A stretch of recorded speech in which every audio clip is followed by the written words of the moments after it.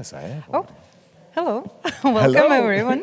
That was fast. Yes, that was fast, but well, I love those moments, when Yes. you're caught off guard, and hopefully you will be telling a story next you time. recover. So, welcome everyone.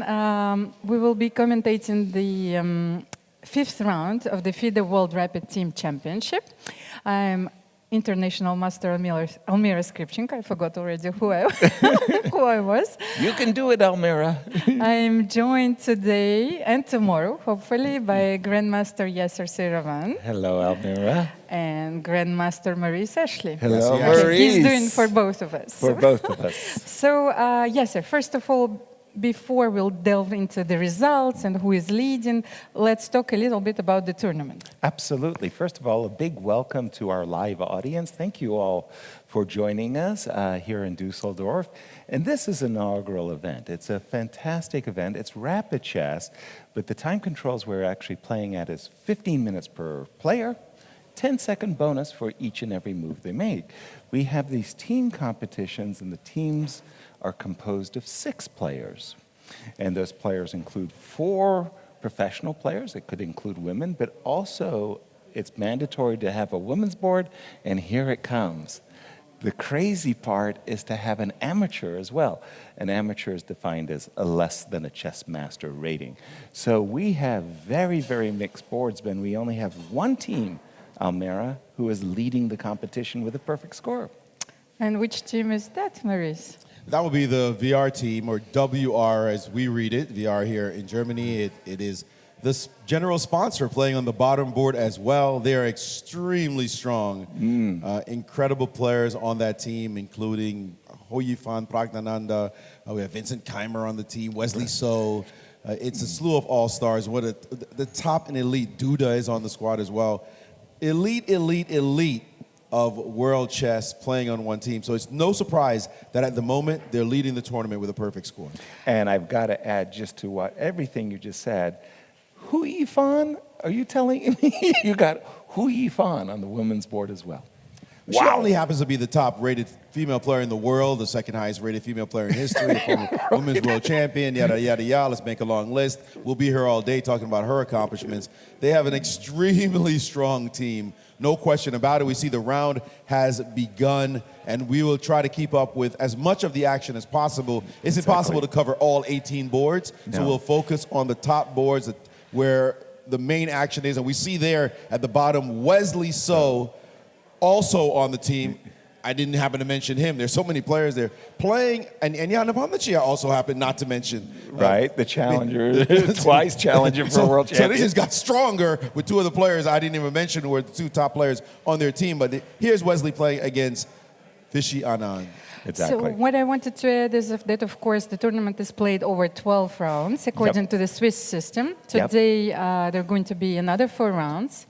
They're quite difficult to handle, because I've talked to a few players, and they told me that they were absolutely exhausted, because you also have to wait in between the rounds to prepare. The pairings, I think the lineups are announced somewhat half an hour before. Right.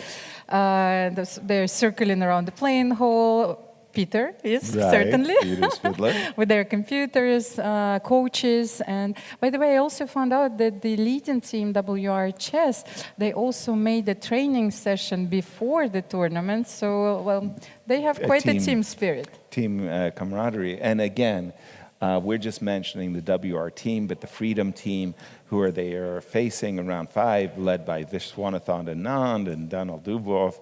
And there you see the WR Wadim on the right against his opponent. He's the CEO Shapiro, of WR Logistics. Right. And he's a huge chess fan. We're grateful for people like him to be able to sponsor events like this one. But again, he's also a player and doing quite well so far. 2 wins, 1 draw, 1 loss. Okay. Has definitely helped the team. We see, as you mentioned, other players as well. Daniel Dubov, that's Vidit there on board 3 for the Freedom team. For the Freedom team as well. I mean, these are incredible matchups we could see in any major tournament without any question, and they're just a brilliant matchup. I have to say, I'm kind of sad to see this matchup happening in round 5 and not maybe round 11 or 12. Right.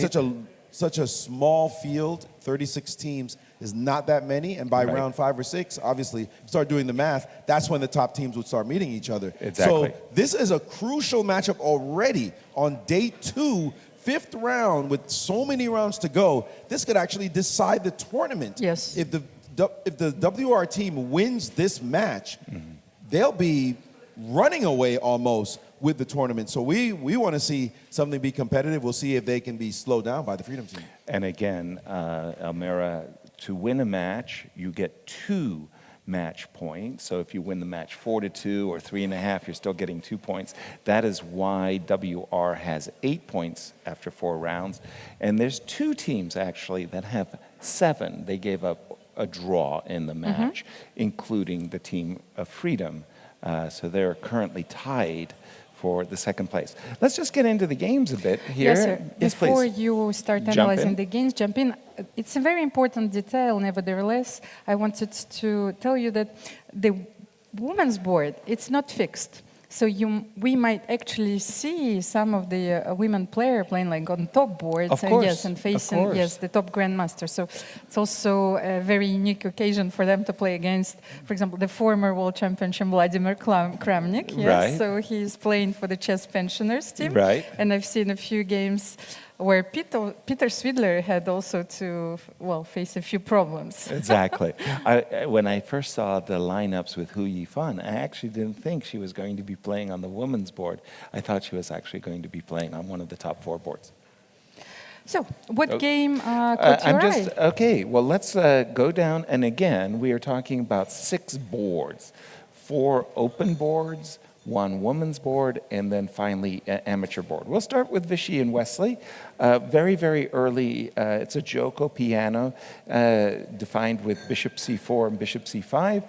And we've just seen this move bishop e3 by Wesley, inviting a trade, which did occur. Bishop takes e3, f takes e3. They're still in the opening throes of theory. Nothing to see there.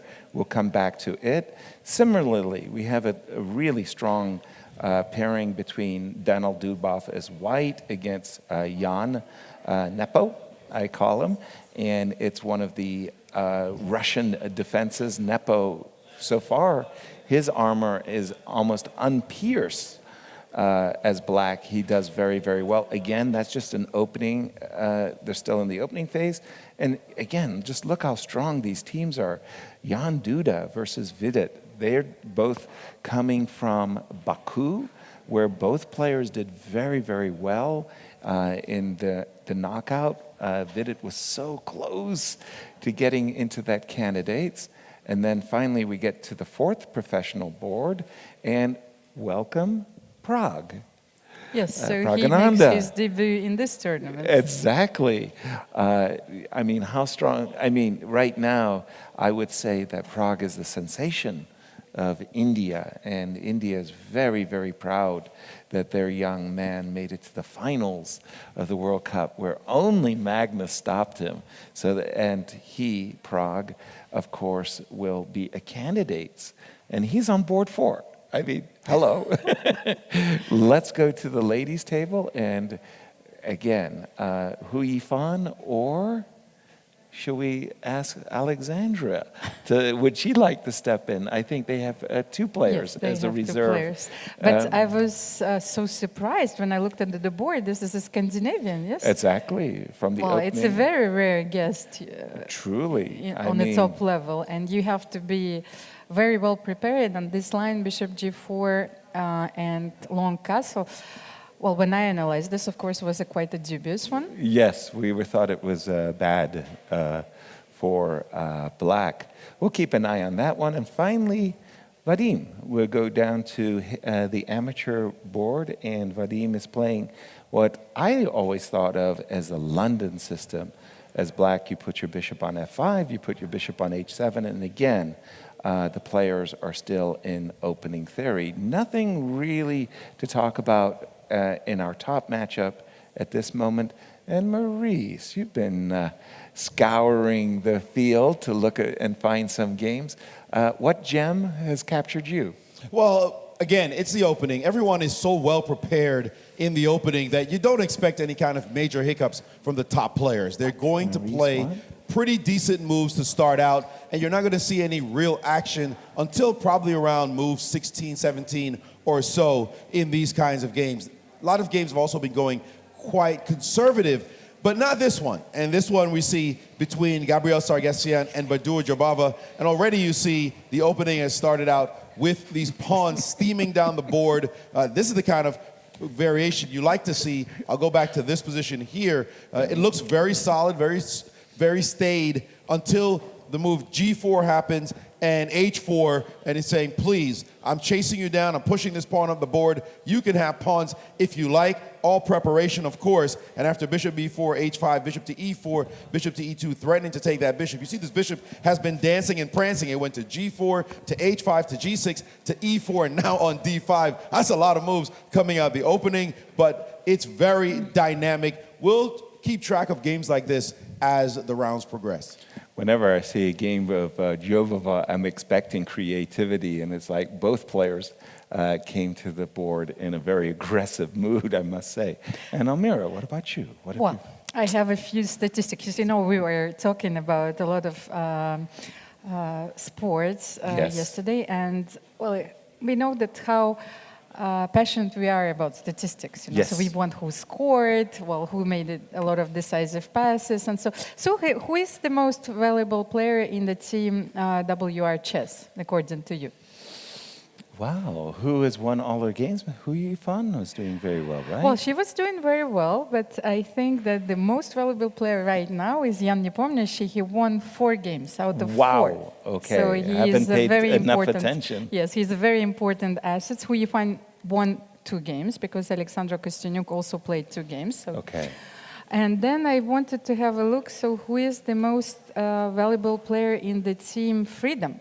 Yes. So you would know who they play. Vishy has been doing well. Yeah, Vishy was doing well on the first board. He scored 2 out of 3. Right. But you have also Vidit. He scored 3 out of 4. So very nice. Yes, and 2.5 out of 4 by Dubov, Daniel. So that's...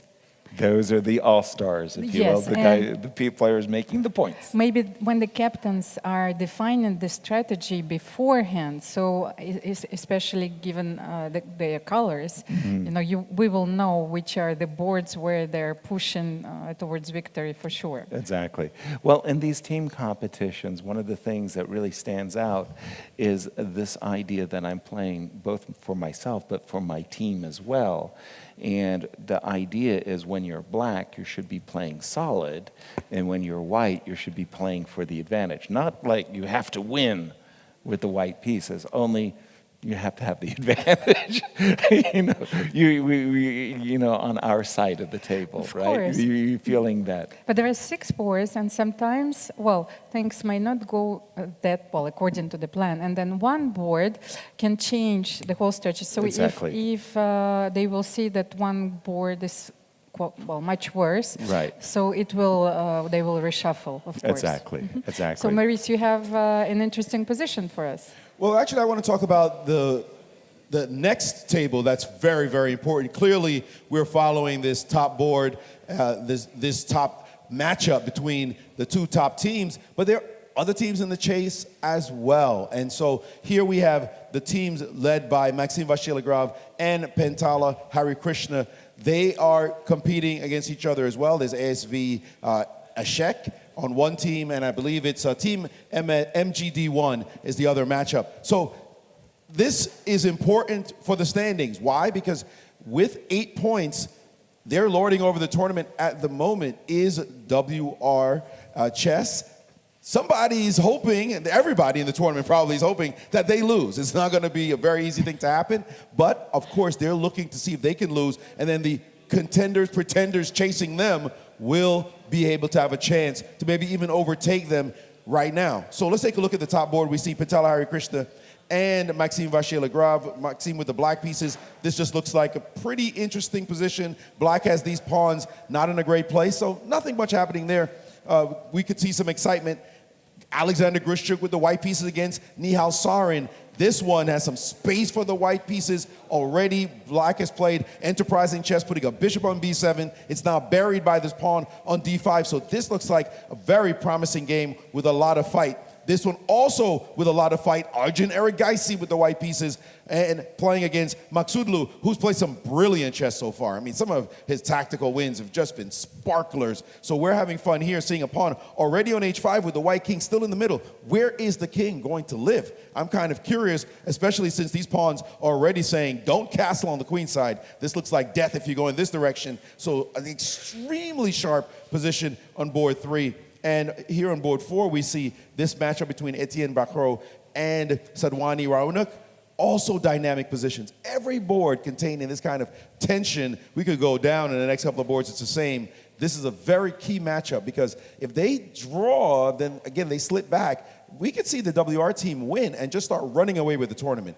That is not something you want to have happen, no drama, round 5 or 6. So it's very critical to see how the trailing teams perform in the next couple of rounds. Maurice, the game that you have on your board, you have 2 double pawns, and Hou Yifan yesterday had the same thing. The double-double. The double-double. Yes. Is it become a trend in chess these days? Is this modern chess? Well, you know, all you have to do is put a bishop on e3 and a bishop on e6, 2 trades, and boom, it's done. there. That's the double-double. I don't think it's a pawn formation that has been deeply studied in the past, but it looks like the modern players are starting to do so.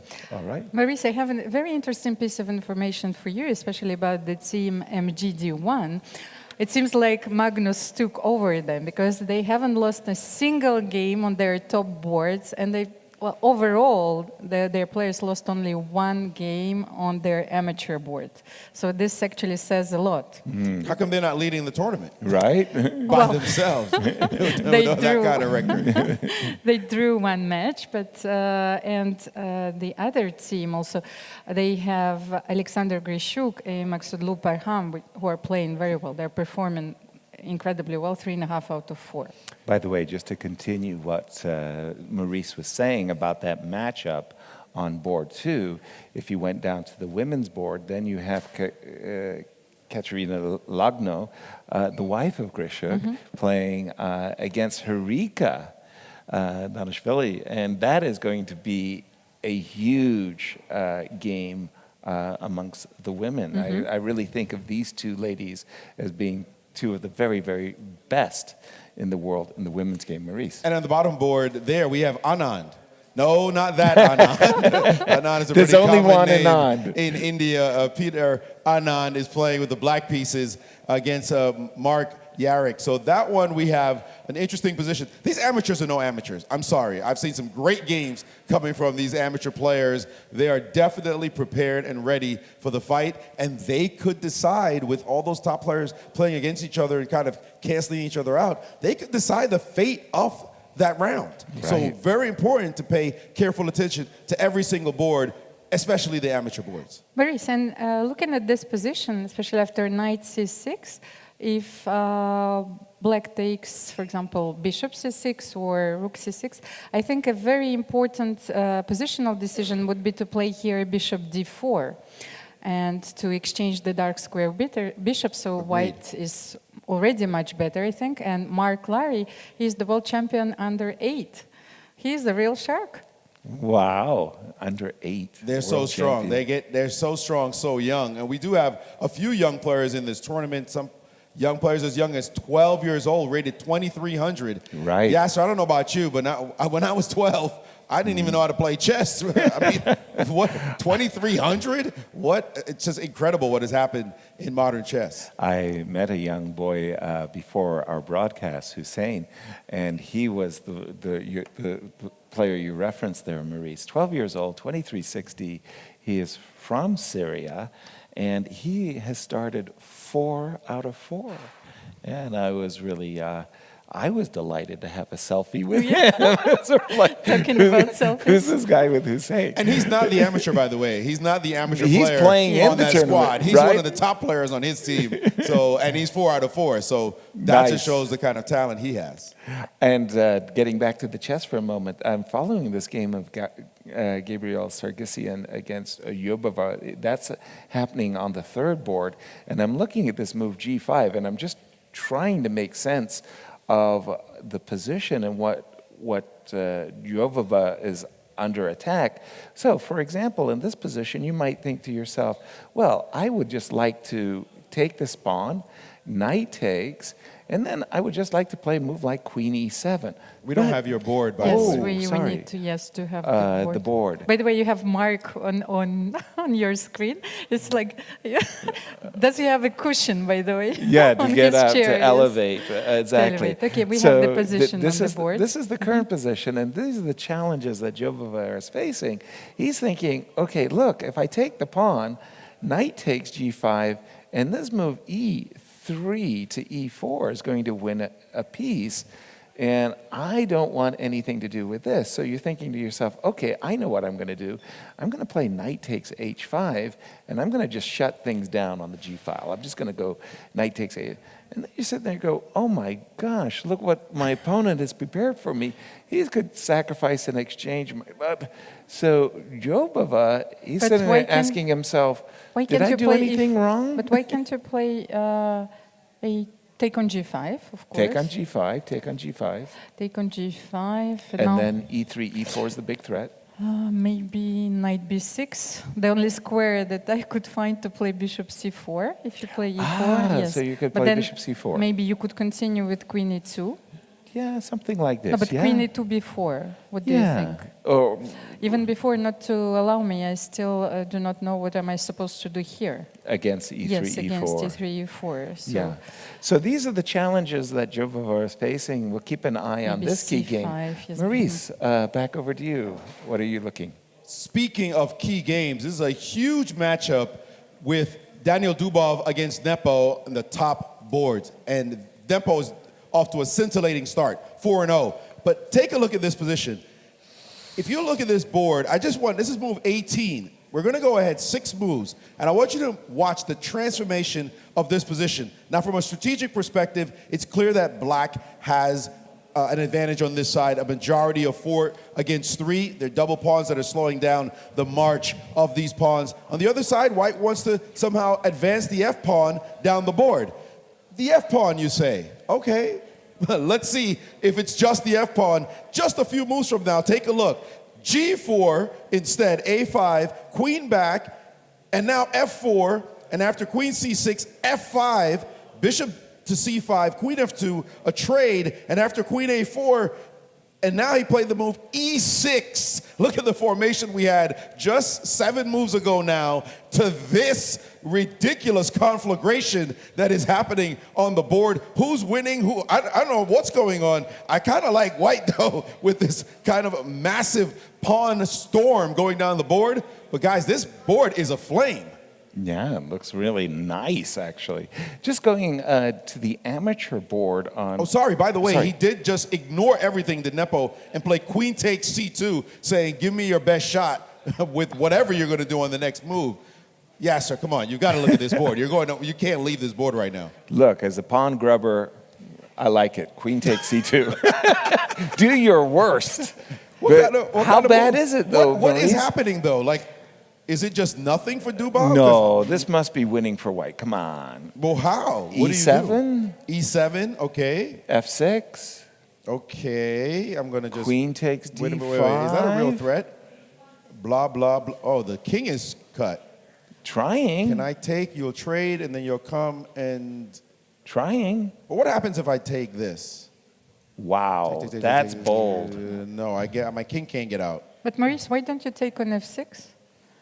Take on F6. Because you have this queen g6. Ah, you have queen yes, G6. It's a Yeah, very that's a good important point. That's a defensive resource. beautiful yes, defensive yes. resource. So, Oh, I thought you were down there going queen takes C3. Actually, No, you could that play- does not work. So he instead, in this position, he Did played Daniel? takes on b4 to get rid of this Okay. threat. Wow. But it seems to me that White needs to somehow crack the f7 square and not push this pawn. Maybe a queen a7 coming. First of all, he has to decide what he's going to do here. Let's say he just takes. What is really happening here? maybe it's just an optical illusion.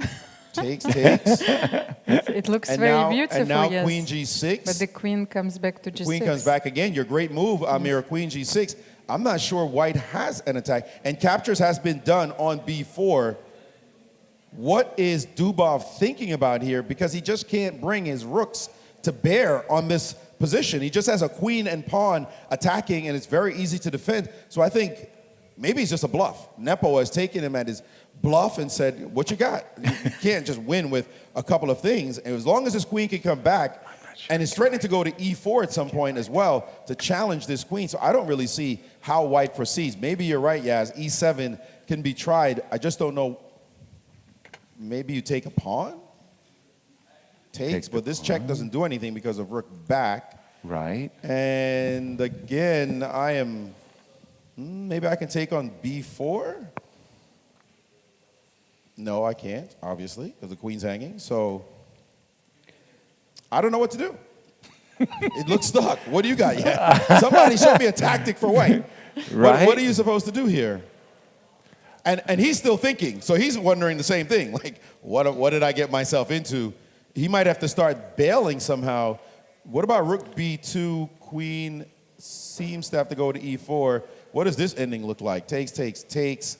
And E7 is now a bail. push, and now take. Yeah, that's a nice bail. That might be a good bail. You pick up a pawn. Yeah, white's safe here, it looks like. Yeah, f6. Yeah, rook f6, takes c4. Take this one, take that one. And should be a draw. Should be a draw. So maybe that's the bail that will happen.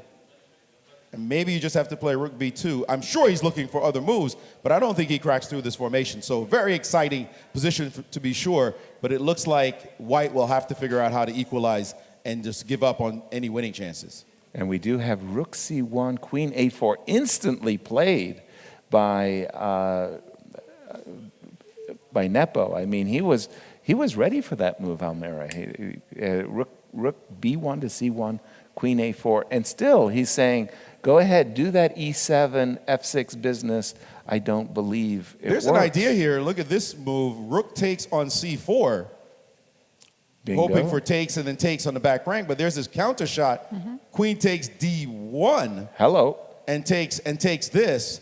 And I think I like black here because of this pawn going down the board. Exactly. So that's a problematic situation as well.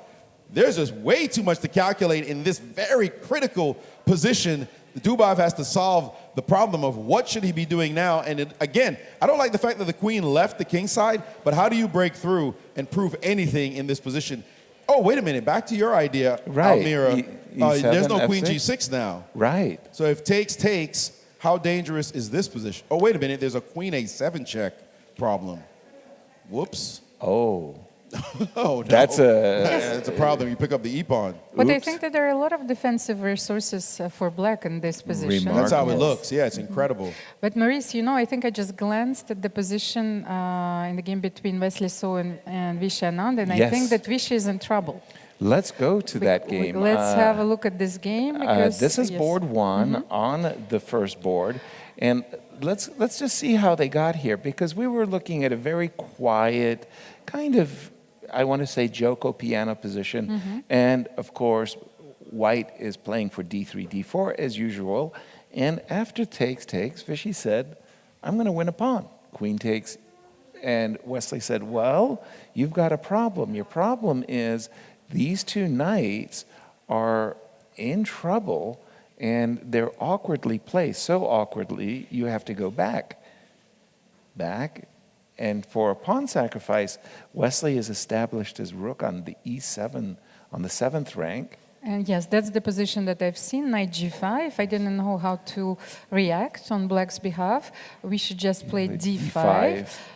So we have two very attractive possibilities. One is just to play knight e3 in order to play knight takes d4. The other is to focus on the f7 pawn. You can't take it yet. So knight e5 is a very nice move, I think. And then you just say to your opponent, dude, your pieces on the queen side are languishing, and look what I've got. I've got knight f7, I've got rook f7, I've got e6 To coming. be honest, I think that white is completely winning here. Me too. Yes. And by the way, it's okay to be dishonest. You don't always have to be completely honest. So, but honestly, yes, I think white is completely winning as well. And this is huge because everything you said, Maurice, WR team comes in with a perfect score. If they win this match, they could be running away with the tournament early. As early as round 5, as you said, and going back to this game, a minimum draw for black now because he couldn't find anything better to Jobava than rook to e1 in this position. Rook to e1, which looks slow, and Nepo decided, I'll take on e6. So now this has been defanged. It's just his pawn to blockade on the e6 square. And then I'll just play queen a3. You've got weaknesses. Excuse me for pushing your pawns up the board like this. What are you supposed to do now? He said, all right, it looks like he played e7, allowing check, king moves. Give me that with check, king moves, another check. And we are up to date with the position. It looks like king h1, check, and after the king went back to g1, he played rook to e8 and now rook to e3. White is currently down 2 pawns. That's 2 big pawns. He has a hope on e7, but it's not going anywhere. That pawn is headed nowhere. His king is fully exposed. This looks busted. I don't know how you win, but I don't see how white makes any progress here unless maybe he can pick off this d pawn and that c pawn as well, because now that I look at it, if you try to run back with queen f7, there is a rook f1 sighting. Yikes. And that allows queen takes d5 on the next move. Actually, rook e3 might have turned things around. I'm not sure what you do here. Do you guys see a move? I don't see anything to guard the pawn on d5, and rook f1 is coming next. Maybe Nepo overestimated his chances here. This could be trouble for him. He might have had to bail in this case and just go queen f6 and allow the loss of the d5 pawn. King in the corner? Yeah, king in the corner. Or and just queen f7 was possible. But even now, rook f1, no?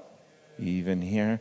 Well, then I do have queen b6. There's a Pinning? pin. Pinning. That's a real That's pin. a little awkward. He did play queen f6. Queen d5 played. They're following our line, but he played queen f7 instead.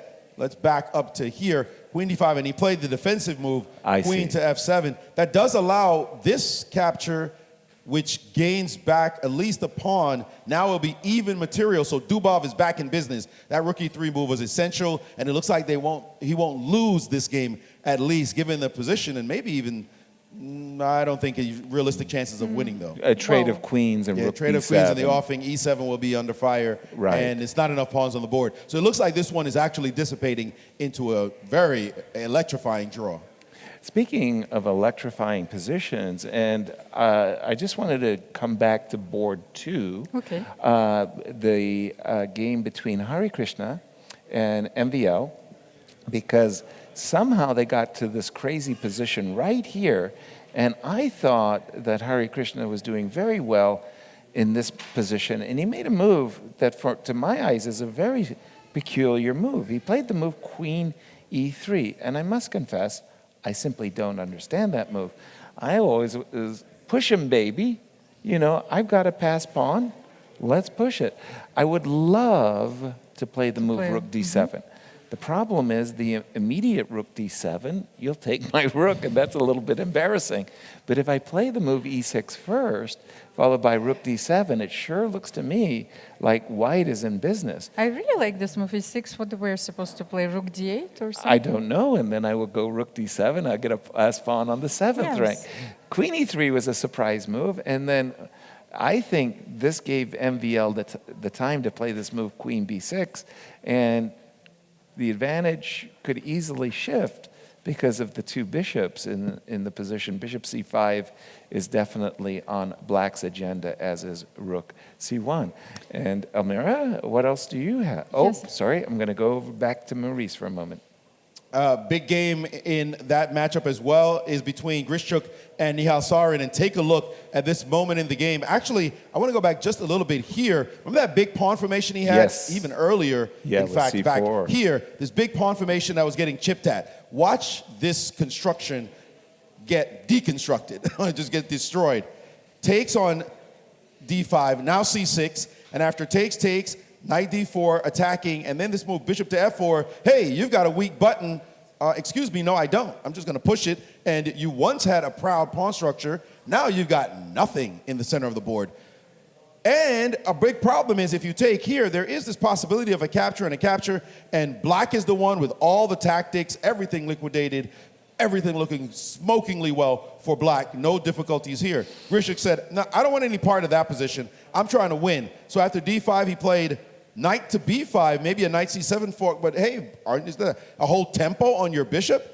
No problem, I'm just dropping my bishop back. I just gave you a pawn. I lost all my pawns in the middle, and I gave you a pawn, but I've got knight to d6, knight to c7 as threats. Black played the move knight to h5, attacking the bishop, bishop c7, gain a tempo, and then the move queen to e7, it looks like, was followed by knight to d6, and now knight to e5. If I'm reading that correctly, yes, sacking an exchange. It is white's move now. Let me just make sure I'm updated. Yes, correct. It is white's move. This is the position. White could take an exchange on e8 at the moment, and it looks like he did. And I'm going to update again. He did take the exchange. Knight e5 takes. So black is down an exchange for one pawn. The pawn on b6, though, can be captured right now. What does he have if this is just taken? Of course, he could take on e5, but what's the strength here for the position for black? What does black intend?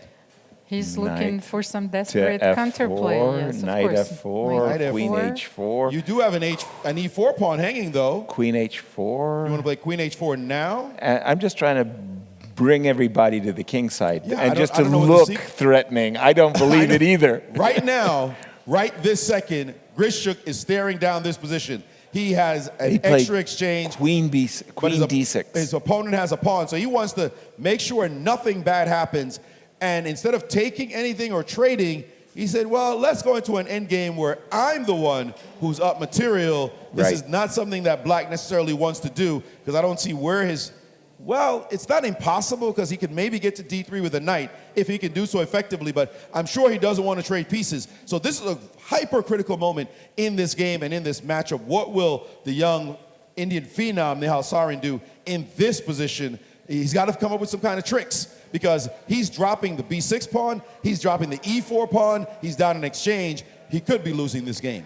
Well, here you still have queen h4, and I think it's very important to protect the e4 pawn. You can also play f5, maybe on the next move, knight f4, and really go for some desperate play queen h4 attack right now. And by the way, I think he played queen g5. You're saying similar idea, just to avoid the queen trade. And by the way, knight f3 check as a possibility. Grishuk instantly took on b6. Grishuk pulled off a deep blue against Garry Kasparov, game one of a Philadelphia match, and said, what attack? I don't care about no stinking attack. I'm taking your pawn on the other side of the board. Show me mate.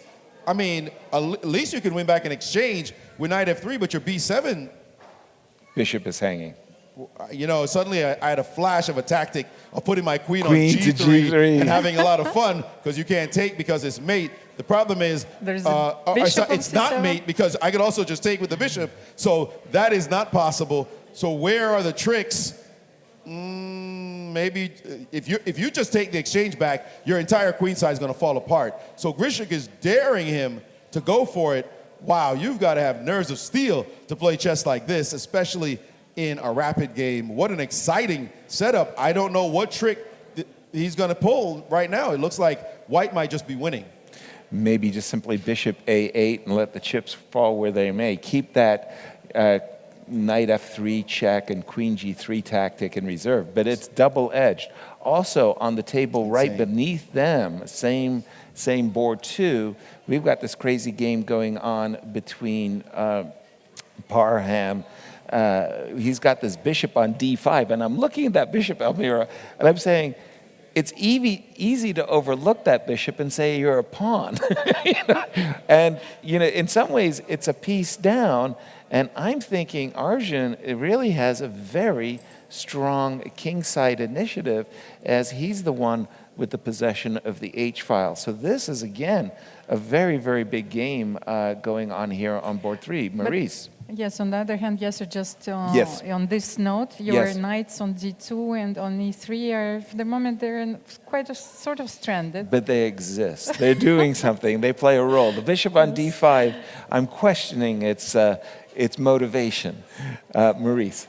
And on board 1 of that matchup, remember, we're following the second board of the tournament, and they're hungry to somehow jump into contention even more so. We see Pentala Harikrishna with the white pieces against Maxime Vachier-Lagrave, these two great players battling it out, but it looks like white has established a bishop on the d7 square, pawn on e6.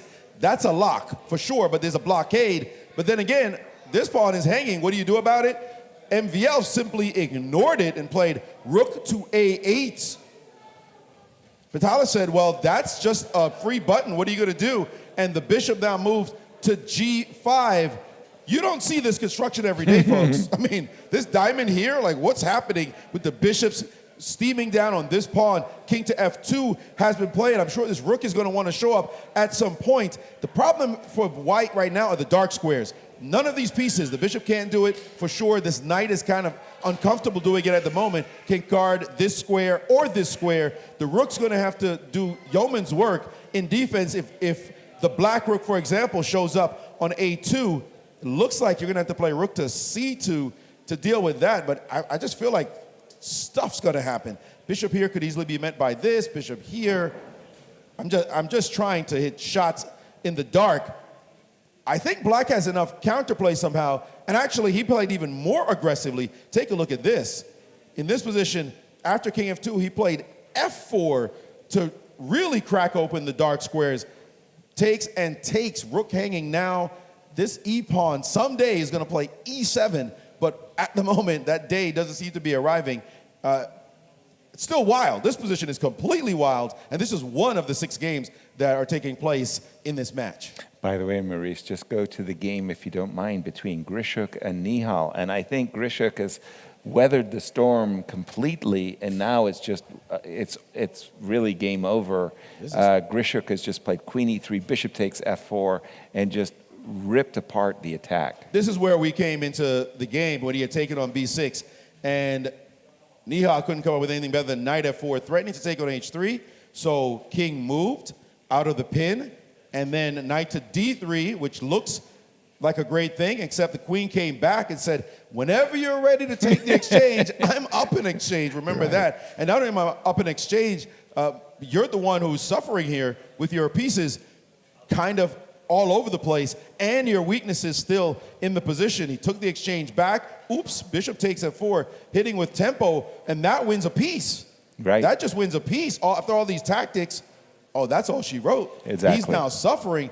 f5 has been played, and it looks like rook d1 and now g5, hoping against hope that maybe f4 and e3 will unleash this beast on the long diagonal. But I got to say, it does look as though white is in control of this one. Absolutely, no question about it. In the game with MVL, that was such a funny position. I'm looking at these two bishops. They're somehow working. And it's strange that black is actually a pawn down, and white has this pass pawn on the e6 square, but it's in an awkward pin. And I'll be darned. I mean, I like being material ahead. I like the extra pawn, but the two bishops are actually keeping MVL's position alive. Yes, and especially the f4 move was intended, first of all, of course, to open the position. Yep. But the bishop on f4 controls the c7 square. As well. I think it's a very important detail. Absolutely. Yeah. You don't want to see the rook landing on. It is actually strange, Almira, because I was thinking that MVL was anxious to play rook a2. He didn't do it. Maurice, back over to you. You want to talk about crazy chess. You've got to see this game between Erigaisi and Maksudlu. Take a look at the sequence. White is trying to get some energy down this file. Nothing really serious happening just yet. In this position, Maksudlu decided to play the move h6. And look at this next sequence. h6 is defended 3 times, attacked 3 times. So the youngster played knight to e5, deflecting this knight away from this square, but it looks like he gets a free tempo to play knight takes until you see the move rook takes on h6 come in the game. Yes, you can play knight check, we can move our king away, and it's still the deal with your queen under attack and the threat of rook h7 also, and it's all she wrote. It's over. What response did he have against that, or what response did he plan? In this position, he played rook to h8. I'm going to make sure I have that right because I believe that is exactly the sequence. Knight a5, rook h6. That's correct. Rook to h8. You can have my queen. Go right ahead and snack on it, because after takes with check, he does have knight takes, and suddenly, though he's down a queen for the two pieces, rook and bishop, but this rook is very active. This pawn could drop black's position very solid. The rook could also infiltrate, and b2 could be hanging. So here, Arjun said, lots I of don't want moves. any of that. I'm going to Take the rook. take the rook. Show me what you got. Knight d3, check, king d2, and now give me your pawn. Your queen's hanging. Your rook, you really have to keep defended. This pawn is going to drop as well. Queen h2. Wild position. He played queen to h2. Lots of moves, Maurice, and I we don't do have have my a update result. right now. We do have a result. It looks like Parham lost after I saw this move, rook a8. Queen h2, bishop a6, and rook a8, and two pieces are hanging. End of story. Can't do anything now. The knight's hanging, the bishop's hanging. So what a knockout. That's a big result. So we do have a result in. The youngster Arjun Erigaisi, one of the phenoms of Indian chess, has taken down his opponent here. So this is a big result. We got to follow how the other games are going. Maurice, can you have a look at this game? And I think the most important move was played, it was the 36 G4. You know, Which we game? discussed this game because we discussed this position with you. And you remember, we needed to open the position. And I think, well, black trouble started with the move G4 in this position, exactly. And after... Yeah, with no counterplay on the other side, White was able to get this breakthrough. Yeah, thanks to the knight on e3. I'm just looking at the game between Grishuk and Nihal. Now, when we left it, Grishuk was nicely a piece up, so we understood that he's winning. But the second time, the next thing I looked at, Nihal's king is on d4. And I'm thinking, how did the king... I mean, okay, I'm losing the game, but how did the king suddenly go bang on to d4? And let's just go back to see how it got there. We left it around here. We said, okay, white is winning, white is fine. And then somehow the black king has marched its way all the way to the d4 square. I find that And kind they're of blitzing fun. now. Take They're a look blitzing. at it. Looks like black has got pure counterplay. And is black losing? Yeah, well, that material event, Oh, look is at the just too time great. situation. 16 seconds to 28 seconds. Oh, but come on, for Grishuk, that's an eternity? eternity. As well for Nihal. He's one of the best blitz players in the world. True that, but in the words of Michael Tal, a night's a night. A extra piece up. Exponential night. By the way, we have two results in the match for the first place. Yes. Vishy Anand managed to make a draw. Ooh, Yes, and Jan that's a big Nepomniachtchi save. drew against Daniel Dubov as well. So for the moment, the match is tied. And let's Okay. have a look at the other boards. I don't know. I've just watched. I'm mesmerized by this 20 seconds to 20 seconds game between Grishuk and Nihal, and we just saw this move, knight e5, and that's a huge move. I don't know what's happening on Vadim's board, by the way. I think there is a crazy game going on between Jan Krzysztof Duda and Vidit Gujrathi. I think you have to Also pay attention to that to pay one. attention to Let me this bring one that one because up. pieces are flying. Pieces are flying. Yes. Oh dear. I mean, The kings are open. it's crazy. I've got all of these games. Help me out here. Yes, There's 108 games going on with each and every round, and ferreting them out is So not as easy this as you is- might think. This is the position. Oh, they just exchanged the queens. The position was A moment ago, yes, like a moment this, ago, a completely different one, and I thought, right? And somehow the queens did get traded. So, So- first impressions will he be able to hold? are: I'm happy to be white. My king is safe. B6 is hanging, and well, I have an extra pawn. I mean, it may not be great, but if I get and for Duda, this would be. By the way, also I see at the very top of the board there, Vadim amateur game. They're going fast and furious. And Hou Yifan just won against Polina Shuvalova. Oh, that's big. So That's a huge result. Yes. And because I don't have the result between Nair, Evgeny, and Prague. If I may just do a quick update of the game with Grishuk and Please. Sarin. Yasser, you said a knight's a knight, and Yeah. indeed, it's good night for Nihal Sarin because he just lost a rook in the game proceeded here where after knight e5, rook takes b4, rook to d5, and now ruh-roh, that bishop is in big trouble. You can't just defend it because bishop e4 or bishop f1 is coming. He played rook check, and then he went back and tried to trade off pieces. It's possible here to play rook takes, check, king and rook d5, and try to checkmate with just a bishop and a knight. Muzychuk said, I'm not trying to sit here for 30 moves trying to work that out. Forget that one. I'll just play the very compelling knight to c4 check, blocking your defense of your rook, and that's going to be a rook down, and now it is all she wrote. Muzychuk wins this game. Beautiful move, knight c4. What a nice interference move. And you were saying Evgeny Nair versus Prague. Prague, yes, and I just spotted a very nice combination. I think he played knight e3 here. Knight e3. Which yes, knight d3, yes, because the g3 pawn, yes, is protected by f2. Please play f2 takes e3. And if you take with the rook, I suspect he might even want to take with the rook, even though knight takes might be good enough as well. So what happened in the game? What happened in the game is black won. It was that simple. After takes, black won. It was the end, I think. Queen g3. Queen g3, and well, there's nothing else to do. Nothing to do. So Prague, making his debut in the event, is a good one. So they're leading 2-0 now. It's 3-1 for the moment, and there are how many games left? Right. 3-1. You have.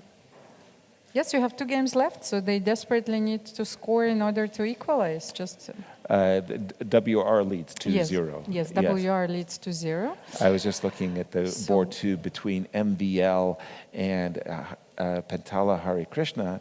Hari is actually down a pawn as, once again, MVL is one of the most slippery, and I mean that in a positive way, grandmasters in the world. He's so dangerous when he has the initiative, but he's actually a very resourceful defender. And he comes up with incredible ways of throwing his opponents off. And in this case, he's landed on his feet with an extra pawn. He did land on his feet, but it's also even more important than that. This game is critical. If they draw, then MVL's team loses the match. So Pentala Hari Krishna, all he needs is a draw for their team to win the match. That's what's critical now, because there were some big victories. Muzychuk won in that game, but Arjun won in the other game, and it was a draw on board 4. Katerina Lagno lost to Arika Dronavalli, and the amateur board saw a stalemate happen. So right now, the game we're watching, huge for the implications of the tournament, is this game right here. Can Black somehow get out of this mess? How does Black get out? Look at Bishop on 8-7. Doesn't look like he moved any pieces. White looks like he can calmly just shuffle back and forth. I predict a draw in this position. I just don't see how Black can unpin himself here with all the pressure. Maybe, well, king f4 is played check, and then he moved the king, and I played king g5. Okay, hold on. Let's go back up a second. Maybe he can finagle something. If he can ever win this g-pawn, he has some chances. This one's going to go down to the wire because it's necessary. He did play rook to b7, however. Whoa. Fighting to trade off. How do you stop the trade? It looks impossible to stop. Absolutely. You're going to have to play some move like bishop g8, at least make a trade on your terms. Your bishop is liberated. But how do you win? You're going to have to, you have no choice but to play h4 eventually. Right. This cannot be won. This looks like a draw. This is a draw, which means that Pentala Hari Krishna's team will win this match. All they need is a draw, and he looks like, and Bishop, they're following exactly this line. We expect Bishop takes to register on our screen any second, and then just simply king f2, and you will never be able to move this king off of the f2 square, which means a draw, a trade of pawns will have to happen. And a result has happened. And it looks like that's it, draw, and their team has taken down the NVL team. What the score is at the moment, 7-7, they get 9, they get 2 points for the win. They were sitting on 7 points. Yes, they were. So that was big. Now they have 9. So now, what's the result on the top board? That's going to make make know us it. know exactly where we stand overall. It's 2-0. I'm going to bring up the amateur board for just a moment. It was a very interesting end game before. Right. Because I was thinking, will black be able to hold? Because I think white was a pawn up at some point. Exactly. And But then I think there's a. Well, let's see. that How do I Alexander Shapiro, refresh? he I think there's more moves been played. some How do I unnecessary refresh risks. my board there? How do No. we refresh the board? Yeah, update it. Update it, I mean. I like to update it. There you see, Yes. a lot Let's of have a moves have look. been played, and it looks like Vadim is actually winning now because I can see the live board. Yes, and the H pawn fell because it's no longer on the board. Right, the H6 pawn has disappeared. So, yes, there's the live board on the lower left. I can't update my board for some strange reason. But there it is. Wait a minute, I can do this.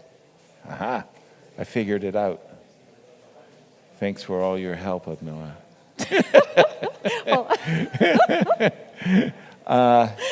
Is it a win? Maurice, is this winning for Vadim? It feels winning, It but should be, right? F3 yeah, and F3 G4? looks like the right move. The bishop Yeah. will have to come back, and then actually, this is winning maybe easily.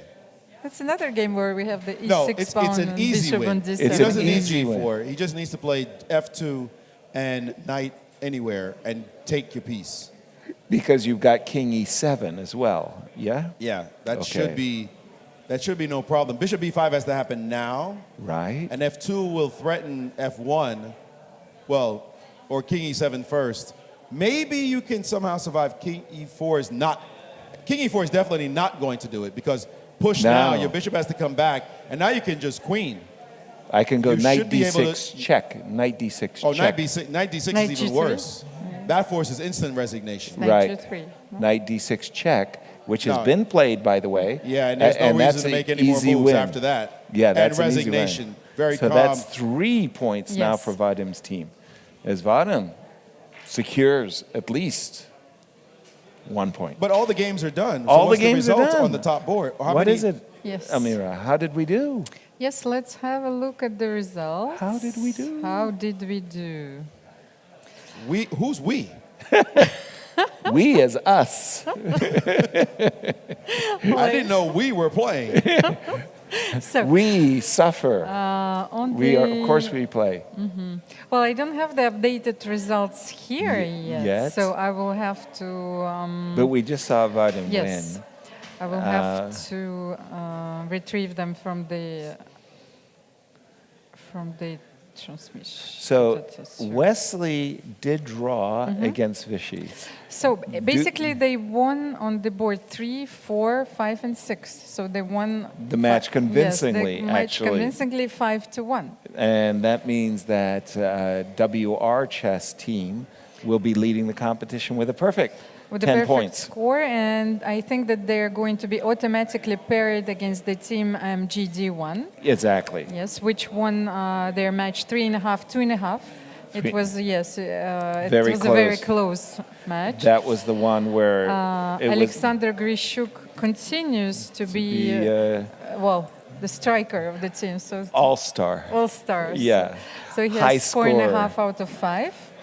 But Eric 4 out of Arjun 5. won against Parham Maksudlu, and Harika Dronavalli beat Katerina Lagno. That was a very big result, definitely. What other results do we have? The Just Team the board Armenia. 3. Yes, Team what Armenia won also in a very close match, 3.5, 2.5 against Okay. Columbus Energy Kings of Chess. Okay. The club from Ashdod lost convincingly. Like I would rephrase it: Germany and France won convincingly against Germany. the club from Ashdod, 4.5, 1.5. Right. And is 4 there and a is half, 1.5. I'm not sure if there is still a game going between Aryan Tari and Alexandra Kaspi, because the match is tied for the moment. So do you have the result in this game? Rishon Again, which one? LeZion and Chesbrough.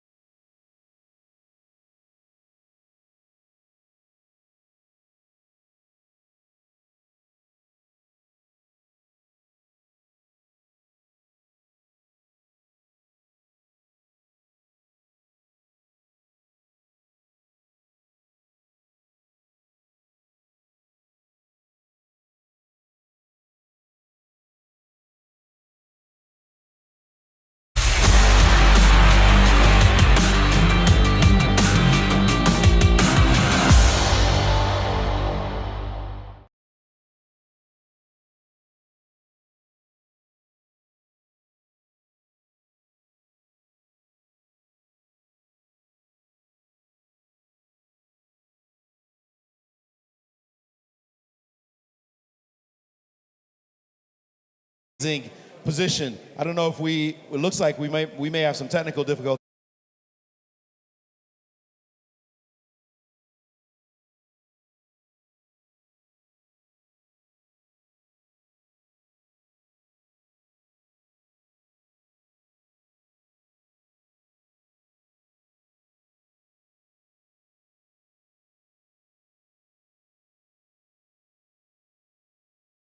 Moment since we should have audio. I see now your visual come up, so maybe my visual will come up in a second as well as we work it out.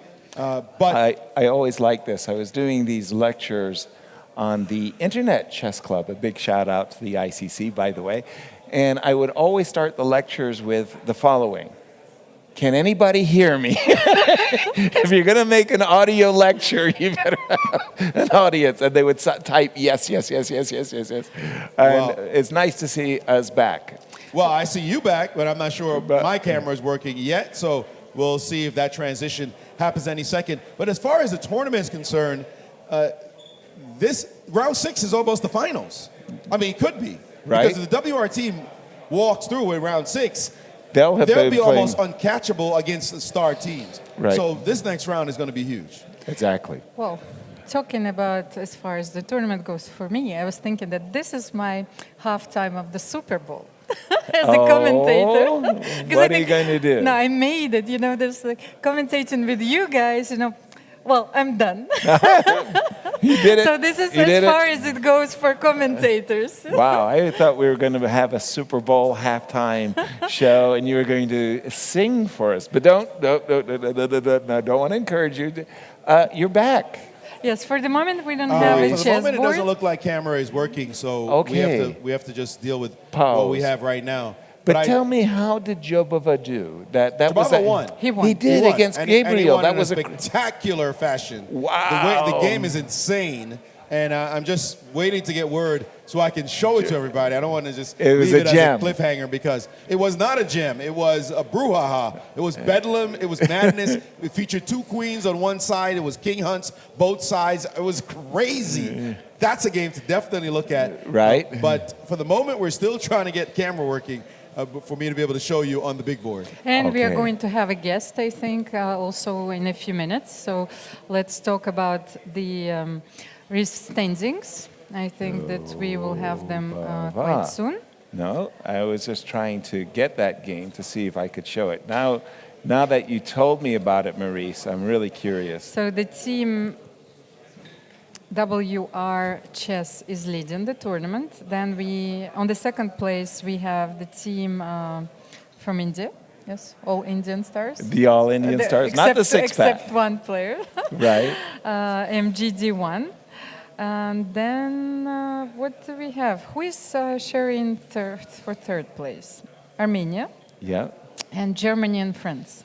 Germany and France, yes. So they're sharing third and fourth place. Exactly. So we are waiting for the pairings for the moment. Well, not just that, but we were waiting for a guest, and we're hoping that Maurice will be able to demonstrate the gem, it turns out, of round 5.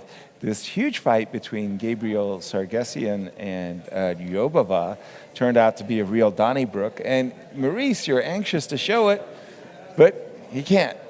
Technical difficulty. So it's up to us, Alma. Yes. Well, no, I think we now have cameras. So there we go. Here we go. This position. Take a look at this madness that goes on. Now, if you look at this position, I play the move. Queen takes e4 with check. Now, material black is currently even, right, in pawns. 1, 2, 3, 4. Yeah, I'm just counting because the pawns are all over the place. Right. Nothing cohesive, right? So now take a look at what happens next. He plays rook to e6, queen down, and you would think, let's leave. Let's get out of Dodge. Let's just, but apparently I think castles is illegal because his king must have moved earlier. I'd have to check. But nevertheless, he plays this move, and after bishop to c4, knight f6, queen back, rook e4, and now rook g7. Now, this is rook f7 hanging, right? Pieces are in the center. Who do you like just instinctively here? All white. All white. All day. Watch what happens. Rook check, king goes up, and now rook f8 defending, and now queen g6. okay, I'm just killing you now. Look Right? at that. Your king is in the middle of the board. My king is safe. How are you ever going to survive this position? Queen back to What? D8. To be honest, I don't even understand how he survived. I'm going to tell This like, this is position. insanity. Horrible. His king's going to have to march to D6. But What? if you take with the rook, why not take with the rook and take? But there's no mate with the rook on this line. But That's true. how could you avoid taking with the rook here? He said, no, I'm taking with the bishop. Let's see you survive this. You must be completely dead. You're down a couple of pawns. And your king is Queen being hunted. D6, do your worst. Go No ahead. way. Which disco are you going to play to beat me with this move? I'm sure White is thinking there's no way. Come on now. So finally he backed his bishop up. The king hid, so to speak, on D8.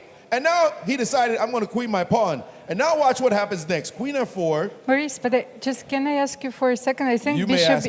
Bishop E8 was winning, no? Bishop- Although I think that anything is winning here, but here Bishop E8, and then if you play King D8, Rook D7. Rook D7 looks toasty. I'm not going to say no. No, that looks scrumptious. That So if you looks take very scrumptious. Knight in fact, D7, that, Queen that D6 looks is winning, crushing. of course, The queen's yes. hanging, Right. of course, and anything else, you're busted. You are absolutely right. He missed that win without a doubt. Bishop E8 forces this next, unless you can play. Can you play this? Oh, I don't believe it. But are you marching up the board in this position? Like Bishop D7, King D5? I'm sorry, I can't contain the laughter because you must be busted somehow. Of course. Of course. So tell me a move, my fellow co-commentators. Queen check. But Queen F5? What is... Okay, we'll play Queen F5 instead. King here. Maybe Rook G3. No, Rook G3 isn't convincing. And remember, note. By the way, Oh, is- Queen takes A5. I was about to say there's no threat. So No. taking a alone pawn. looks like it's crushing. No, wait B3 a second, mate. Maurice. Everybody's Queen in. D- Okay, hold on. Let's hurt the cats a bit. Queen All right. F5? No, So no. Queen F5. You want Queen F5? Queen D3. Queen D3. Now Queen B3. Ooh. No, Queen F3 first. You have to play Knight E4. No, Queen F3 Oh, you want the first. geometrics? Yes, and then Queen B3. And then I Queen think this B3. works. And then That looks like mate. Right. Well done.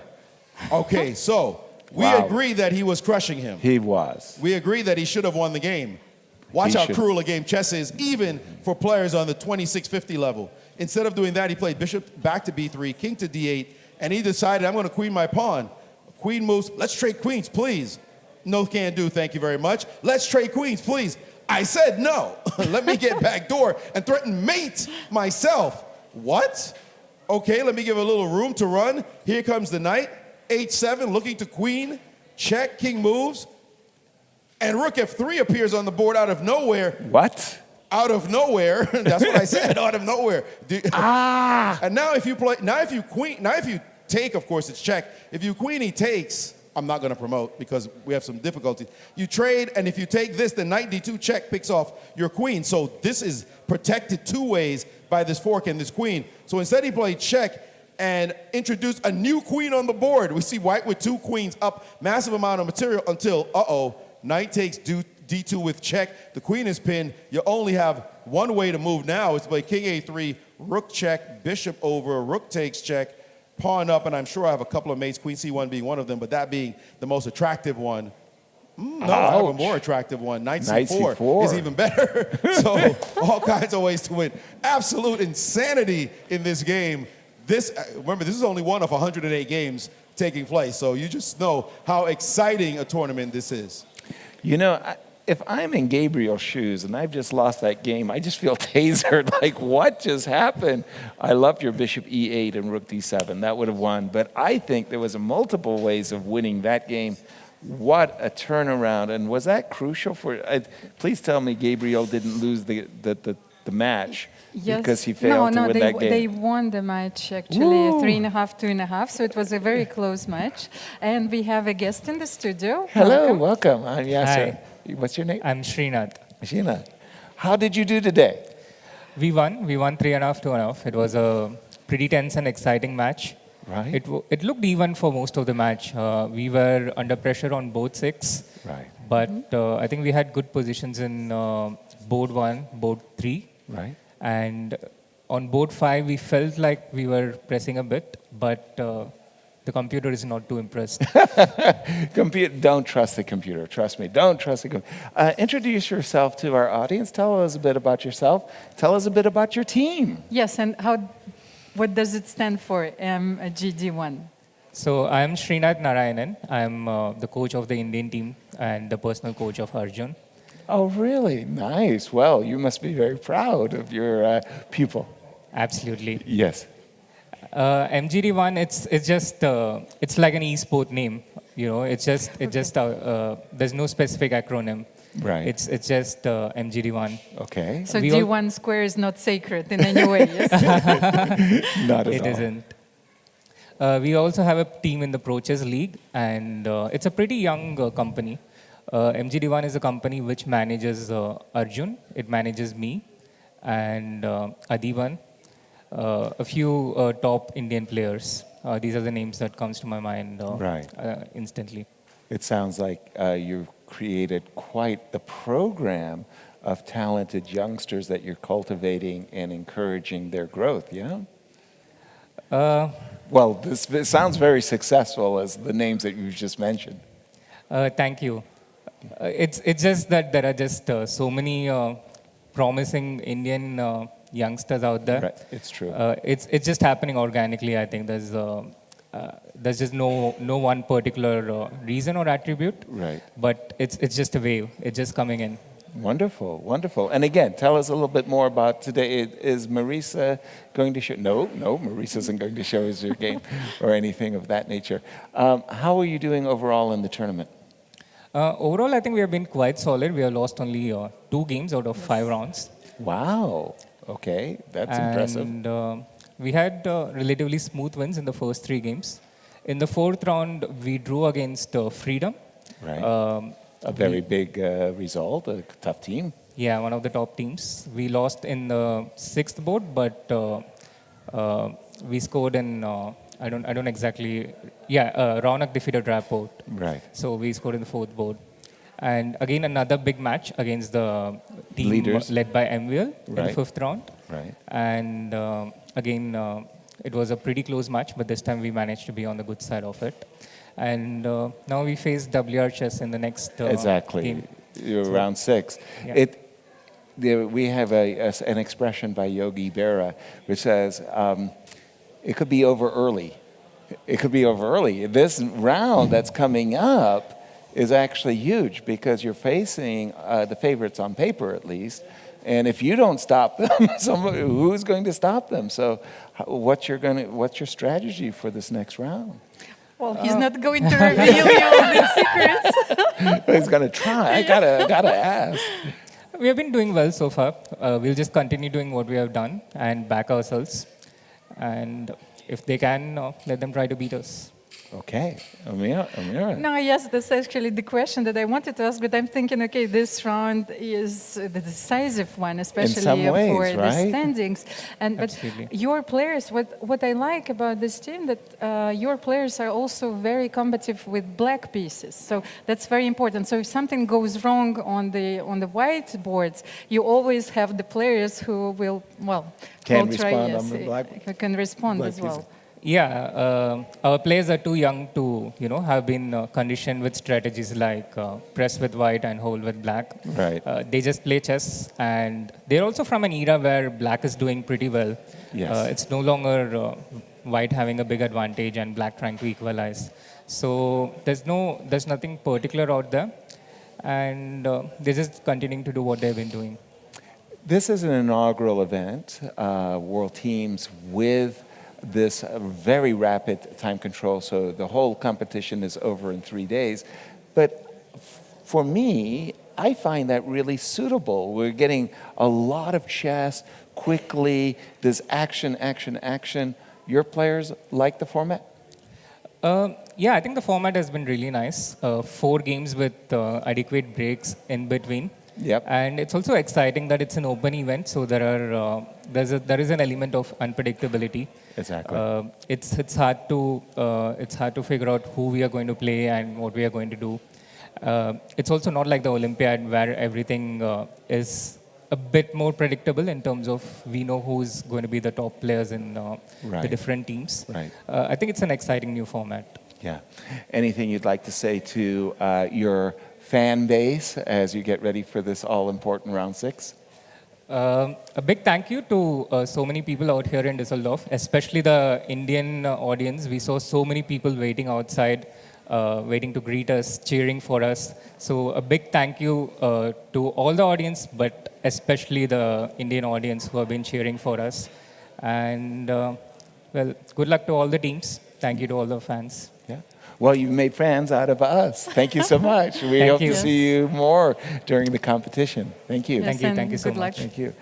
Almira, there is a big Indian fan base globally, I can tell you, in St. Louis. When Vishy Anand visited, he didn't even know that he had relations living in St. Louis. It's like, it was a discovery for him as well. Well, I've seen pictures of the Olympiad last year, and even Chennai. Yes, in Chennai, and even here, we are the last one, to leave the playing hall, of course. Right. So, there was such a crowd still waiting for the players and cheering them up, and Right. I think this is. Well, chess has been booming in India for so many years, but there have been so many young talents that emerged from this program, the new program, that, they're wanting and waiting for more. So Exactly. they're waiting for their new world champion. Breakthroughs indeed. I remember being in Düsseldorf in February for an event that WR had sponsored, and Levon Aronian has won it, but it was the very first day of the competition, and I came down the elevator from the Hyatt Hotel. The doors opened up, and there was this huge crowd that surged towards me, and I was like, like, where did all of these fans come from? Well, it was a match. It was a soccer match between Düsseldorf and Berlin, and the players were staying at the hotel. These football fans, I thought, were chess fans. It was actually pretty frightening. There was thousands of them waiting for them. And fortunately, they weren't there for the chess tournament. Well, ironically, I think this is what chess players is have to growing expect. towards, Yes, yeah. in the near future. I think Exactly. that these are the new heroes of our Exactly. society, and it makes me very happy. Absolutely. And I just wanted to again give a big shout out and thank you to our live audience for joining us. Sometimes you can hear some of the background noises as the players go from the press center. And I think we're going to get ready for a break as we prepare for round 6, aren't we? I think that we still have a very interesting detail that Maurice wanted to show us, Okay. and then we will be ready to go on a break. Maurice. Am I right, Maurice? Yes, actually, just again, these kind of dramatic finishes go from up to down, and you just, I'm doing well. Oh, I'm getting mated. Rats. This position here. You glance at it and you say, who's better? White. White's, of course, better. Quick trade, back up, and then suddenly check, and I'm down in exchange. He's about to get a pawn. King moves, and wait a minute. Especially since rook takes can be met by knight a4. Suddenly bishop g1 shows up, and it's not mate. It's not mate. But you smell something in the air, right? It's like, the king is, what's going, you know what? I'm not going to take any pawns on the other side. Let me just be careful and play this move h5, so there are no chances. So his opponent did that, and he said, okay, I'll just take a free pawn. And then g6, all right, I'll take that off the board and make sure everything's settled. H5. And then h5 shows up on the board. You go, no. What did I do? No. What did I do? Now, by the way, if you try to get out of this with the move g4, then suddenly check, and that's got to be one of the more embarrassing mates that you have to face down. Pawn mating you out of nowhere with this piece construction as well. So suddenly you can't even deal by playing g4. How do you do anything here about the threat of rook h2? Well, let's run and see if we can hide. No, can't do. Sorry. You are locked in a cage suddenly, and the white king is just getting mated. It's that simple. One small mistake, one little step of let's liquidate, and that was it. Turn a win into a loss. That's the way the ball bounces here. It's crazy. The finish is g4, right? g4, rook h2, rook h3. Sorry, rook h3. Yes. Should I play it? Should I play it? Should I play it? Oh. Just an absolutely nasty. That is cruel. Just nasty. These are the kind of games where you walk out of the tournament hall talking to yourself. We'll put you on suicide watch after a game like that. Oh. That's why we have in America howlers. Do you say that in French? So the idea is that you just lost the worst game of your life. You were completely winning. Blunder. You turned the tables completely around and you lost the worst game of your life. You shake your opponent's hand, you congratulate them on their success, you sign the score sheet, you walk out the club, and you scream, why do I have to lose to this idiot? Right? And your cries can be heard in the next county. Yes, normally you're supposed to go to the forest. It's a part of your the healing. forest. Yes, the healing therapy. Yes, There you go, the And how forest. in the forest. The Central Park. Those are indeed the worst games we lose, right? Right. You can lose, you prepare an opening, and the guy plays better in the opening. He got a great position. You get smashed in 22 moves. Fine. Wow, what was I supposed to do there? Oh, I should have played bishop d5 instead of bishop e6. That's what I do the next time. Or you get ground down in some long technical endgame, and you were fighting, and you felt like you could have been in it. You lost. You feel depressed after fighting for 8 hours. But hey. But, it was a battle. But not when you were smashing up a pawn, your king, you got the guy's king walking up the board like in the Jobava game. You should definitely win. You're looking at your friends like, don't worry, I'm coming for lunch Got any this. minute. This is over. And then all of a sudden, boom, hit in the face. You blunder, the game turns around, and you get mated. Right. Oh. That's when you want to Painful. quit chess. Right. Why did you take up this game? But I think Right. it's the psychological aspect is very important to talk about, because the specificity of chess, and especially in these tournaments, is that after this game, you still have to play. Exactly. So You what have advice another would you round. give to the players and how to handle their emotions in those moments? The advice that I would offer is take a look at Veselin Topalov. Veselin Topalov was really a great world champion. He was a very active world champion, and he lost a lot of games because he was taking inordinate risks, and he didn't care. He just said, that comes with the territory. If you're going to be a top player, you're going to lose a lot of games. Forget about it.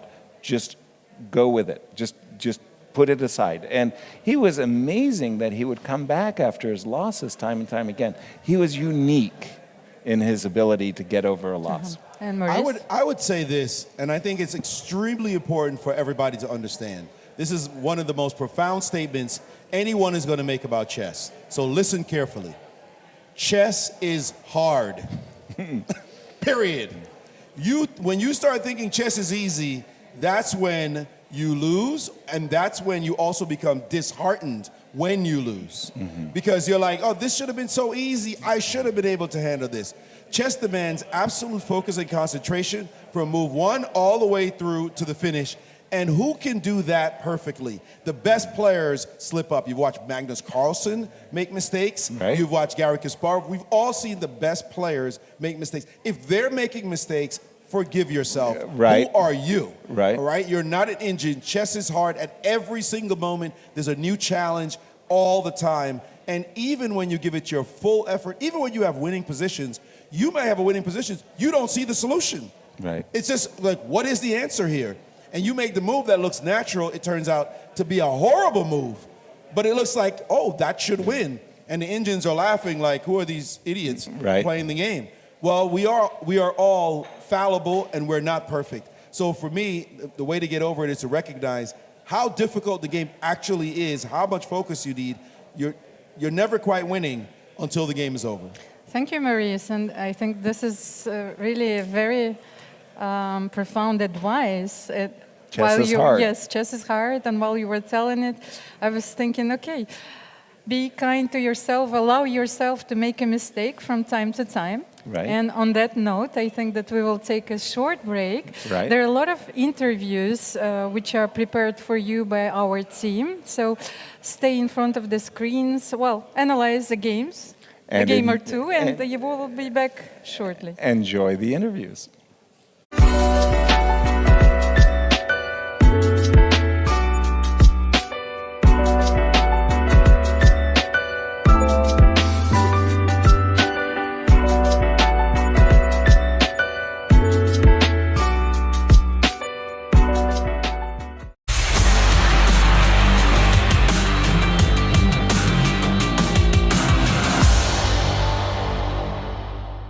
World Rapid Team Championship is underway here in Düsseldorf, and in a new thing, we have the FIDE Management Board team as one of the teams in the event. And joining us now to talk more about this is Dana Reizniece-Ozola, the Deputy Chair of the FIDE Management Board, and also a well-known chess player. Dana, thank you for joining us.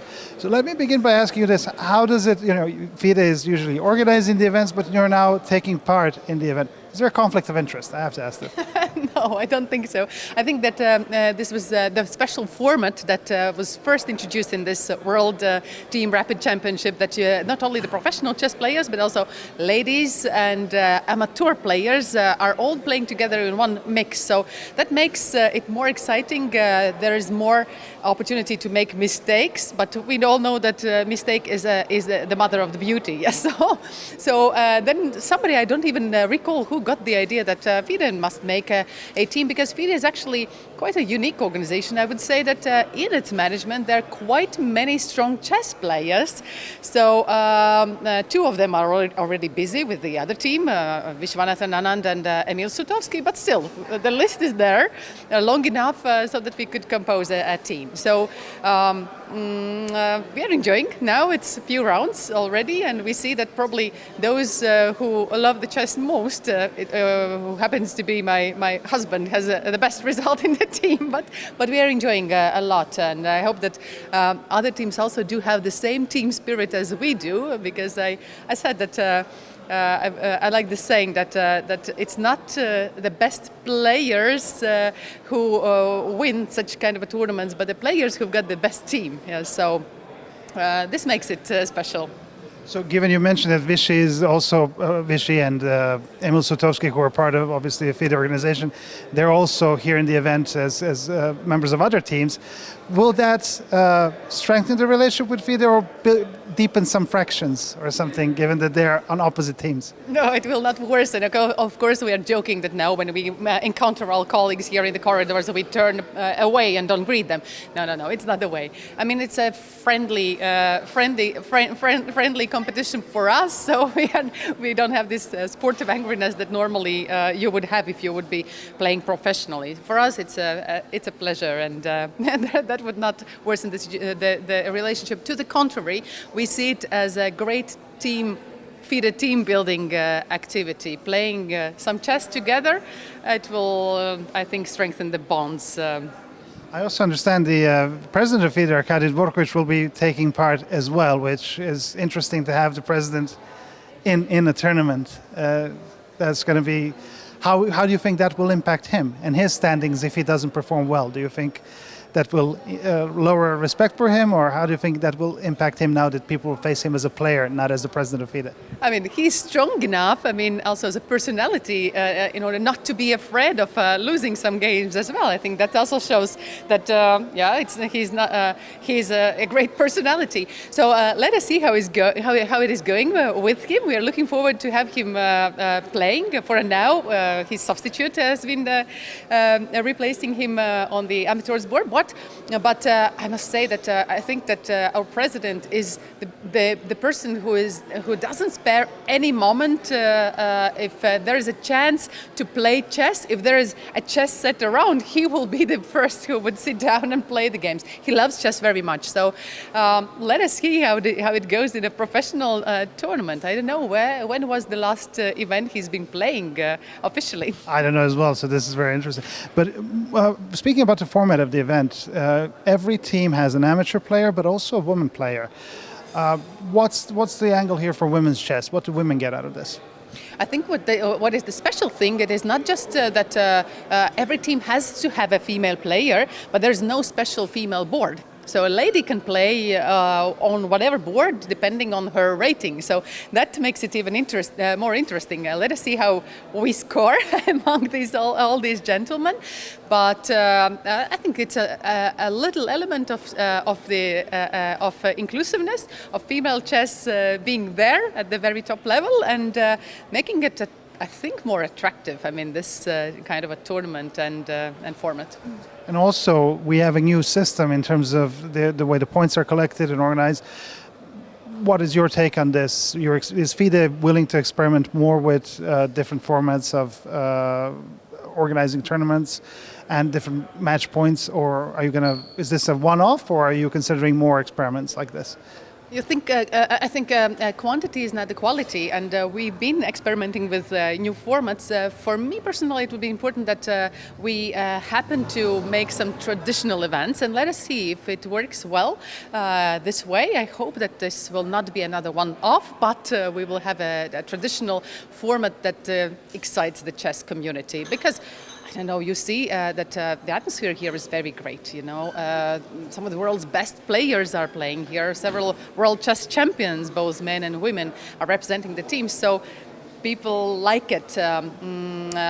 As for the sportive results, it's too early to judge whether this is the ideal system, but so far so good.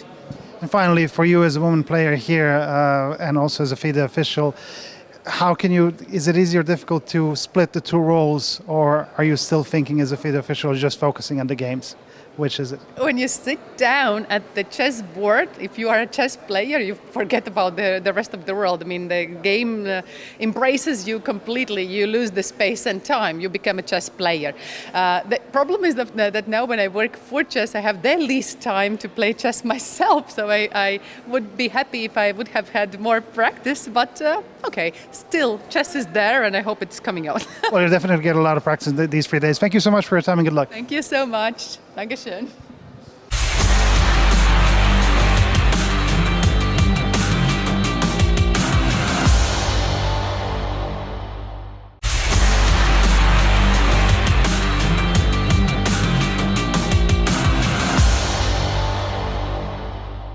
Here we are at the World Rapid Team Championship here in Düsseldorf, and joining us now is Emil Sutovsky, a well-known player, a well-known figure in the chess world, but also a captain of the favorites to win this event, the Freedom Chess Team. Emil, thank you for joining us.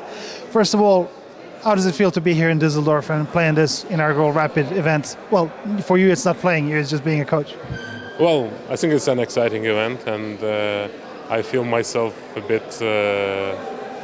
I look at it from two perspectives, so obviously both as a FIDE and as a captain of a team. So I distanced myself I removed my FIDE hat towards cheering the team here, and we have a very nice team. And initially it was just an idea to gather my good friends as a one team and play. Surprisingly, I have very strong friends together. And competition is very exciting because there are some 10, 12 teams which are more or less on par. Ratings are a bit misleading here, but there are like 10, 12 teams who are capable to win, or at least to be in top 3. Well, how to say what it's going to be, but I think it's a nice chess holiday. We see a lot of teams, amateur teams coming from various continents, so it's pleasing to have such a chess atmosphere here. You're obviously a player, a very strong player, a very well-known player. How difficult is it to stand on the sidelines and watch over your players, over some of the strongest players in the world now? How difficult is it not to be involved directly in playing? Well, it's not too difficult because I used to be a trainer for some of the very top players in the past, so I know the feeling. And for me, it's an honor to be a captain and to be in such a team, and together with Vishy and younger guys, to be one team together, to discuss, to try and win the tournament. I think it's rather fulfilling. And no, I don't think that anybody would feel in my position that, wow, why I'm not playing, I'm captaining. No, I think if I would want to play, I could do so, but I think here is my role to help players win and to build the atmosphere, and also to take some decisions who is playing, who is not playing. Okay, so what do you do as your role? What are kind of the key things you do as your role as captain? How do you help the players? How do you organize the team? How do you build the dynamics in the team? Well, basically, I talk to every single player separately and together. I discuss with them who wants to play on this particular match or who requires now rest. I support those who unfortunately lost previous games. And I offer my help in preparation, not that it's because it's very tense here. You don't have a lot of time, but maybe some advices and so on could be helpful. So I think it all creates both the atmosphere, the vibe, but also the professional angle of it. Because still, I mean, even the players who are much stronger than me now, they do respect my knowledge in chess, so I can contribute my bit, or at least my thought about the playing style of the opponent, or how exactly this game could be approached, or even the tactics for the game, because we should understand that there's a match points here, so you should know that this board is okay if it will be a draw, play quiet game and take a draw, and this here we have to try to strike. So that's what I'm trying to do. What do you think about the format itself? It's the difference that we have of one amateur player, one woman player. Does obviously that contributes to making things more exciting. But is this something, now asking you with your FIDE hat on, is this something that FIDE is looking towards expanding more and getting more amateurs involved in professional events? I think we lack this fun part for a bit, because we are doing, and I think we are doing well, the top professional events. But event of the kind where teams can just gather friends from various countries, because typically you could play only club competition where you belong to a club. And here you can just build a team around your camaraderie and so on. So I think it's very nice, and amateur plays is also good because it gives a chance to amateurs both to be a part of the team, to play in one team with somebody great. So it's also a special feeling. It's an experience, and also, chess has so many various angles, and going only towards this, let's say, approach of meritocracy is not always. I'm a meritocrat by myself, but I do feel that we need this, to look at it from different angles, to expose ourselves to a wider world. To make it a more level playing field. Yeah. Your team has the name Freedom. Obviously, a lot of teams have very interesting names here. How did you decide on the name? Who came up with the idea? I think I'll elaborate on that after the end of the tournament. Okay, so there's a secret event. Okay, and final question. Which is harder for you, to manage people in FIDE or to be a captain of a team? Which is more difficult? This work is more intense because there's 3-4 days where it's a lot of hours, a lot of conversations, a lot of action going on.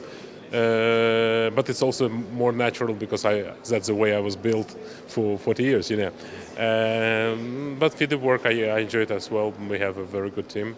And of course, there's a team with which I work throughout. There is a team sometimes different team with which I work on the particular events. So it's you have to be flexible. I hope I managed to be flexible enough and efficient enough, and that's how it goes. But this event is a strange combination of a fun, but also fighting for a top place, because for top professional, and I have used to be one, there's no such a thing as just a fun tournament. I mean, after all, you always... It's always serious. Yeah. Well, thanks a lot for your time and good luck. Thank you.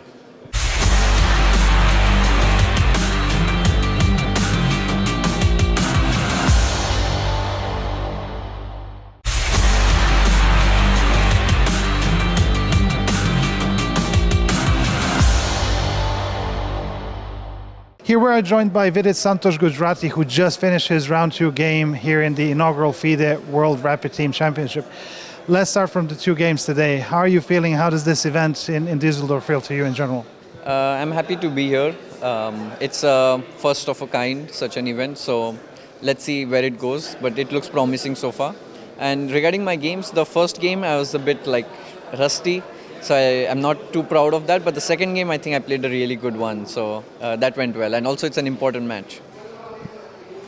You just came back from, from Baku, where the World Cup had finished. How does that tournament compare to this tournament here? Is this more of a relaxation, a sort of mental vacation, or is it still very high in intensity? In fact, I made a stopover. I went back home for 2-3 days and then I came here. Of course, you cannot compare World Cup to this because the stakes were just too high in World Cup, and the cost of mistake is high because it's such a it's a knockout format that makes it completely different. But here it's just rapid. There it was also classical. So I think stress-wise or the importance level-wise, I think here it's much more relaxed, which is nice, to play more freely and try out a couple of things. So I'm happy about that. Well, the fact that you have 4 rounds each day and that you have less time to prepare and you say to play more freely, does that suggest more creativity and chances of sparking some more innovations on the board than when you have proper preparations for proper one day, one game per day thing? Yeah, for sure. Also, when people play here, they are willing to try or experiment a bit more rather than, let's say, a tournament like World Cup, because here there is room to do that, where in World Cup if you try some offbeat line and it doesn't work out, you're knocked out and you would regret it. So that also adds a bit of a flavor to the games. And also it's rapid, so anyways it's going to be up and down and lots of turnarounds. Well, looking back at your time in Baku, you had some rapid ups and downs and everything. How would you sum up the entire event for you? What was it like? And when you look at it, would you say it was a good event? Are you happy? What are your thoughts on that? I'm actually quite happy with the way I played. There were some really good matches, like the tie break against Blue Bomb was very intense. It went all the way down to the sudden death. And against Nepo, I was never really worse and I managed to defeat him. So there were some very good matches. And against Backrow, I played like a very interesting game. And also many people told me that they saw change in my style, which was nice to hear. So I'm very happy. What was the change? What kind of a change was it? Well, like against Nepo, for example, I had like 30 seconds and he was repeating. And he had like 5 minutes, I had 30 seconds. And I kind of refused that and I tried to play on, which worked out well. Things like this, or against Backrow, I went for like a more 2 pawn sacrifice attack, and which they thought it's a bit unusual in my game. So something like that. I was of course disappointed that I was just one win away from semi-finals and candidates. But apart from that, I'm happy with the games, and if I keep doing well, or if I keep playing like this, I think the results will start to show. Okay, now switching just briefly to Düsseldorf, because I'm conscious of your time as well. How does the psychology change in terms of playing for a team? Obviously, it's not just a team format here, but it's a different team format. You have an amateur player, you have a woman player. The dynamics are different. So how does the strategy play out here? It's always nice to play in a team event. Like I generally tend to do well. I don't know why, but maybe I feel more relaxed in a team event. There's less pressure. A good company is important, which I think we have, and also we are one of the favorites to do yours, favorites to win this. So overall, just positive vibes so far. Well, I saw your team captain, Emil Sutovsky, always walking behind and checking everything. Do you feel a bit of pressure? Because obviously Emil is a good grandmaster and a prominent figure in the chess world, so do you feel a bit of pressure there? I didn't notice actually. I was just like engrossed in my own game, and because that's the only thing you can control. You can't really control what others do, so it doesn't matter. Well, Vidit Santos, thank you very much for your time and good luck with the rest of the tournament. Thank you.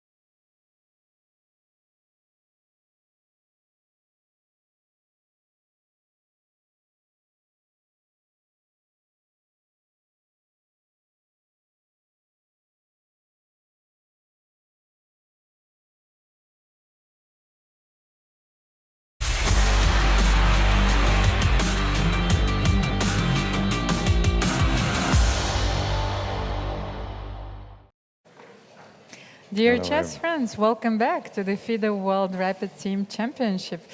I am International Master Elmira Skripchenko, and today I am joined by Grandmaster Yasser Seiravan pleasure. and Grandmaster Maurice Ashley. So guys, what brings you to town? I tell you, it's a World Team Championship brought me to town, and just during our break, again, it's remarkable, Elmira, how star-studded is the field. There's a place for the players to take a rest, as well as have some food. And I'm just walking into one super grandmaster after another. It's marvelous to be here. The atmosphere is great. Maurice, and when you were growing up, Ooh. the question is very We're going simple. back When decades. Yes. When was the first, at what age did you play your first Grandmaster? Because I know that there are a lot of young players in the field and also amateur players in the field. And for them, sometimes it's the dream come true in these tournaments. They are facing their first Grandmaster or even Super Grandmaster. Well, for me, I started chess when I was 14. So That's late. my first tournament wasn't until I was 15, and so obviously I wasn't playing Grandmasters then. I didn't play my first Grandmaster until I was 20 years old. And I played against Grandmaster Andy Soltis, Okay. legend in New York, for sure, and also has written many books. I drew him that game, so I can say I drew the first Grandmaster I ever played. I was already about 2,400 when it happened. Mm. And you, yes, sir? For me, I was 15 in my first Grandmaster, much like Andy Soltis with Arthur Bisguier. Arthur Bisguier was a legend in the U.S. chess circles. He had been playing in Opens and U.S. championships for ages when I played him. I actually won my first game against a Grandmaster, against Arthur Bisguier. And somehow it got into Chess Informants as one of the best games of the last 6 months. I was like, whoa, this was a real compliment. How about yourself, Elmira? Well, I was 14. You're Yes, 14, yes, I so was you're 14. beating. I'm noticing a trend here, Maurice. Yes, sir, but let's have a look at What at the happened? standings. Don't leave me hanging. Well, I won. You won. Well, Oh, okay. Yes, Why do you think standing. she Yes, asked the question the in the first standings. place? Right. We have a sole leader. But I like to talk about you guys, like Okay. so, but the leaders. So, Yes. the team With 10 WR Chess with 10 is points. yes with 8 points. Is, 10. With 10 points. Yes, it was 8 points before this round. So they're the sole leader. They Yep. won all their matches. The teams are getting 2 points for their victory and 1 Right. point for the draw. And so who is chasing them? Yeah, Freedom. Freedom no, is no, chasing. no, They No? just played Freedom. Now they play the D. They play DM. I know. MGD1. Yes, MGD1. It doesn't roll Which off the we'll have to tongue. make something up because apparently there is no logic to why they got this name. Acronym for Just nothing. For nothing? MGD1? My Gray Dog 1. My that's Gray not good. Dog. I don't know. There's Think got to be about it. something. We got to come up with something. Right. But MGD1 Has 9. Has 9 points as well. So this is a massive matchup. This just for the tournament itself, with other teams only sitting back at 8 points, their closest chasers. If WR Chess wins this round, they're at 12. The closest team will be 2 points behind, Right. and they will have to defeat them because they look like a runaway train. And And then- speaking about those two teams that are behind them, they play against each other, Elmira. So Germany and France is facing the team from Armenia. Yep. And, well, it could confuse our audience. Of course, we have to explain that here clubs are represented, not the nations. But Right. sometimes the teams are named, after like a country, or Right. even a continent. But Right. for example, for Armenia, they have, I think, their top players.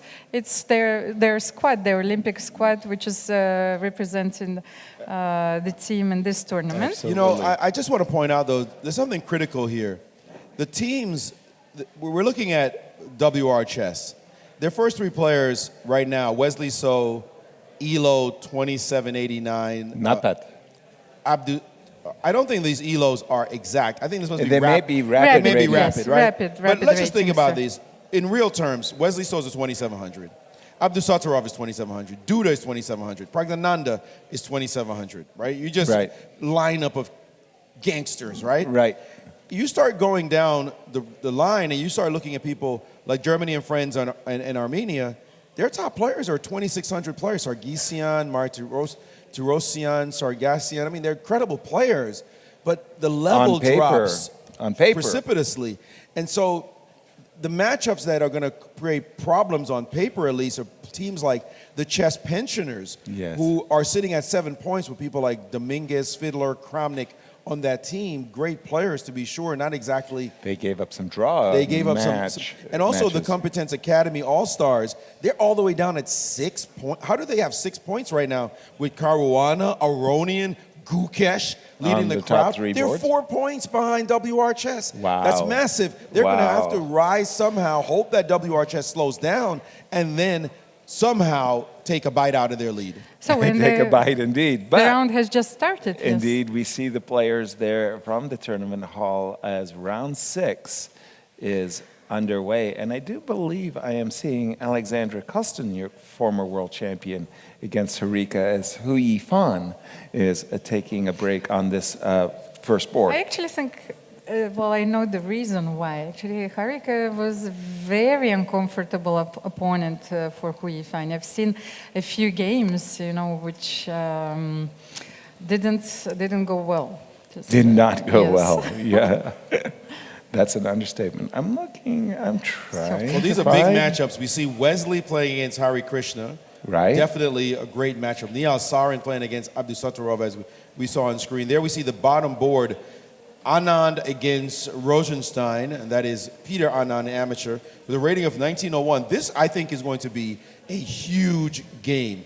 Can Vadim maintain this one for the WR team? Because clearly MGD1 has some strong players that could potentially not even upset by winning, right, at the top boards. Of course. So if they get a couple of wins so they can scrape by on their top boards, then and of course, as you said, Dronavalli is playing against Kosteniuk.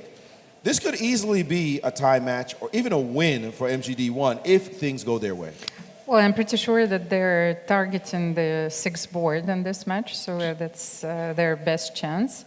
Right. And then overall, the match looks rather balanced, on paper at least. Let's jump into the match as we see the game between Hari Krishna and Wesley So develop. Catalan with his last move, e7, e6, and an invitation to the Catalan. Let's dance with c2, c4. And just because of the way that Wesley has played this particular opening, I think he would go for the open Catalan with d5 capture c4. And there's many games, including many played by Wesley So. So they're still in the theory here. Let's go down to board 2 of our first board matchup. Nuremberg. Let me just see how they get here. This is this very, very clever Tarash defense that has become very popular. Bishop d2 on move 2. Okay, bishop b4, and white to play g3. Expecting g3. Looks like a normal, natural move, I would say. And we'll leave it there. As, by the way, I see that Nuremberg, the time control is 15 minutes per side, but they get 10 seconds bonus for each move they make. And white has 15 minutes and 33 seconds on his clock. He is expecting this variation. Yes, we always forget to mention that the prize fund for this event is considerable. Huge. Yes, very often you only get medals. Absolutely. At the team's events. Yes. All of the Olympics I've ever played only had medals, for example. So $250,000. Overall, and $100,000 is awarded for the first place. Yeah, best commentator. Some extra very, motivation. very competitive. Wait a minute now, I didn't know there was a prize for that. Yes, oh yes. I didn't share that with you guys. So now I can paraphrase it. Yes, mirror, mirror on the wall was the greatest of them all. There you go, there you go. Well, if there's money on the line. Hey, wait a minute, Brooklyn's in the house. I don't know. Exactly. Let our audience be the judge of that. Yes. And Historians. what is this game? I have a crazy game. I just pulled it up, and both players have played really fast. I noticed that Arjun has 16 minutes and 19 seconds. So this is all his prep. Duda on the black side. And Duda actually went for this line where he took the pawn on b2. Very often You don't see that, right? Well, you're The trying London to system. avoid queen Yeah. b2. It's a very dangerous line. As for the black side, you Yes. have to be brave. Queen b6 takes, so queen takes c5, you might say is normal, but queen takes b2, very brave, rook b1, queen c3, bishop b5. And now you stop to think, are you brave enough to take this next pawn? Oftentimes that allows white to open up the position with c2, c4. Of course. And then you don't like your position as black. And bishop b5 is a very important move because it doesn't allow black to play e5 in this position as well. So Exactly. it's a very important follow-up. So if you take on c5, white plays c4, and suddenly you have a lot of problems around the d6 square if you try to play e6 and develop your bishop on e7. That's so why something like this yes. takes in c4, yes. You I cannot was play- told you don't do this. You don't do this as black. And that's why You're- black is going for the fianchetto and plays g6 and bishop g7 on this line. And here we are. So I'm assuming, at least for Arjun, he's still in his preparation. I'm assuming that this is still the theory, and we'll let the players stew over this one. As again, we're just going down the games of the first table in this all-important match. By the way, we're seeing this again and again. The double pawns on the e file, as Maurice explained. You put a bishop on e6, it gets traded. You put a bishop on e3. It's a new it gets philosophical traded. trend, yes? Right? It's the modern chess. How do you feel about those double pawns? Because I never knew how be precise around those. Whenever I have them or whenever I Right. have to face them. So Right. when you play d4, for example, and if you have double pawns, black always, not in this position, but if, for example, so then black always have the possibility to take and to play d5 and to define Exactly. the structure.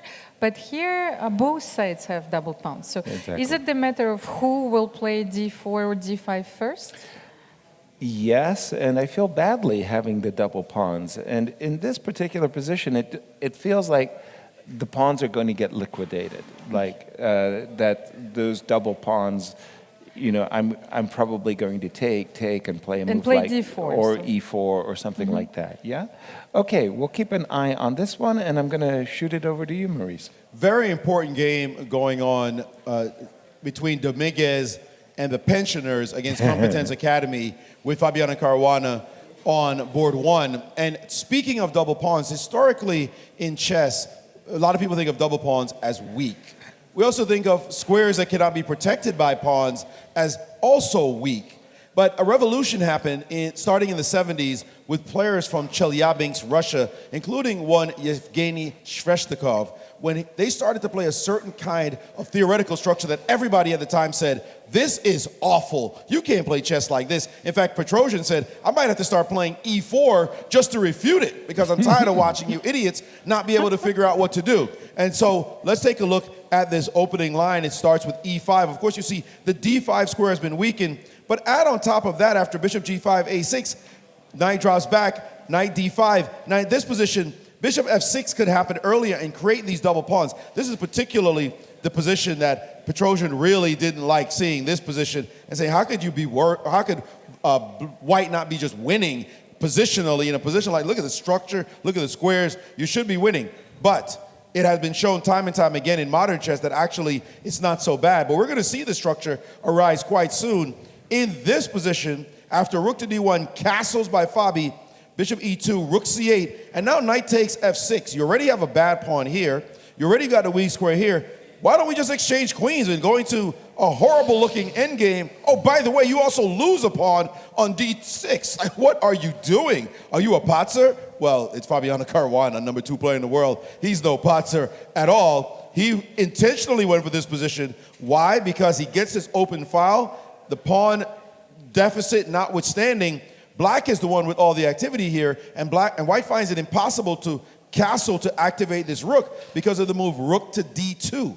This is the whole essence of his idea. Fabiano is an opening genius, by the way. He is very well prepared in just about every line, and that's what he was aiming for, this position. How do you get around it? Well, the game continued. I have to refresh my board here after rook takes d8.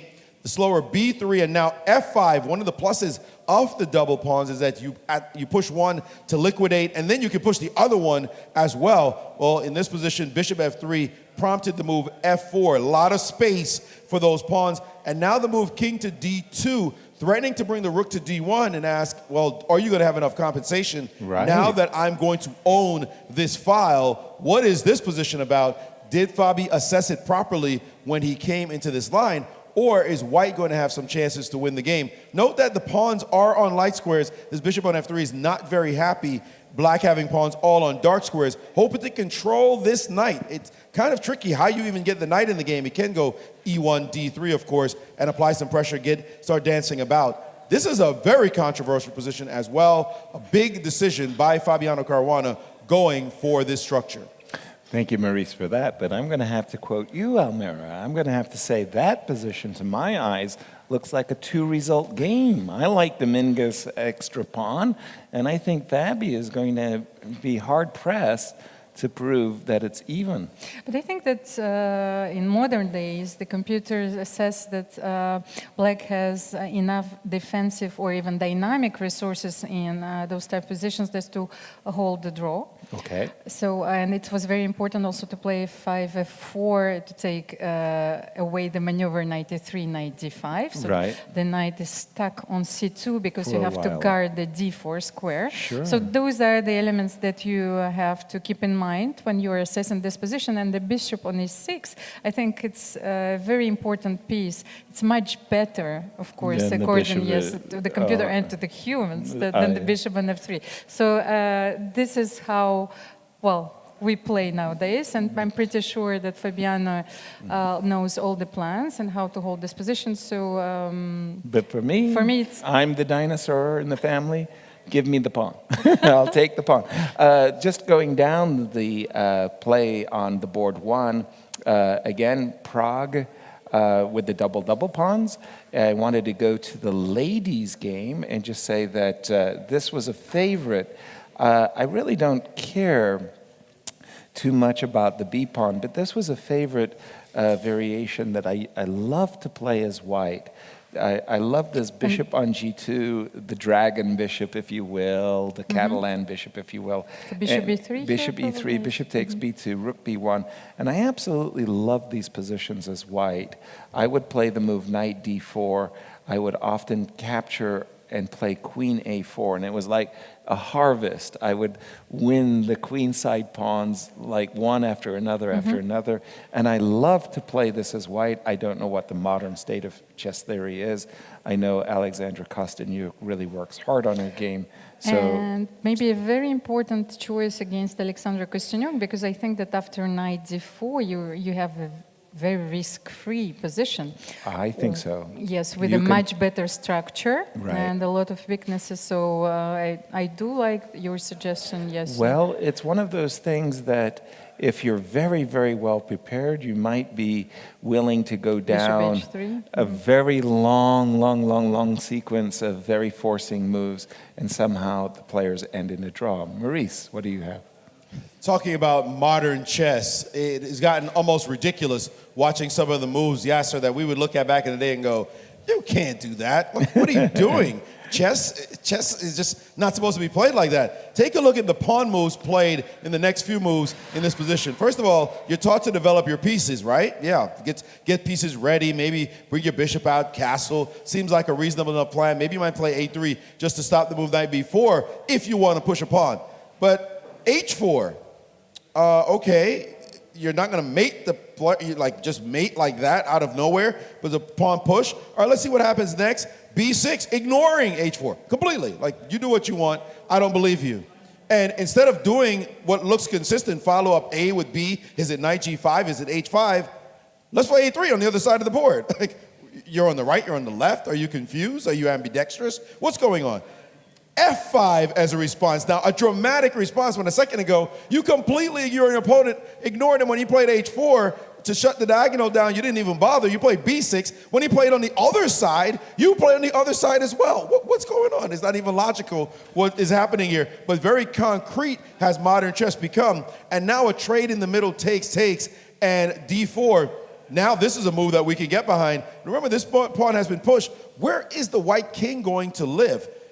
Bishop to e6, bishop played bishop to d3, and now rook to c8. And again, I'm just sitting here wondering, okay, a capture was done as well. Where's the white king going? That pawn at h4 is sticking out like a sore thumb. And black is ready, completely developed, and there could be any shots anytime soon, a c4 sighting, a d4 sighting, to open up this game. Certainly there's a queen a5 check as well. Just, okay, there's bishop c3, but still, this is not what I would think of as classical chess for white. Is it any good? What do you think, guys? I would not play chess like this. I certainly wouldn't back in the day, but I'm not the one playing right now. Well, actually, yes. You know, this position reminded me of Paulsen with the reversed colors. Right. And the move h4 didn't surprise me at all, because very often you would use this idea with black and you would play h5. So if white pushes e5, then you play knight g5, knight g4, and you place your knight on f5. So, but the difference in this position that there is no target on e5. Right. So, and where there's pawn is not on e5. So I think that white has to be careful. Well, it's one of those things in chess. Sometimes you have these absurd moves, and I just want to show you one of the most absurd moves. It cracked me up as a kid when I saw this move. I like the French defense, and I think it was the first time I saw one of the games of Tigran Petrosian, and it was knight c3, bishop b4, e5. Now, if you look at this position, we understand that you would play c5. We understand you would play knight e7. But queen d7, it's like, I laughed and laughed and laughed, because the queen would go in front of the bishop, and no less an authority as Tigran Petrosian played this move, queen d7. Now, you're talking about the Paulsen, a Sicilian, where you play h5. And that, for me, is an absurd move, because you're trying to stop g4, but you're ruining castles. Now, what what Maurice was showing is, in this position, white is going to have to bite the bullet and just castle and say, go ahead, take my pawn. I'll take the pawn on c5, and let's go. Let's have some fun. Or I'll take the bishop. I'm not sure it's a fair trade, I'm not sure it's a fair trade either. But there are sometimes those absurd moves, and sometimes they work out. I can't even explain how they do work out. I just wanted to, again, just kind of finish here, because I found the game of Vadim, the amateur board, on the top board to be very interesting position as well. This comes from a French defense, where Vadim sacrifices a pawn in order to play this move, knight b5. And to my way of thinking, that's a premature move. I would like to play the move a2, a3, invite the trade of bishops, so now I've got a bishop and on a very good day, I get to play b5, b4, and occupy the d4 square. You're a pawn down in I'm this a pawn position, down. though, yes. So. And I have trapped a lot of my opponents with this double pawn sacrifice, where you take on f2 and now try to defend the bishop on f2. Good luck with that. I'm going to take the bishop. Vadim actually played the move knight b5, and then he followed up with a very strange move. I don't understand this move, rook e2. I would have thought he wanted to play bishop e3 and or knight d6 check. He followed it up with bishop rook e3, do you have d4? Yes, and I want to analyze this position. I want to invite you to play the move d4, not because it's so bad. I do, on a good day, get to play queen here. And let's say, just for argument's sake, you chase me back. The knight could potentially end up on the c4 square, where, again, I'm offering you pawns, but I'm a tricky, trappy guy. I mean, I don't think you would want to take the pawn, because you're going to be asked a question. Where are you going to go with your queen? Actually, I'm thinking about bishop a3 and bishop a3? Yes, here. Okay. And knight e7. I want to finish the development and claim that I'm a pawn up. You Yes, are a so- pawn up, according to the rules of chess. Maurice, over to you. Well, I was looking at a game caught my eye, and it had been taking so long for Black to move. I said, what is she thinking about? Come on. And then I realized the option and why she stopped to think about it. It's a game between Paulina Shuvalova and German #1 female player Elizabeth Pates. This position here, it's obvious there's a mate threat on F7. Clear. You can defend various ways. Bishop E6 looks pretty terrible because this bishop looks like it's going to be stuck on H8 forever. Or maybe you'll somehow try to get Bishop G7 in. We'll just try not to trade with you. E6, you don't want to weaken all your dark squares around your king, but maybe is what you have to do. But then I started wondering, what is she thinking about? Maybe she's thinking about F6. And this was the moment right now, and I mean, it's an extraordinary moment in the game because the move F6, you have to calculate what happens next. What if white sacks the queen with pawn takes on F6? Your queen is hanging, so you have to take back on this square. And now there's no mate with F7. Wouldn't that be sweet? F7 pawn mate, but the queen is there. So now, what do? You play rook takes on E7, hanging this rook with check, by the way, and now a king move. And now you have a threat of rook E8 mate and F7 mate. And how does Black stop it? I don't see a way. Queen takes, runs into F7 mate right away. So it's winning.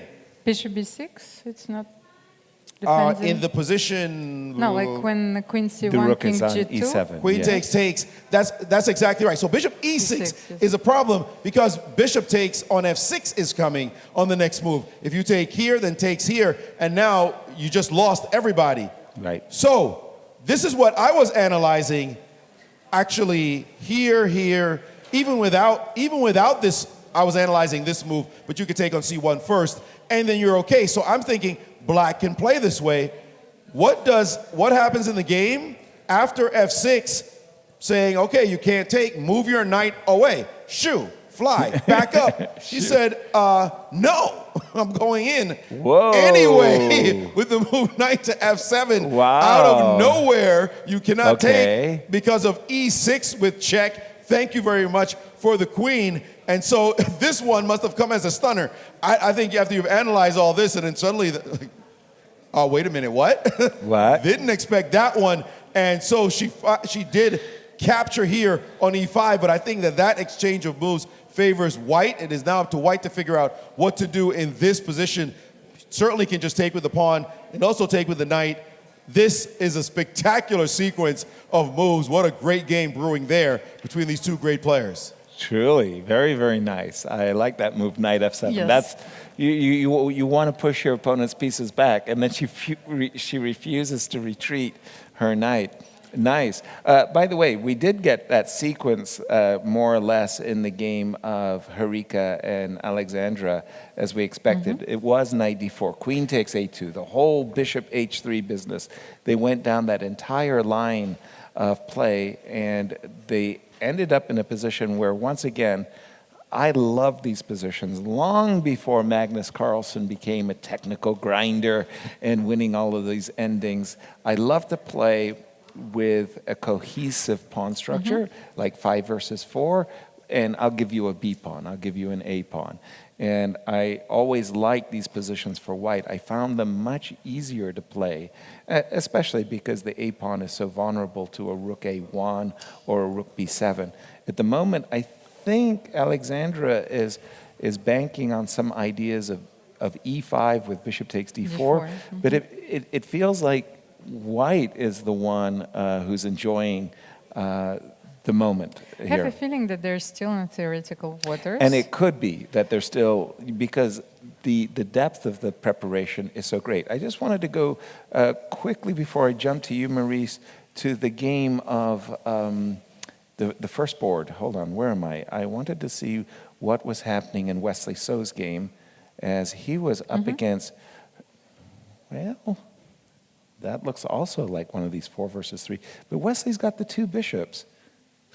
I think Still looks... I don't know. Those 2 well, bishops. depends on if those, well, the 2 bishops with the 2 pawns as well, right? Right? So That's- I'd rather be black Yeah, here. you'd rather be black here with those pawns looking Like like they're B5 potentially and- coming down the board. Exactly. But over to you, Maurice. What's caught your eye? This position, let's get back to it. It was the weird position with H4 and A3, and you were right, yes. White decided, I've got to bite the bullet and get out of Dodge. the middle of the board. you can't just sit here. You can't castle queenside into this mess. So castled, giving away this pawn. Well, not quite, because the c pawn is hanging. Still some tactics. So black said, nope, it's time. I'm going to push my so-called hanging pawns, as they're called, 2 pawns abreast with no pawns adjacent to them. They normally don't like to float down the board because they get blockaded pretty easily, but rook to d1 was played, and now knight to a5, very specifically hitting the weakness on the b3 square. And now bishop to c4, and talk about the 2 bishops, knight takes, leaves black with this very powerful bishop eyeing this pawn on c4, and after bishop to f6 now, holding the position in place. This c pawn is hanging, by the way, if you look behind this pawn. We say grandmaster see-through pieces. we see through things. This is not really here. You start training, then we're going to hit your pawn on c4. So at the moment, very dynamic in the middle of the board. I'm not sure White has figured out what to do next. Actually, White did make a move. White played the quiet rook to e1, passing the move on to black. And it's just so much tension. You don't want to break the tension prematurely, but in fact, you can't even move this pawn because of the pin on the D line. So I'm not sure what black is going to do. The move that I would flick in is queen to b6 immediately, but you have to worry about the tactics on your bishop. Actually, queen b6 defends. So I feel like that should be the best move, but maybe there's a problem with it as now the tension is at its peak. You feel like the very next few moves is going to decide what happens in this game. Thank you, Maurice, for that. I'm just lording it over Almira at the moment. She doesn't have internet connection. And I said, you rely upon me, Almira. I will share with you my screen. And I'm returning to the game of Arjun and Duda, because in that game, that was the London system with queen takes b2. And I was more than curious to ask how Duda was going to handle this very, very sharp line. Well, Duda showed that he was prepared. Knight takes d4, bishop takes d7, knight takes d7, recaptures, castles. And this, I think, is one of those moves that shows great preparation. You don't play this move, e7, e6, purposely weakening the d6 square unless you're really well prepared. And we see rook e3, c3. The queen's a little bit ensnared on c4, but Duda showed that he's got it all worked out, b6, rook c8, and finally we'll stop right here and say, well, if from the opening position you give me this position, I'll say black's okay. He landed on his feet. And if you look at the current position, I would say black has no problems. Again, this is on the first table, the 2 top teams in the competition.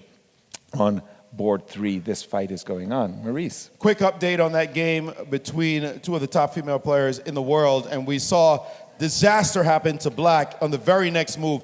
After knight takes on e5, look at this gorgeous positional bind she has, a bishop on h6. The dark squares just look like Swiss cheese. Terrible position brewing here, and instantly made a mistake trying to shore up that side of the board, putting a bishop on e6 in this moment. Of course, it's mate, so forgive her for making such a move because she's got so much pressure. The mate was on f7 and f8. She had to play it. And now knight takes on g6 is just a hit. Thank you very much for pawn number 1. And after queen takes, she probably was expecting knight takes in this position.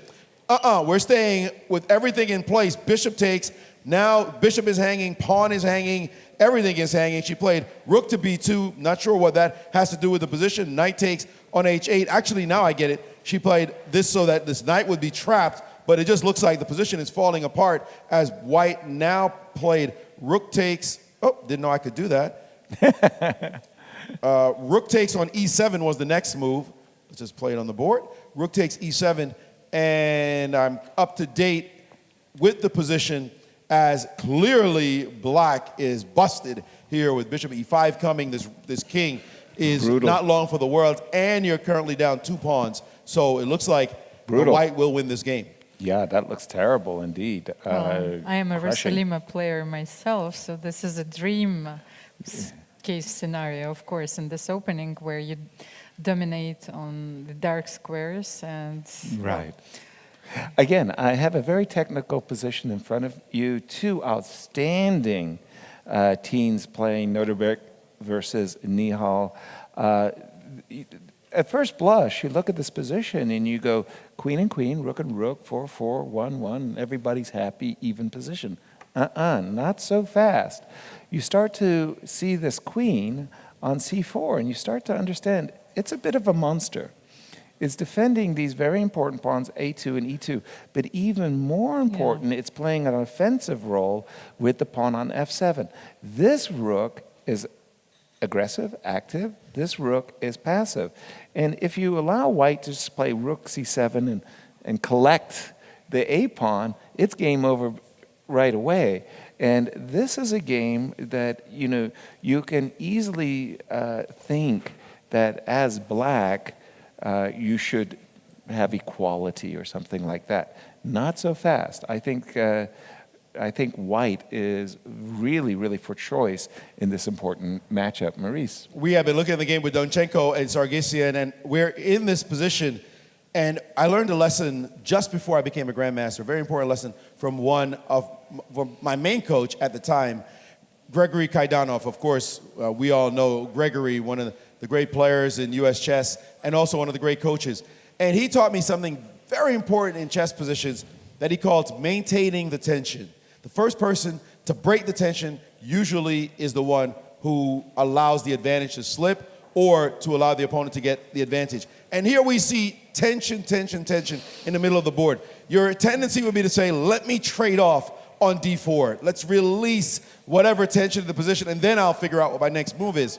Well, here white said, no, I'm going to keep the tension in the position, which in effect builds the tension, because now black has to think about pawn takes and then takes on this square. What is black to do here to deal with this rising tension? Well, make a move that keeps the tension in the position. Of course, this f-pawn is hanging, but then again, your c-pawn will potentially hang. Also, your h-pawn will potentially hang. So this position is getting richer and richer. Let's see what happened next.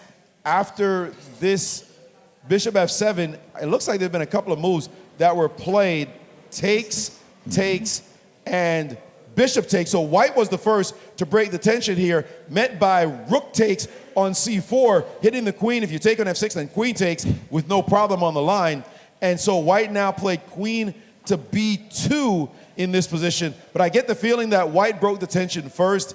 Black should be fine. You could just trade here or look to increase the tension some more. Not rook e8, I'm not sure, but it looks as though black has weathered the better part of the storm here and should be fine. You could think about taking this h-pawn will hang if you take with the knight.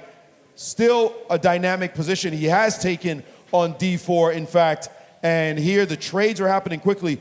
Note, white's pawn on this square, well, actually nothing's happening on this side. It looks like it's getting balanced more or less, and this one should start to trend towards drawish possibilities, a drawish result. All right, thank you for that, Maurice. I'm just going down the game. Question, as a commentator, we're supposed to be neutral, right? No way, no way. I've got a favorite.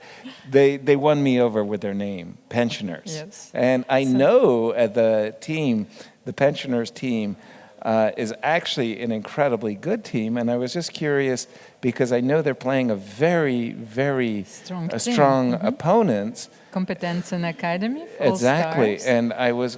But you're struggling to find them. Thank you. That's exactly right. Okay, I was let's struggling. have a board. There we have it. Okay, so this was the game that we thought that Leinier, with an extra pawn against Fabi, it was a 2-result game. It still feels that way. I mean, there's a great blockade going on by Fabi, but he's struggling still to hold it. We continue down the table, and we see Levon Aronian and Peter Fiddler, and I just have to stop because I'm in love. This is one of my first loves, was a bishop on the open diagonal where I could checkmate on h8, and the knight was completely frozen. The king is frozen. It's very important to have a pawn on h6 so the king can't run away. All else being equal, the game is over, strategically over. Now, unfortunately, whenever this knight moves, there is a gateway. So you do want to have a pawn either on f5 or on h5 so that the knight is kept. First impressions, though, I like white. But here, if you start with h4, I think black can reply by playing h5. h5? Yes, I think it's a very important inclusion here. Not even, you don't even want to take it? No. Uh-huh, you're, I don't okay. even want to take it. Okay, and so, And then for maybe, example, yes. king f2, yeah? Yes. I would be a Maybe little bit... bishop f6 here. Yeah, exactly. I kind of like Yes, such a first. move, but I really like the idea so much of putting a pawn on f5 that I would be feeling in Levon's shoes, I should be playing king f2. I like Levon's position. Let's go down. I have admired Vladimir Kramnik long before he won the World Championship in 2000 against Garry Kasparov. Vladimir, really one of the great theorists, I want to put it like that, but also just a great practical player. Let's take a look at his game. He's playing the generational challenge, I'll put it like that. Gukesh and Almera, jump in on this one. This one looks fun. Yeah, well, I think that Vladimir is, well... A pawn down. Well, he's a pawn down, but his pawn on a6 is very advanced. So that's the good news. He has to use his joker, maybe... But there's some bad news. There's some bad news. There is a very nice battery of the bishop and the queen, eyeballing h2. Don't ever allow a rook takes h2. And I can see that if I'm in Gukesh's shoes, I'm thinking about moves like knight. Okay, just a second. Let me go back for a second. I wanted Bishop to play a very d6. strange move, rook Please. a4. Rook a4? Yes, and... It's funny that you wanted to play that move and I wanted to play knight e4. Yes, and then probably I will have to take on e4 and double attack you somewhere. Right. The bishop on d6 is going to be hanging and... It's a real pity that I couldn't get you to play the move No, a7. well, I see that. On the second day, I see those simple threats. Yes. Okay, well, yeah, it's a pity. Okay, but you saw what I wanted to do. So do we have an update? We do, by the way. We do have an update. He did play your move, rook a4. Oh, okay, so you see? Or maybe it was just my move. Oh, I'm sorry. I'm going to have to refresh my board because I think that was actually analysis. He did play rook a4. No knight e4. Yes, because I think it was very important to chase the queen away and to bring the rook into play. So, and now you can play a7. And he did. Because knight g4 was also a threat. So having your rook on a4 takes away that threat as well. Okay, I'm looking at queen b7, and if I have to go back passive, so the question is, I can't take. Yes, That's queen c6, yes. pretty straightforward there. I'm a little bit reluctant to give up the c-file. Maybe something like this, I could get into trouble, right? So maybe Vladimir is actually doing, well, he did play queen takes b2, Gukesh. So he took on b2. Or okay. if I've got that right, let me just see the live position. Yes, he did. And guess what? No queen trade, queen f1 by Vladimir. Okay, now I'm really confused. Okay, help me. Help me! I'm confused. Queen f1. Isn't Gukesh But wasn't it, doing really well? didn't we have something better there after queen b2? But he's like, well, actually Gukesh is down to his last 30 seconds. And he's It's made a move. Exactly. Can we important, update yes. your board possibly Sure. to... He played h6. That was the move he's made. And Oh, I see. The He live was board- threatening, actually, I think queen f1. He brought queen back to defense, threatening bishop d4 maybe also. Or rook b1, Yes, maybe? or rook b1 as well. Okay, so crazy game going on here. Over to you, Maurice, as I try to figure out what's going on in this one.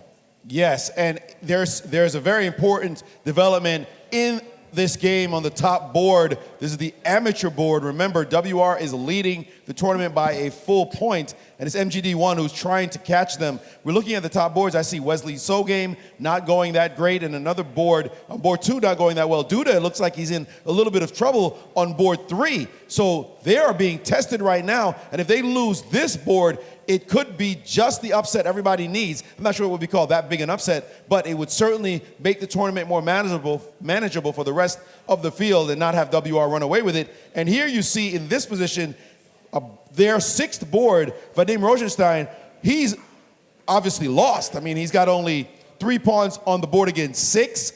Black is up material heavily. Let me just update the board, if I may. Yes, we got couple of moves, and there's no reason that Black should not be able to, okay, I say no reason. We know the amateur boards, anything could happen. Right. But if Black wins this game, this is the exact chance that MGD1 needs to possibly win this match, as they're doing well on other boards at this moment. Exactly. Wow, important game indeed. Sorry, I was going to go up the board just to see what was happening on board 2 and making all of the comparisons, and I found myself stuck on this game of Vishy and Anand for a moment, because at this moment, we have this expression in English, American English, rubbernecking. Rubbernecking. So what does it mean? You're driving down the freeway and somebody has an accident. You slow down so you can you can observe the accident. So I came to this game of Vishy Anand, and I thought to myself, well, isn't there some checkmate? You know, I see the move knight f8, driving the king, and so I stopped rubbernecking the board to see, is there a way of winning? And I didn't see it instantly. Help me out here, Almira. This should be a win for Vishy, no? But can he simply take a pawn? I said knight f6. No, knight f6, there's rook c3. Then you're trying to win my heart? Or, no, bishop f6 maybe is possible in this position. Yes. Winning a pawn. Wow, you said the magic words. Threatening knight e5, actually. That's Knight even e5 a bigger threat in this position. Check. Yes. Can I get some counterplay here? Okay. I'm not sure. This is do we the game. have some? King E. It looks like King E1 was played. Okay. Allowing Rook takes G2, which just happened as you were saying it, and Vishy. Help me out, Maurice. There's a mating net. There's a mating net, right? You don't need any help. Vishy just dropped Bishop E5 on the board and asked, how exactly do you plan to defend both your pieces? And he couldn't, and so he played Bishop takes F3, and now White is up a piece. Bishop takes D6, King F5 on the board. I can see that from our cameras. Thank you to our cameraman, by the way. Now you understand the difference between King E1 and King E3, because you didn't have Knight F5, and not King F1, also because of the perpetual here, like Almira? when Rook D2. Okay, when Rook D2 happened, King not E3, to play King E3. Yes, because after Rook G2, Bishop E5, you have Knight F5, so it's check, and it's a very important nuance. Exactly. And you can save, of course, your piece. On the other hand, also the king on E1 is necessary because you keep away the D2 square, so from the rook, and D1. So exactly. I like it. King E1, and it looks like Vishy is in cruise mode over here. What do you have for us, Maurice, in this hugely important By the way, yes, board we have one result. I just wanted to tell you that I finally have games in front of me, and a pity. At least some results. A pity. I enjoyed having you under control. So Harika Dronavalli drew Alexandra Kosteniuk. Yes. Big result. Yes, so that was a save, I think, yes. for Sasha there. And there was a repetition, actually. I think Harika didn't have anything better than to repeat moves after E5 because she allowed, yes. So we're going to predict 1.5 right now for MGD1. They are going to be leading if the result holds true on that bottom board, as it looks like their board 6 is actually winning. This one is the game on board 4, Pragnananda versus Sadhwani. And Prague has his opponent in a bind. This knight can't move because of rook e8 mate. So what did he do? He decided, let me bring my king to the center. And now the move rook check, king f3, and rook check again. And now g6, giving a little bit of air for his piece. And in this position, knight back to c4, saying, hey, how are you going to save this pawn? I've got it attacked now twice. And his opponent decided to allow for these trades to happen. Knight takes, king takes, and knight takes on d3. We do have an updated position.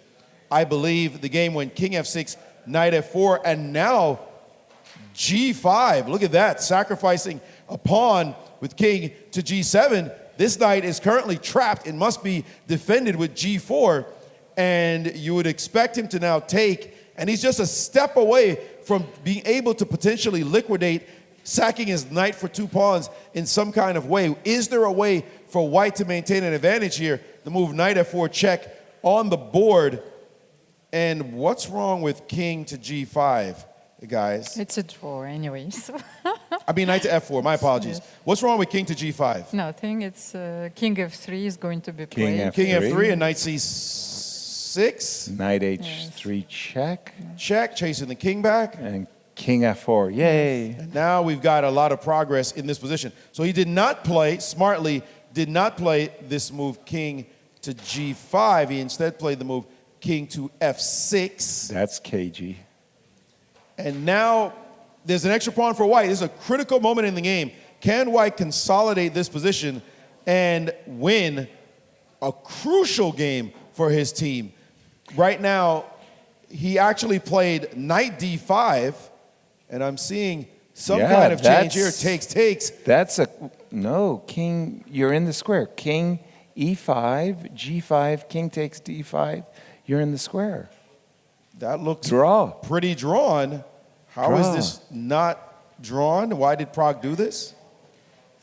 And it has now been removed from my running games, so that means that it did most likely end in a draw. I don't know if I have the correct position.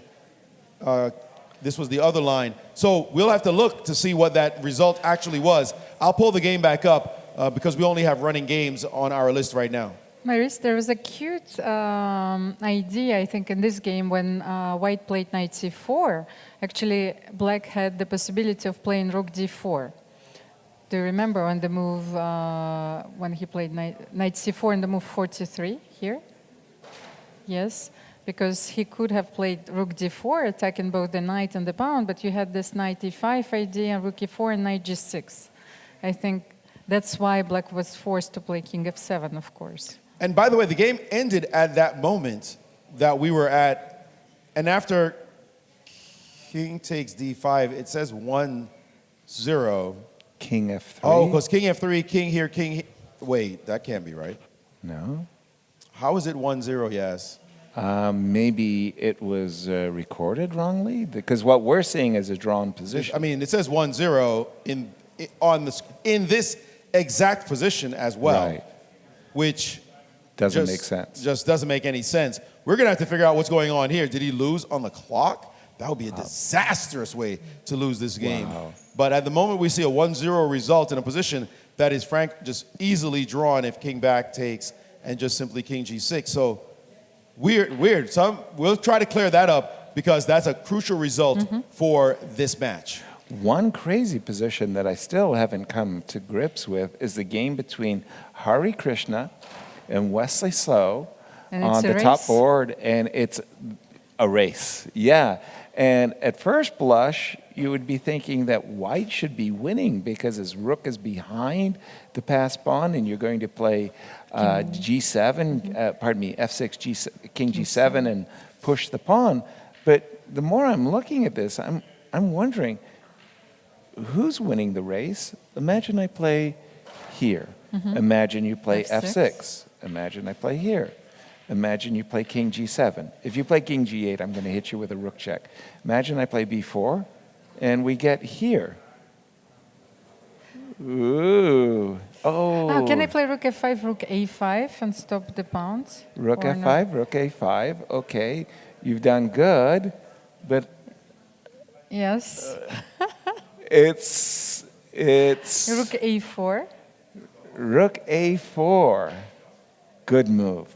Because Thank you. That clears the cobwebs. I have to stop you. You're just, oh, that's a beautiful line, Almira. Very nice. Rook a5 and rook a4. So indeed, it does look like Hare Krishna is ahead in this race. Let me just refresh my board, if you don't mind, for a moment. Oops, that's not the board. Where did it go? Where did it go? Oh, I see. My board is flickering. I'm sorry. What do you call it?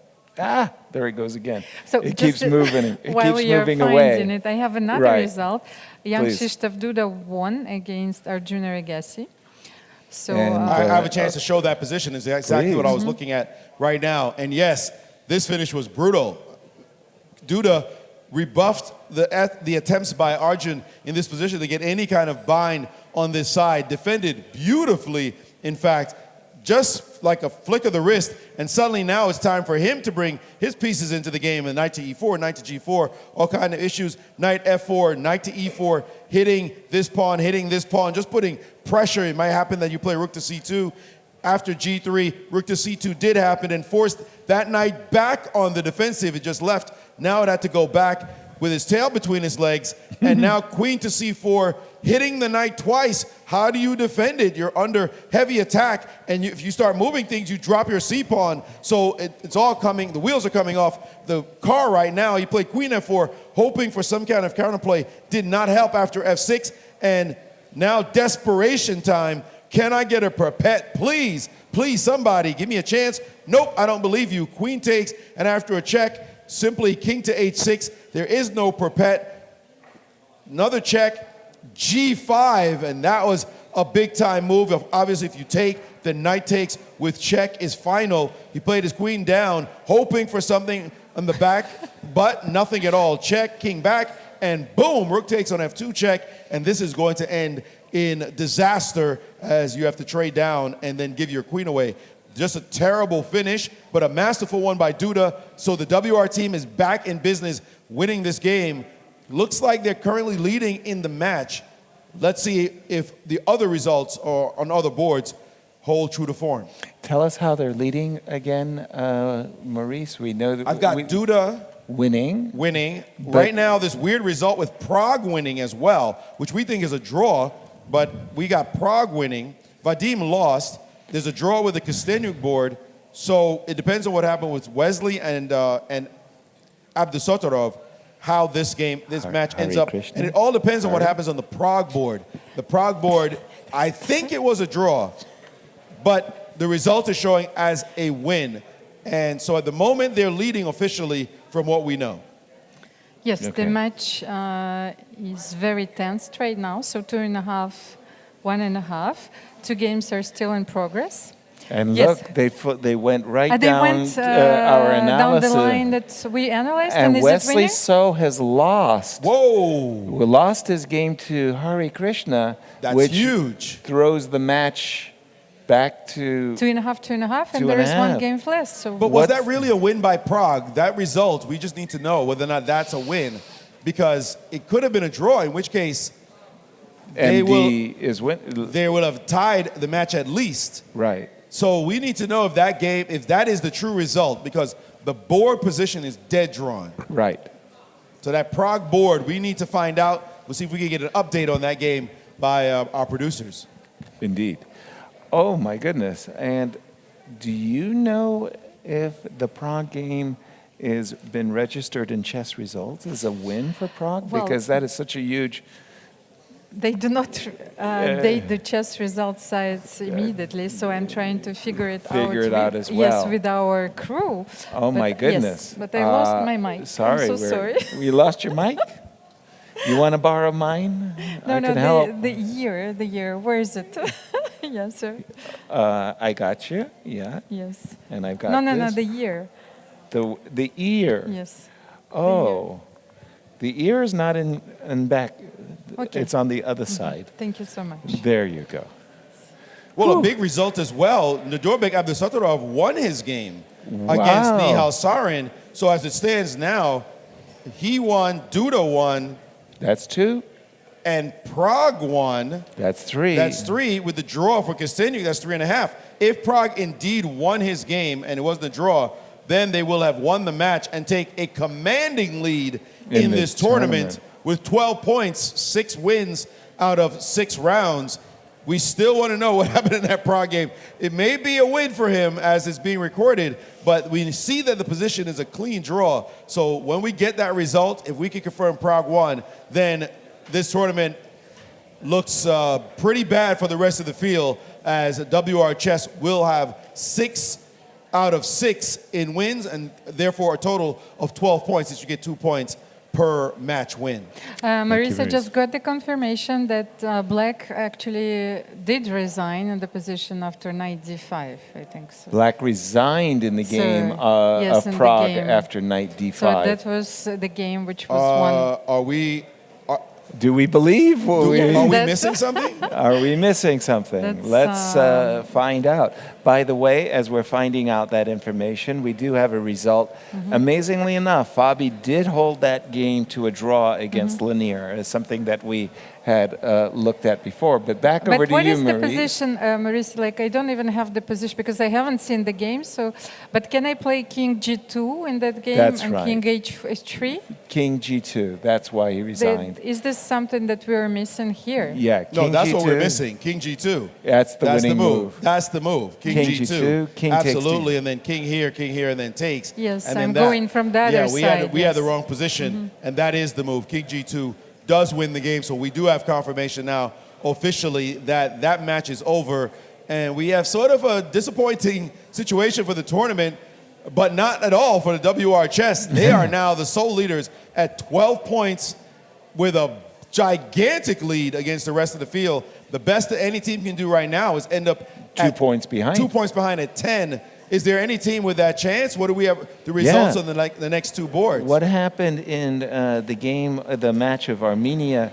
and Germany and France? They won 4-2. Germany and France Yes. did 4 so to 2. they're on the clear. So they have 10 points, They have 10 points. and they have a clear second, and that's going to be a forced pairing between WR and Germany and France. So Bang. yes, 3.5, 2.5 Done. win by WR Chess against Team MGD1. A very important win, wait a second, in the match which we were analyzing before. Competenza Academy All-Stars won 5-1 against chess pensioners. That's And huge. Fabi did draw his game, Right. by the way, with some sparkling defense, or I should say tenacious defense. This was the final position. He was down upon for the entire game, and he's still down upon here. But this one we know is definitely a draw. So that's a big win. And they're the squad. They started off terribly, but they're the squad I have my eye on. They're way behind right now. I believe they have 8 points. So they're 4 points behind the lead. But that's a squad that could start winning every single round as this continues. So WR Chess will have their eye on them. And will they be able to keep that incredible pace, as this team, I think, is the team that they would be most concerned about? Marisa, I wanted to tell you that there was a very interesting result in this match. Of course, Levon Aronian beat Peter Svidler. Right. Kukish finally won his game against Vladimir Kramnik, I so maybe pulled we it can up, have the just to end see, of this game. right. And on the next board, Nino Batsiashvili, she beat Darmin Sadvakasov. So this is one of the big surprises of this match. Nino, well, she beat the 2,600 players, so maybe we can have a look at this game as well. Absolutely. I just look at this final position, and Nina just played this all-star move. I mean, this is the type of move that you want to put on the cover of your best games. This is the diagram, and you play this move, e5, e6, and your opponent politely resigns as a rook is hanging, and there's no way of preventing e6 as well. I want to draw up the Vladimir Kramnik game for just a moment, because it was a very exciting game. When we left it, we had just seen the move rook a4, queen e5. Let's be very quick as we go through what happened. With this move queen f4, we still thought that Vladimir had some very Was in control. pugnacious yes, threats, let's put it that way, that it wasn't easy for black to consolidate. What did Gukesh do? He got out of the back rank mate, followed it up with rook a6, but after knight e4, he's just not, ooh. Your move, yes. Knight yes. g3. Actually, I thought that when I was playing in bishop d4, I thought that it was very important to take on f6 to create some weaknesses around black's king, but maybe he didn't have time when he played bishop d4. So, Could he take on f6? sorry. I think that it was important to eliminate the knight here. Bishop to d4. yes. Queen b3. You would like to do it. No, first you play rook a6. Yes, here. And now you would like to take, yes? Takes. And Something, well, and to play this position yeah, with the opposite color bishops and bishop h5 here. bishop h5, away we go. We do have a threat of queen f6. But you have bishop b5, yes. Yes, No, just no. I'm This is just not very enough. curious about this combination because it's actually a pretty funny situation. Knight g3 takes, and I'm sure when Vladimir reached this position in his mind, he was probably thinking he was just going to be able to play queen f3. And there is a check, and, you know, Bobby Fischer, back rank mate, I don't get it.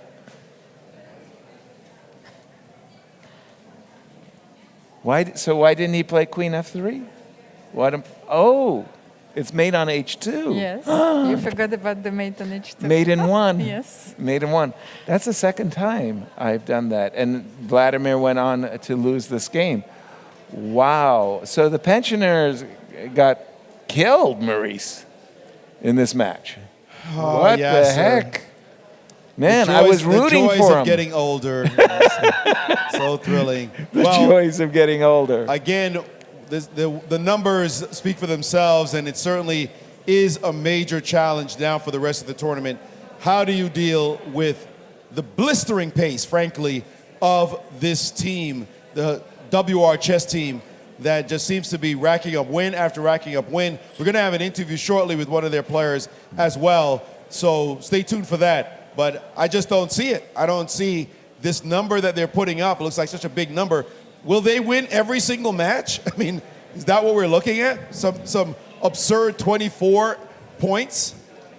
Well, this is the question that we will have to ask, I think. You know, there is this very special going guest. for perfection? Yes, waiting for us in the studio. Yes, sir. Do you have a few questions? Yeah. Well, as Nadarerik is taking a seat, first of all, welcome to our show. Thank you. Congratulations for your success. Thanks so much. Welcome, Naderbek. 6 out of 6. 6 matches, 6 wins. Tell us what's going on. Yeah, it's going well. So far, we are winning every single match, as we wished, of course, before the tournament. Right. And if nothing happens, then it's going to be a smooth victory. Smooth. It's all smooth so far. Yeah. Today you had a very smooth. This round we saw you had queen and rook versus queen and rook, but you had the very active pieces against Nihal, and you have won the game. Congratulations, because that's a big matchup. For you. It was very important to win because you were struggling on other boards. It was very important win because thanks to this win we got. We won the match, and I mean the game was very interesting. I got some advantage out of opening, but then I clearly messed up, and he got very good chances to hold.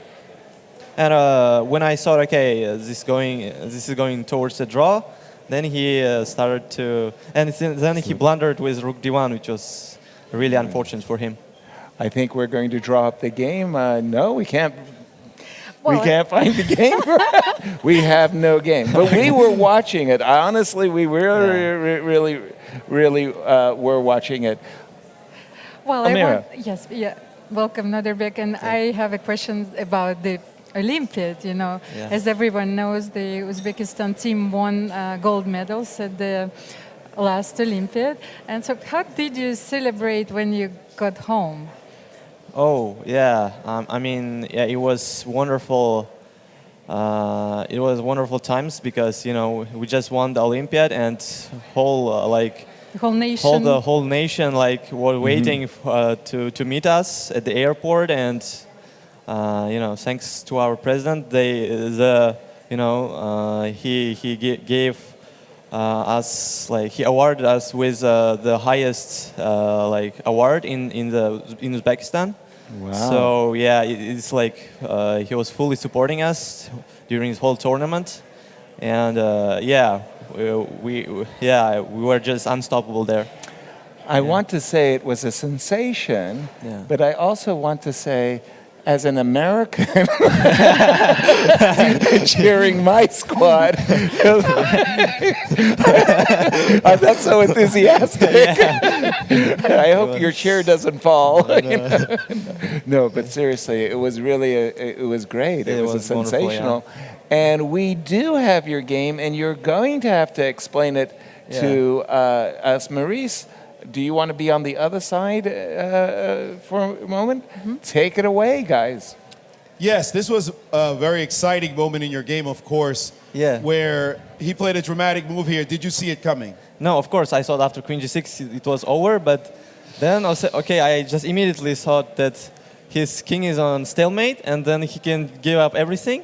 So I was looking at checks and then I saw this Queen H1 and... Which is what happened. Yeah, which is what happened. What And actually happened. Yeah, it was a cold shower for me at that moment. And yeah, I have to win the game, after from a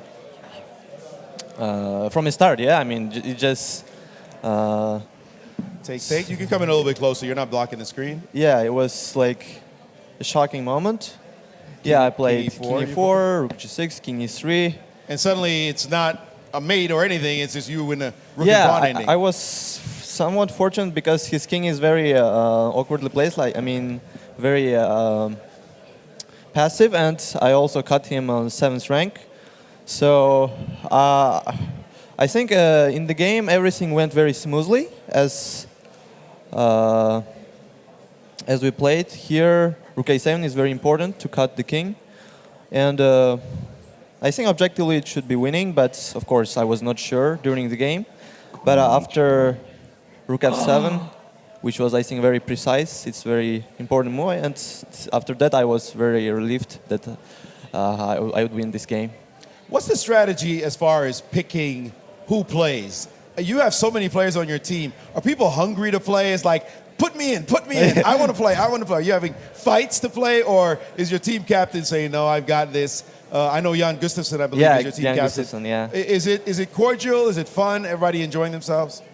I mean, our captain is very experienced, so he knows what he's doing. So we believe on him, and so far he is doing great job. And I mean, obviously our team is, by far the most balanced team in this tournament. So we have many options in every round. But we are just trying to change somebody every round to give an opportunity for the reserve players, and it's working quite well for now. Yeah. I hate to have you look ahead so much, but that's what we journalists do. Are you looking to have a perfect score at the end of the event? Is that kind of a professional pride on the team? Yeah, it is. It is motivating, but it's not important, I guess, because the most important thing is to just win this tournament and as smoothly as possible, so we don't have any troubles in coming matches. All right, you have 6 more rounds to go. You have any questions? No, just much success. But Almira? I do have a question. We are not allowed to ask those questions, but Nodarbek, a few months ago, something went viral on the internet, and they were talking about pickup lines, and Magnus said, "Okay, this is mine. Hi, I'm Magnus Carlsen." So it was enough to charm the ladies. So I wanted to ask you. So is it enough for you now, because you've won so many tournaments, to come to enter the room and to say, "Hi, I'm Nodarbek"? No, I mean our team is such a there is, I mean, every player is so strong that, I think we have similar strengths in chess. So there is nobody have priority. So I would guess, yeah, I mean, our team is just start team, yeah. Okay. Okay, thank you so much. Good luck for the rest of the tournament. Very, very, very nice. Thank you. Well, we just had 2 eventful rounds. We've got 2 more to go for the day. Round 7 actually, coming up. On this thought, I think this is enough for you to say, hi, I'm Yasser. Hi, I'm Yasser. That's nice, nice. And Maurice, for you? I'm not as smooth as Yasser is. Come on. By the way, that Queen H1, Yes. that's a real cold shower move, yeah. right? You don't see that move. You don't see and that you every think, day. I know Reshevsky fell for one of those. Exactly, back in the day. against It's Larry hard. Evans, yeah. You know, it's hard when somebody does that. You think, oh, I'm winning. Come on, this is easy. Easy. Resign already. Put your hand out. Stalemate. Suddenly Queen H1 lands. But I am very concerned from a commentator's point of view, from the drama point of view, from a fan's point of view, that right now this team just looks like a runaway Unstoppable. train. It's like elephants coming, stampeding in every round. Will anyone be able to slow them down? There are a couple of teams I think have a chance, but things have to break their way because this team just looks absolutely devastating as they look to put a headlock on the title. A win next round, they got 14 points. They've got 2 points advantage already. Already. By the way, I wanted to share this. During the previous break, I got a chance. I ran into Arkady, the FIDE president. He made his debut yesterday. He played a game. I said, Arkady, everybody wants to beat you. He goes, I know. I said, well, how did you do in the game? Can you believe it? He won. He won his game, so I the knew FIDE that. president. The question I wanted to know is he going to play some more? He's ready. He's saying to his captain, put me in, coach. I'm ready to go. So do we have the standings, actually? Well, the standings, we know Yes. 1 and 2. I'm not sure about 3s, 4s, and 5s. Yes, but this is also very important. Please. There was one word, actually, that Vishy Anand taught me. That's like when you were talking about someone winning all the matches and all the games, so like performing or running all over like a juggernaut. Juggernaut, Yes, yes. so this is exactly what WRHS They feel doing like a right, juggernaut at the moment. Right Yeah, now, exactly. Right now. So they're leading with 12 points. Yes, Germany WR and chess. France, yes, is on the clear second place with 10 points. And then shared for the third place is the team from MGD1 and Freedom. Right. Okay. Alpha Eshek Linz won their match, so they have 8 points. Competence Academy All Stars, are still in the peloton, so they have 8 points as well. Armenia, 8 points. Chesbra, welcome Chesbra. Hello. Yes, to the top standings, 8 points as well. And you have the team Six Pack, which That's is also there. also tying for. So we'll leave it there as far as the standings go. Let's take a break as we get ready for round 7. What do you think about that? Could I just say that matchup, it's a forced matchup against Germany and France next round, right? Correct, for WR For chess. WR, and that matchup, they are heavily favored again. I mean, the numbers just say that they'll win that as well going into that round. So we got to watch to see who's coming back. It's going to be a fight for silver, is what you're saying. It's what's lining up. That team, Competence Academy, that's the one I'm watching. They're the one team I see could start to run, but they need some help. They can't do it by themselves because they're currently 4 points behind. They need another team to emerge somehow to defeat the WR team so that they can have a shot at beating them as well. So the Competence Academy All-Stars with Fabiano Caruana, Livon Aronian, I think they... Yes, but they're 4 points behind. That's a lot of points. They need to win a match. They could, it's not in their will be hands, playing, though. yes. They could win every match and still lose, including defeating WR. So they're going to need help from another team. So what do we need to do to keep the intrigue going? Exactly. Well, we got to kidnap a few players on the WR team.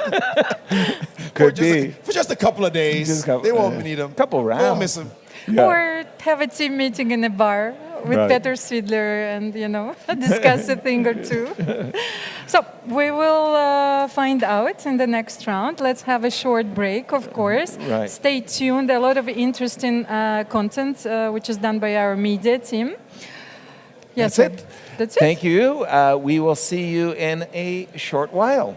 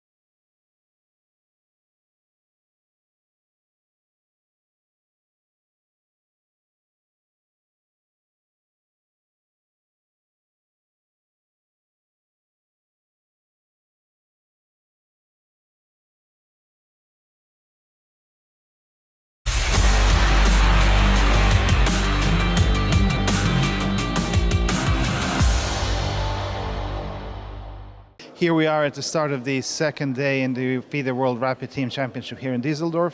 And joining us for our first interview today is Ahmad Ali from the Team Africa. Ahmed, thank you very much for finding the time.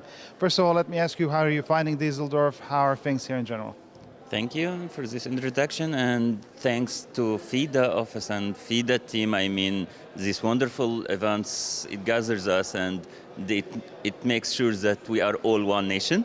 We are really enjoying it so much here. The organizing committee is doing a really great job, and organization is very nice.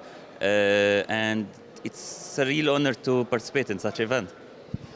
3 days, 4 rounds each day, it's a bit tense. What do you think about the tempo play? And obviously the structure, it's a bit different. You have a female board, you have an amateur player board 6. Do you think we should have more events in chess like this and experiment more with the formats? What do you think about this?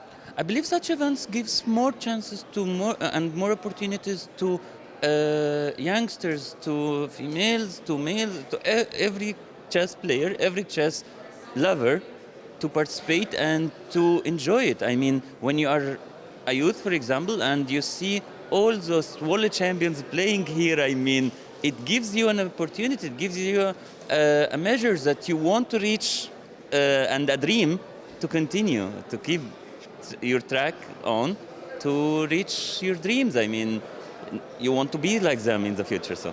And how are the dreams in Team Africa? How's the motivation? How's the team spirit? What are your ambitions here? Well, team spirit is wonderful. I mean, we are enjoying it here so much. I mean, we was playing today on board 7 against a very strong team. I mean, this is very well. You just had a very tough game at Caruana, right? Yeah, but I lost against Fabiano a few minutes ago. I was completely winning, but okay, I messed it up at some moment. But anyway, it feels good. I mean, we are doing well.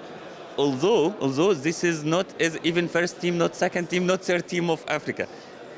Unfortunately, we had some troubles regarding the visa issues and issuing visa for players before the tournament. So many players couldn't reach, so couldn't be able to be here. So we had to choose whoever ready to participate and to be to arrive on time in the tournament. But however, all my teammates, I'm really honored to play with them. I mean, they are doing their effort and they're doing great. And it's a real good opportunity to represent Africa, our beloved continent. So speaking about Africa, what's happening with chess in Africa? What's the status of it? What's on the horizon? Well, to say the truth, in the past, chess didn't find a huge space in Africa. Lately, we are seeing too many events. The space of chess is really increasing so much. Too many players already are getting in, too many events are happening, so I believe we are developing. So it's developing lately so much, and we have way more dreams to achieve, of course. And where would you say chess is most developed in Africa? Is it in the north, in Egypt, in countries like Egypt, Tunisia, or somewhere else? Well, hard to say. Everywhere it's developing. I mean, okay, in the past it used to be only north. Okay, but now I can say everywhere it's developing. I mean, we can see some very nice events in Zambia, in Nigeria, in South Africa. You can see also events happening in Algeria, in Tunisia, everywhere it's happening. So in Sudan also, I mean, it's wonderful. I mean, I'm really honored to be part of it, actually, to help with that. So. It's an interesting time to be part of African chess. Obviously, just after Düsseldorf, a few days' time, you have the African Championship being organized in Egypt, in your home country. So how is that all going? Well, it's exhausting, but it's fun. It's so much fun. I mean, come on, I can tell you, in the past, the highest record of African Youth Chess Championship participants was 260. This year, I am responsible, and I'm the tournament director and head of organizing committee, and we are organizing it with 450 participants instead of 260, the highest record ever before. So I mean, it's a record break, of course. So I hope it will succeed. Everyone will enjoy it in Egypt, of course, but more important, I hope more engagement in chess. So. Finally, when do you think Africa will have a world champion in chess? When will we have a world champion coming from Africa? I am former world junior champion. Is that enough? Okay. I was in 2007 world junior champion, but to see a world champion, and I mean for junior and youth, very soon, hopefully within 5 years maximum, I might expect some champions from cadets and youth.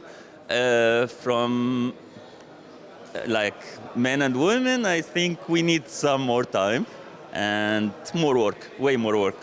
Okay, well, thank you very much and the best of luck and good luck with everything here and in Egypt coming. Thank you so much. Thanks to you and thanks to FIDE. Thank you.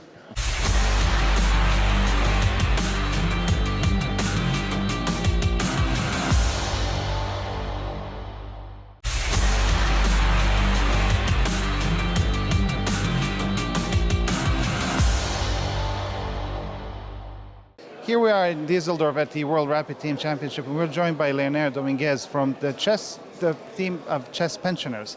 Thanks so much for finding the time. First of all, let me ask you, you're going to be 40, I just checked, in a couple of weeks. You're definitely not a chess pensioner, come on. Well, I mean, as my teammate Peter Schiller pointed out, it's more like a state of mind, the pensioner. So maybe if we think about it like that, then I kind of fit in that in the team.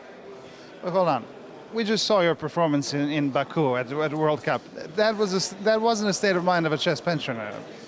No, well, I mean, it's obviously just half joking, and it's nice when you can call yourself a pensioner, but you don't actually suffer, of course, the problems of it. So far, so good, and I think the team is doing well. We didn't start like very, very strong, ups and downs, at least in my play, but there are still some rounds to go, and we are just optimistic about our chances. So you had a curious path. You started with two. Your entire team started with 2 draws. Then you won a match. Then again, it's a very kind of leading from behind, slowly approaching the top from behind. It seems. But let's just briefly get back to the name thing. Who came up with the name, and how was it? I don't know. It's some of my teammates. I don't know exactly who it was, but I can say that everybody was kind of happy with it. And from the factual side, can one actually be a chess pensioner? Like even when you retire, like your team member Vladimir Kramnik did, he's still in chess. Can you ever give up? Do you ever see yourself giving up on chess like that? I mean, somehow I think I would get bored a little bit if I don't play, or at least I do if I don't do something semi-active in chess. But of course, there are many options. Like you can write, you can commentate, you can teach. But for myself, I think I would be involved in chess no matter what. I mean, in some form. Speaking about this format here, obviously you need to have a female player on one board and you have an amateur player on one board. Do you approve of this concept? Do you think it's worth considering it in more serious events to have this concept where you have an amateur player because it brings an element of unpredictability, so to speak? Yeah, I think it's very, very interesting, very exciting, not only for the fans, but also for the players. We are having fun ourselves, and it's exciting to add the element of the amateurs, because then it's a lot more unpredictable, as you said, and that adds some excitement to the whole situation. So I think it's a good concept, and it's worth repeating it in the future. On a broader note, you're Cuban, but you're in the States and you play for the States. You guys are all international, you often travel together, you're in the center. But is there a difference in a style and approach to chess in the States now and in Europe, the way the people in Europe approach chess? Do you see any difference in that? It used to be that in the States, a lot of talented players would, because they have so many options, and chess wasn't as safe a career as one would like. As a result of that, many young talented players would go somewhere else. They would pursue a career, and a lot of talent would be lost like that. But I think it's been improving in that sense since St. Louis started to support chess and promote chess in the U.S. It became much better now, and hopefully that's a good thing. For that wasn't the case in Europe. Like players would, I mean, maybe a little bit, but players were more inclined to maybe pursue chess since early childhood, like it was in my case. But yeah, other than that, not much difference, I would say. And just return to Düsseldorf and with a reflection on Baku now, is this like a mental relaxation for you now after Baku? Are you still fully hyped and focused? No, for sure, it's a big change. I mean, Baku was more tense because a lot was at stake, and of course you're more focused no matter what. But here it's also nice, but it's definitely more relaxed. Leinier Dominguez, pleasure talking to you. Thank you so much. Thank you.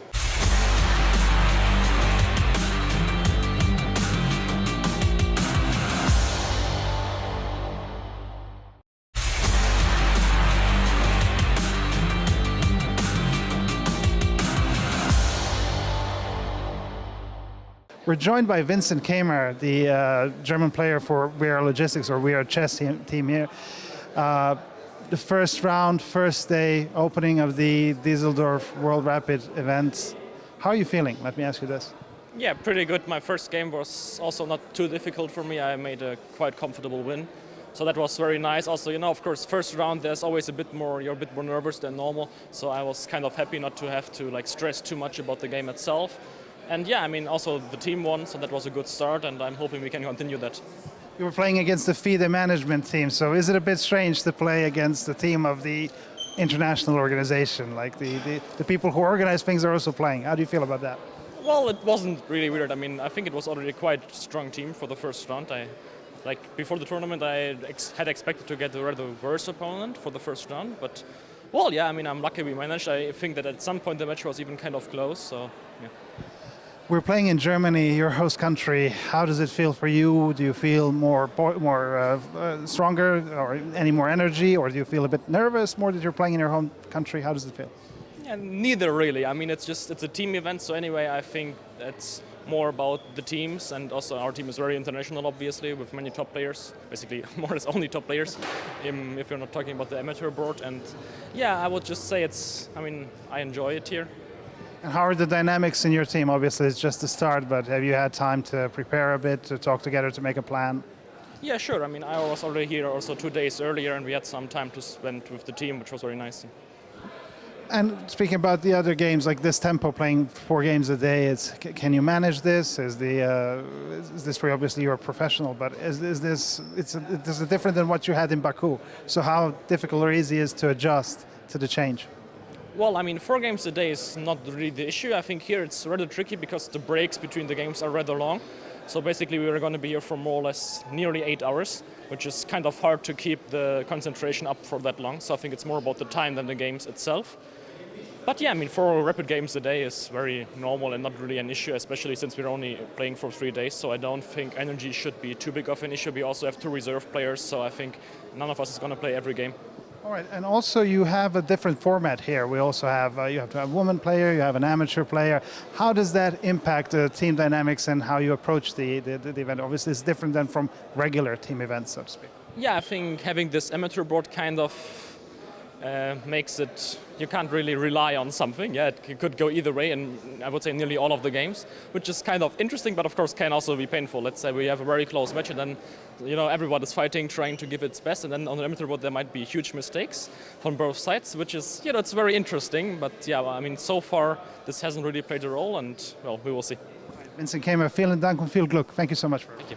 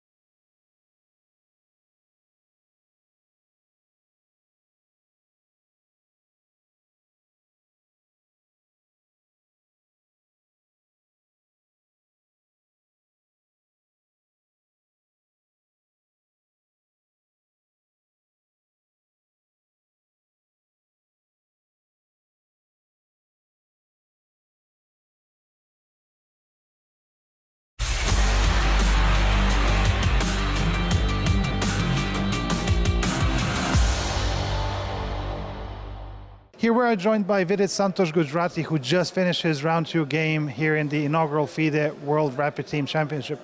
Let's start from the 2 games today. How are you feeling? How does this event in Düsseldorf feel to you in general? I'm happy to be here.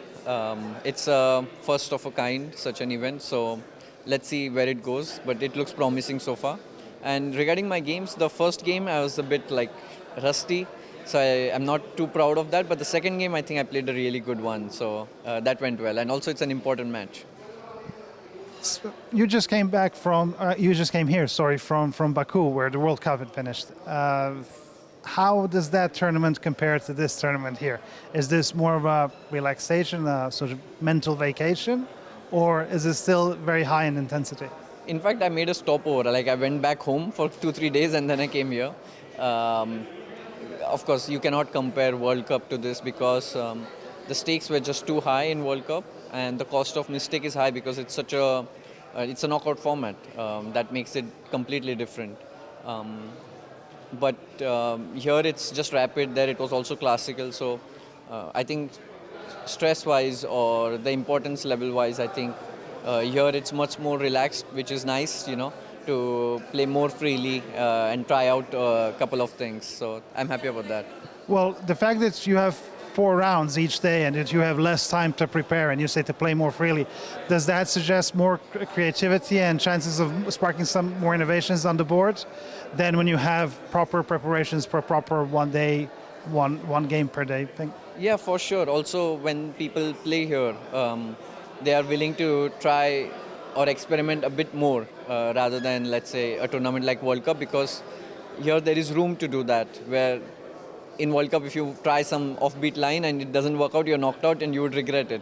So that also adds a bit of a flavor to the games. And also it's rapid, so anyways, it's going to be up and down and lots of turnarounds. Well, looking back at your time in Baku, you had some rapid ups and downs and everything.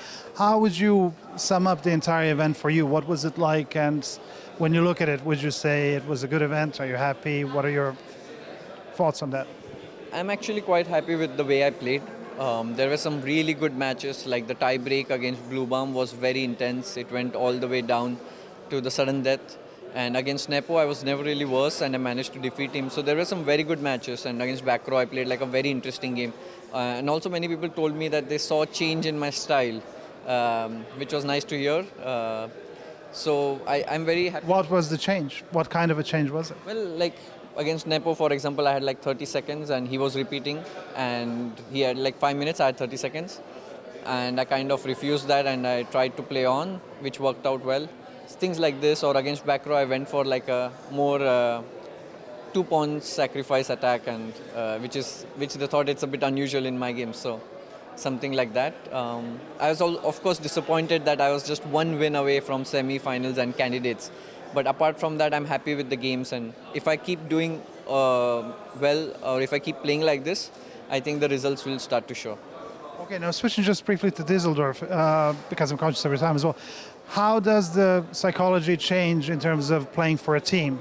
Obviously, it's not just a team format here, but it's a different team format. You have an amateur player, you have a woman player. The dynamics are different. So how does the strategy play out here? It's always nice to play in a team event. I generally tend to do well. I don't know why, but maybe I feel more relaxed in a team event. There's less pressure. A good company is important, which I think we have, and also we are one of the favorites to do yours, favorites to win this. So overall, just positive vibes so far. Well, I saw your team captain, Emil Sutovsky, always walking behind and checking everything. Do you feel a bit of pressure? Because obviously Emil is a good grandmaster and a prominent figure in the chess world. So do you feel a bit of pressure there? I didn't notice actually. I was just engrossed in my own game, and because that's the only thing you can control. You can't really control what others do. So. Doesn't matter. Well, Vidit Santos, thank you very much for your time and good luck with the rest of the tournament. Thank you.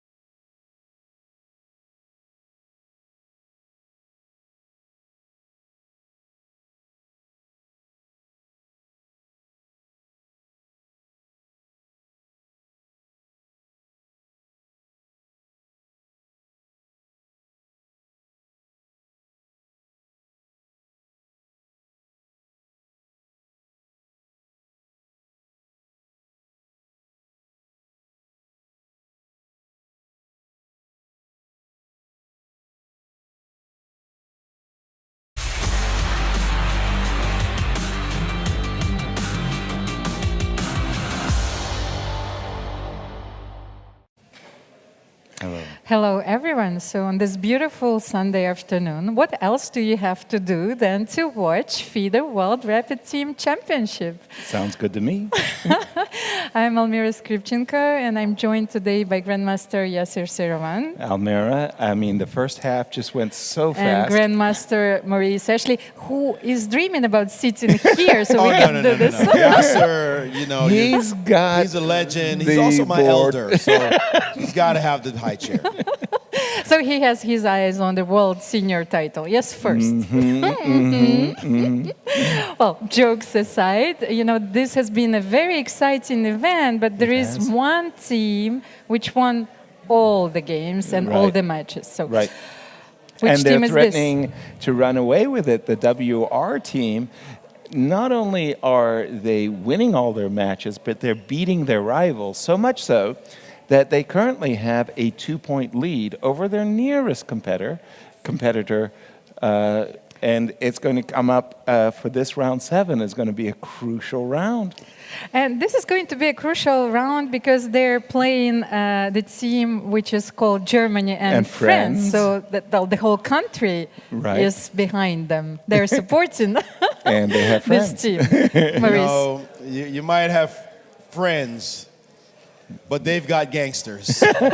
And it's rough. I mean, the lineup. Rough at the top. Let's look at the names that they just threw into the lineup. Oh, one Wesley, so one Nurdebek, Abdusatorov, one Pragnananda as your third board. Third board. He just happened to be almost a World Cup champion. Then you've got Keymer on 4, Alexander Kosteniuk. I mean, seriously? And then, of course, Vadim Rosenstein, who has been doing well as the amateur. This is just a very tall order, round after round. They're sitting people like Hou Yifan, for example, in the round. They're sitting Nepo. I mean, you're so strong, you can sit Nepo from around. This team is very, very tough to beat. But on the other hand, I went through the results of the team Germany and France. First of all, it came as a surprise to me that they don't have a substitute player, so they only have 6 boards. But no reserves. Yes, but they have quite a team spirit, so all of them are performing very well. And their amateur board, because in this tournament we have an amateur board, won like first 5 games and suffered his first defeat only in the 6th round. So this will be no picnic for WRHS. Who's the amateur player for the Germany and France team? So they have a 1,700 player. So 5 out of 6. 5 out of 6. Dmitry Kollers, who is very good in rapid games, is scoring very well. So he has 5 out of 6. So you have to watch out for this gentleman. Yes, but Alexander Donchenko is performing very well on the first board, 3.5 out of 6. So this will be a very exciting match. I hear your optimism. I'm looking at the numbers. I don't like board 5. World champion Kosteniuk against WFM Luisa Bashilina. She's only rated 2007. I feel like that's a massive, that's almost 500-point deficit. That's more than a 500-point deficit there. And Keymer should have the edge against a GM, of course, Dmitry Kollers, but that is a 200. Well, maybe it's not that much in actuality. Certainly not on paper. It looks only like 100, but I feel like in real life, that's going to be a massive one. I would say. Well, we have a David against Goliath situation, but let's shift it. Let's shift it. That's the best you get is David versus Goliath, and David, you better have a big rock in that slingshot because this one is going to be rough. Biblical here. Let me just jump right in. Yeah, fighting for the 2nd place, however. It really is a star-studded field. This competition, it's amazing how many legends we have. And I'm looking at Viswanathan Anand across the board, and he's up against MVL with the black pieces. And I can tell you, I've watched both of these players on the Grand Chess Tour, and they have played some Donnybrooks with one another. That is just, for me, a mouth-watering matchup. So if you just the look at following matchups are good too. In that same matchup, you're talking about ASV Alpha Eshek Lins against versus Freedom, yeah. And MVL Anand. We've got Grishuk against Daniel Dubov. Hello, That's a good one. Maksudlu against Vidit. Again, back row against Rapport, and Katerina Lagno against Polina Shuvalova. All those are mouth-watering matchups for the next tier down as they try to stay in close. Oh, well, they're actually on board 2 of the overall competition. So, yeah, I mean, you look at those competitors on the 2nd, 3rd, 4th, 5th boards, you're going to find some incredible matchups. You go, whoa, star-studded field. Where are the chess pensioners in this list? They're fading. They're fading. Stop it. We run out of energy. That's the problem with the pensioners. By the way, I'm not kidding. Seriously. We've got a lot of fans, and we're in front of a live audience, but we have all signed books, autographs, and taken photos. But I just want to call out the last 2 that I did, young men, and I asked them, under 10 national champion, under 6 national champions. I'm like, give me another photo. I mean, these guys are monsters. We have the past, wow, the present, and the future here at this event. Well said. The kind of event where you see the legends. Yeah. And hey, how you doing, man? Haven't seen you in a while. How's things? How's life? Right. Then you see the present superstars, the Fabiano Caruanas, the Wesley Souza, all these great players all around. And then you see the young ones, the teenagers, right? The wannabes, and then even under 10, right? The preteens, right? And you say they're being inspired. They want to be one of the future legends in exactly. time. And this is what these events are so great at doing as well, because you want to have an event like this in your country, right? The way Iceland got all those GMs after Fischer Spassky, yes. The way the Indian team grew exponentially after Anand defended his title, maybe not successfully, but against Carlsen, and inspired a generation. Okay, we'll do it. We'll take it on. We see it now. And you see something like this happening in Germany, and you may see some German stars come in time as well. So you want to have these kind of inspiring, awe-inspiring events with all these incredible players walking around. I'm thinking also of the Olympiad in Chennai and the Indians having these squads, and the youths almost ran away with the whole Olympiad at the end. Inspired by Anand. I mean, exactly. He inspired, but I think for me, the World Championship match in Chennai was really a dividing point, because Anand had been a champion for a while. I mean, yes, he had. It had been some time. They were still developing the program, but 5 that times one World playing in it was in Chennai as well. Yes, playing that World Championship match set everybody's imagination on fire. They got all the sponsorship from all these corporations, and now they've got a nice foundation on which to build, and they're just coming out the woodwork. So it's great to see an event like this happening here in Germany. It's always had a great chess culture. Yes. Now looking for many more champions to come, possibly in the next few years. No question about it. Events like this, I also wanted to add that they spark a lot of media interest. Yes. So it's a in very the press center important to our right, competition. if you go there, you'll find a full press center with a lot of journalists from all over the world, and it's very nice to have them. So welcome. Big shout out to our journalists for spreading the good news. So what is going to be our marquee matchup? So first of all, no question, we got to start with our tournament leaders, WR, but we got to keep an eye on tables 2 and 3 as well. And so the games are about to start. As you see the players in the playing hall at the board, if you don't mind, would you do me the kindness? So while you do that, board 1. 12 points is first place. Is 10 WR. points, 2 points behind is second place. And then you have 2 teams at 9. Correct. Right? So second place is the team from Germany and friends. And then Freedom and Team MGDI, who just lost to WR. To WR. They're sitting at 9 points. And then a big group of 6, looks like 5 teams actually, at 8 points. So if they win now, WR Chess wins now, they will have 14. And the maximum the closest team will have is 11. That's a 3-point lead. If they win now, they'll have 14. And the best Freedom and Team MGDI can do is get to 11 points. They may be stuck at 10 if there's a draw in the match.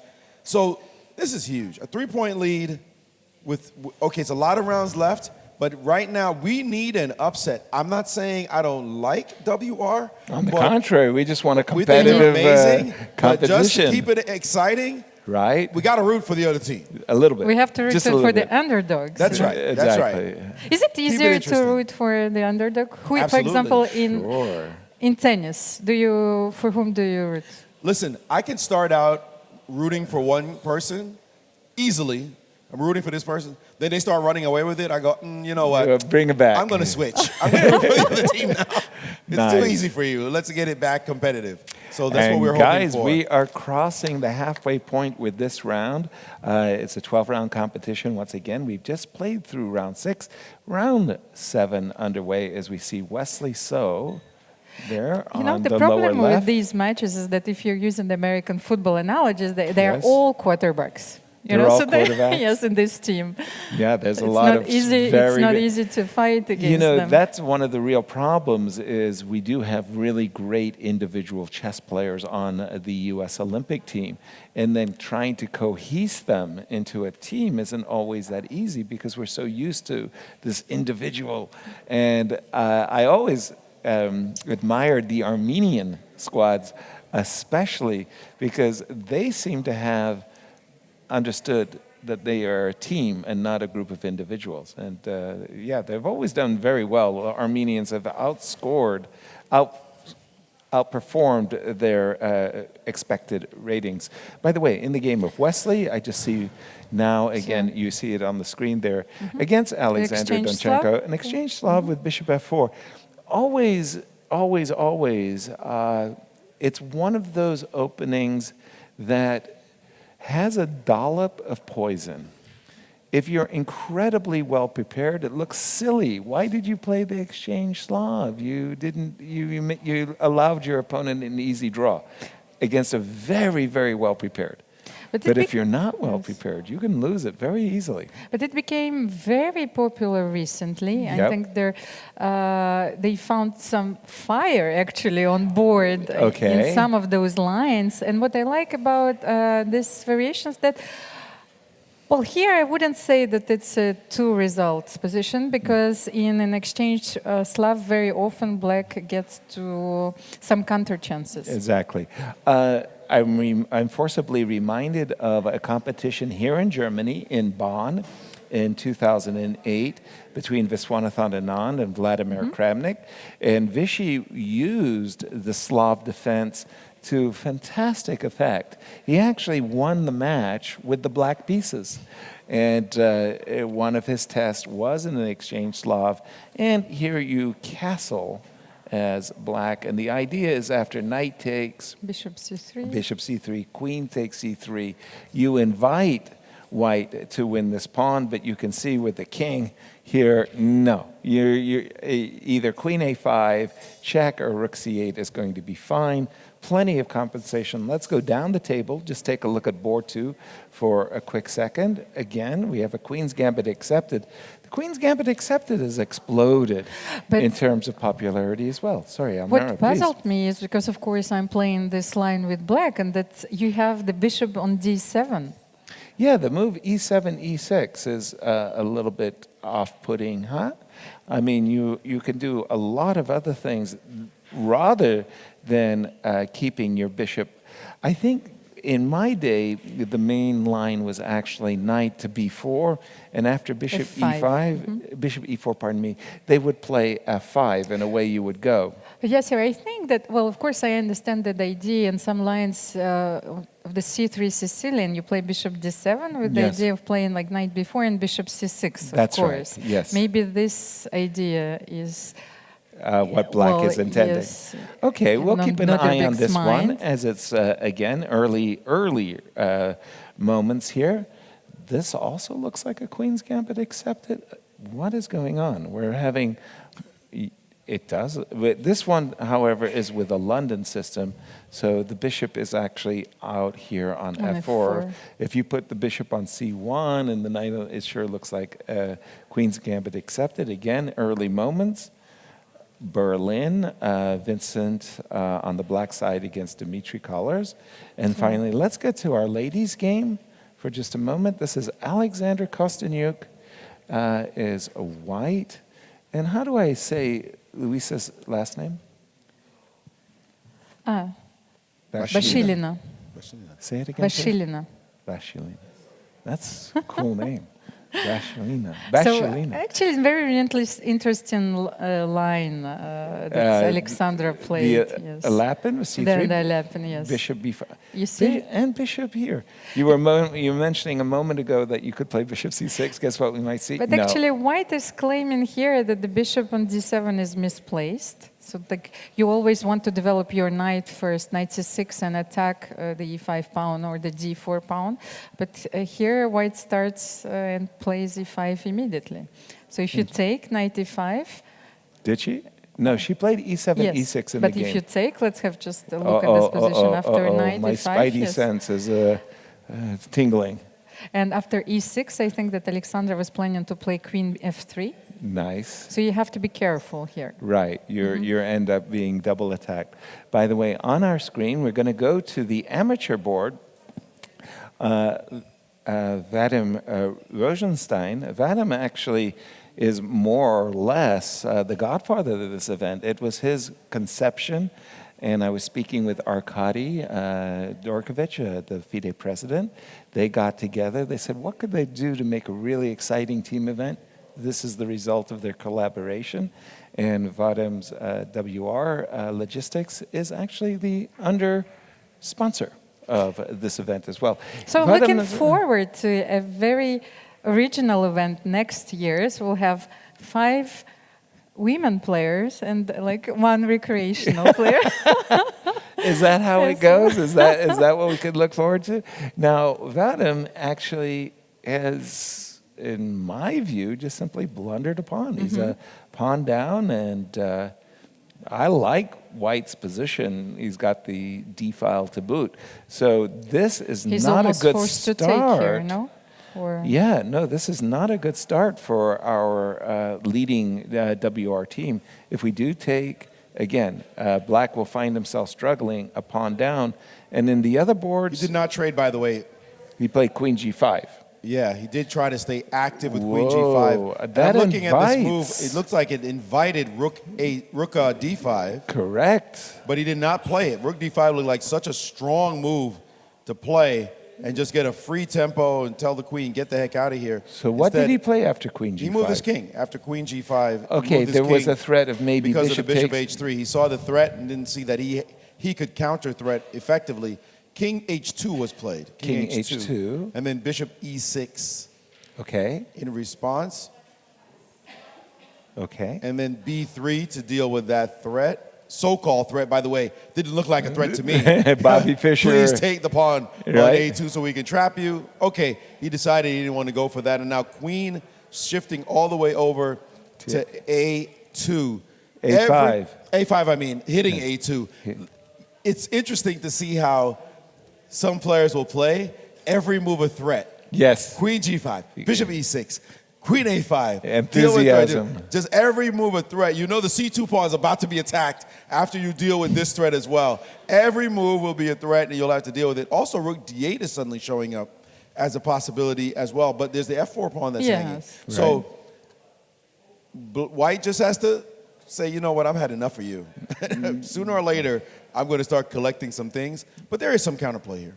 Okay, well, we'll keep an eye on the amateur games. And in the meanwhile, on boards 2 and 3 of those key matchups, Maurice, what games caught your eye? Well, always going to be interesting to watch Dubov play chess, period. And then it's always interesting to watch Grishchuk play chess. So what happens when you put these two tigers in the same cage, you're going to get an exciting game. And this is what's transpired here. Grishchuk with the black pieces against the young Dubov. And he simple Catalan. The c-pawn is hanging. At some point, he's going to take it back. And he said, nope, not giving it to you that easy. Takes, and knight to c3. So definitely a pawn sacrifice in the position. And what happens next? Well, queen e8 sidestepping the thrust. That happened anyway.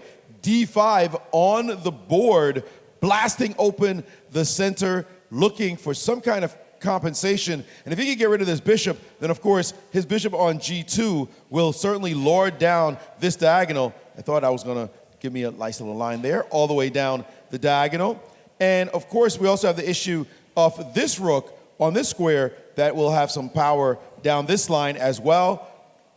If I can just get that to work. I'm trying, guys. There Come we on, go. Maurice, That you can do convergence. it. Yeah. I didn't know I could do it before. I did Right. by accident, so now I'm showing off.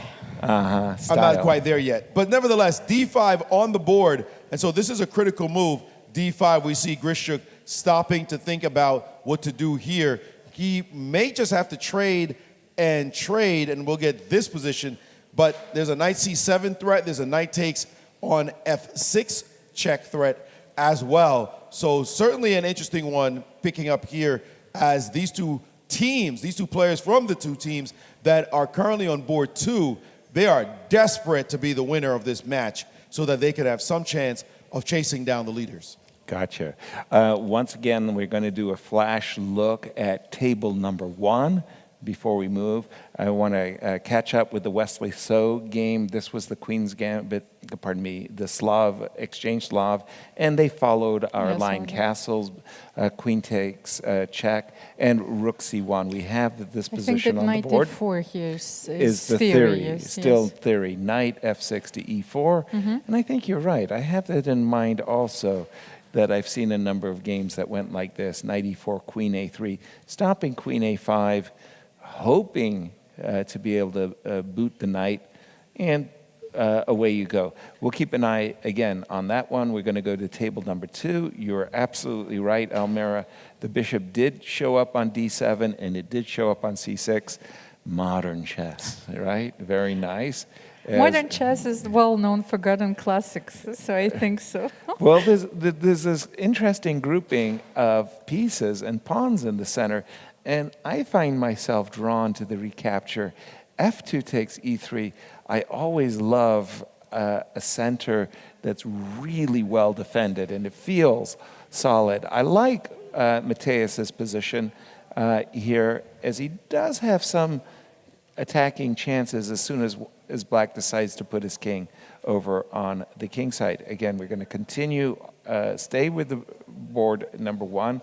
Prague, I like Prague's position. He's bearing down on this d6 square, and whether or not you play it with bishop or with knight, feels like white is for choice, even though I think it's minor. Vincent, 2 bishops, Berlin, very, very balanced. Always I get these positions and I feel like I've come to a stop. I don't know exactly how I'm supposed to continue with either side.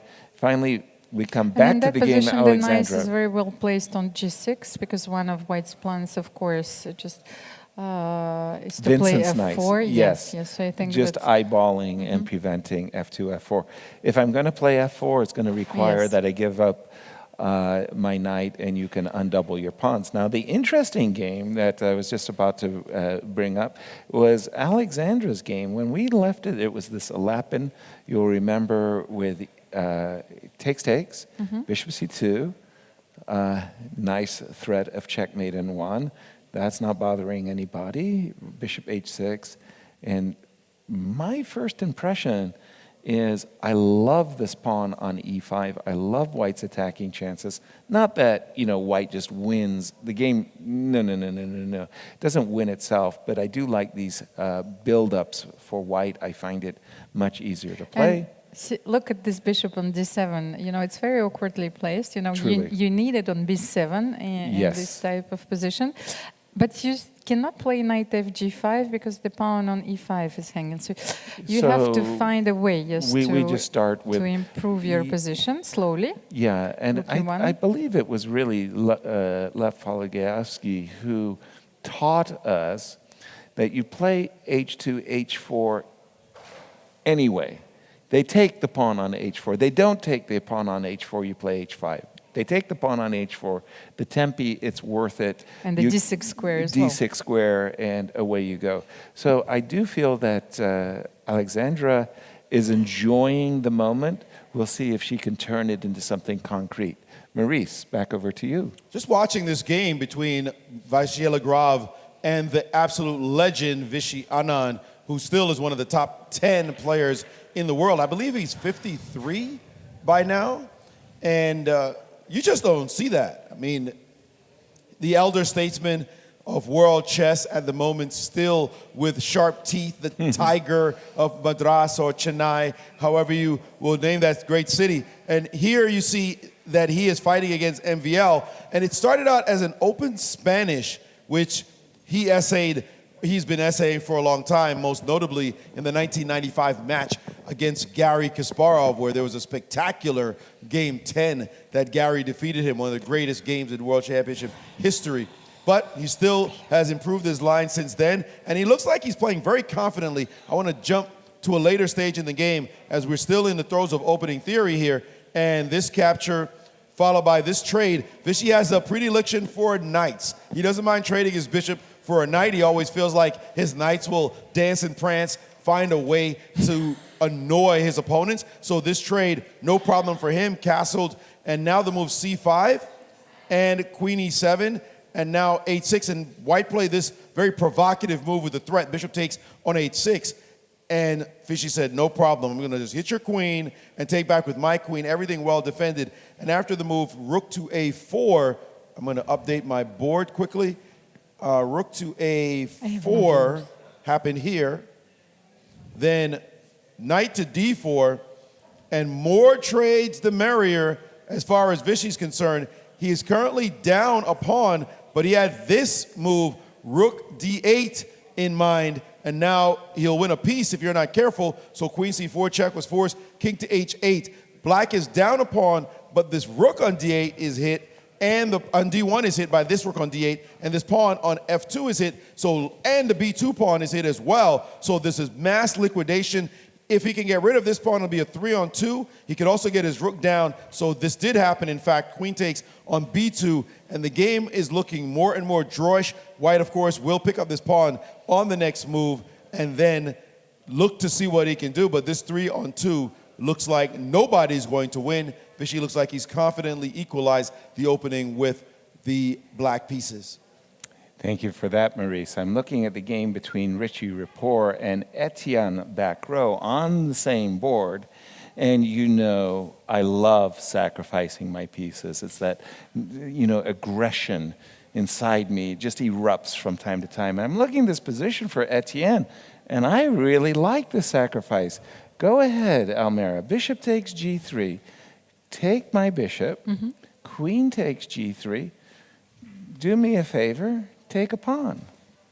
Well, Let me and take after a rook knight. f3, what am Queen I f3. supposed to do? And And now? bishop d7? No.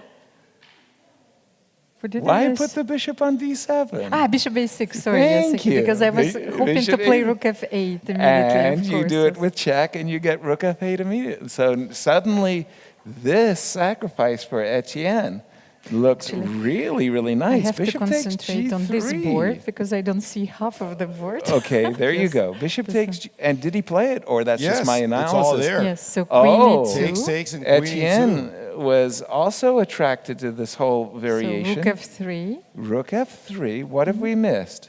And there he Done. goes. Damn. And look at that. You saw Richard, his eyebrows went Oh, up yeah, and it's still you up see- again. see Like, Richard. wait, what's Whoa, this? whoa, And he's whoa. looking yet again, blinking, and now a And- slight smirk just appeared on his face. Right? He did not see this sacrifice at all, and Wow. now he's desperate. Now you can see, look, there it is. He resigned. He resigns, yes. Amazing body blow to finish off such a player, and the other players are looking like, what did just you- happened? Wow, what a game by the French superstar. He's known for these kind of tactics, though. Absolutely. I just wanted to say once again that Etienne is a really good player. He He's really good. There's like in a conversation, you're coming up with the phrase 2 hours. You know, it's like I'm always surprised. I don't know what to say. And like 2 hours later, I know, oh, this That is was the perfect nasty. answer. So That was over before it started, Oh, Maurice. it only took 18 moves. Wow. How often do you see a player of Richard Report's level, one of the top 10, okay, he might be like number 12 in the world right now, but one of the elite players in the world with the white pieces get a sacrifice put on him, bishop takes g3, and then another sack on f3, and he's resigning before the game number hits the 20s.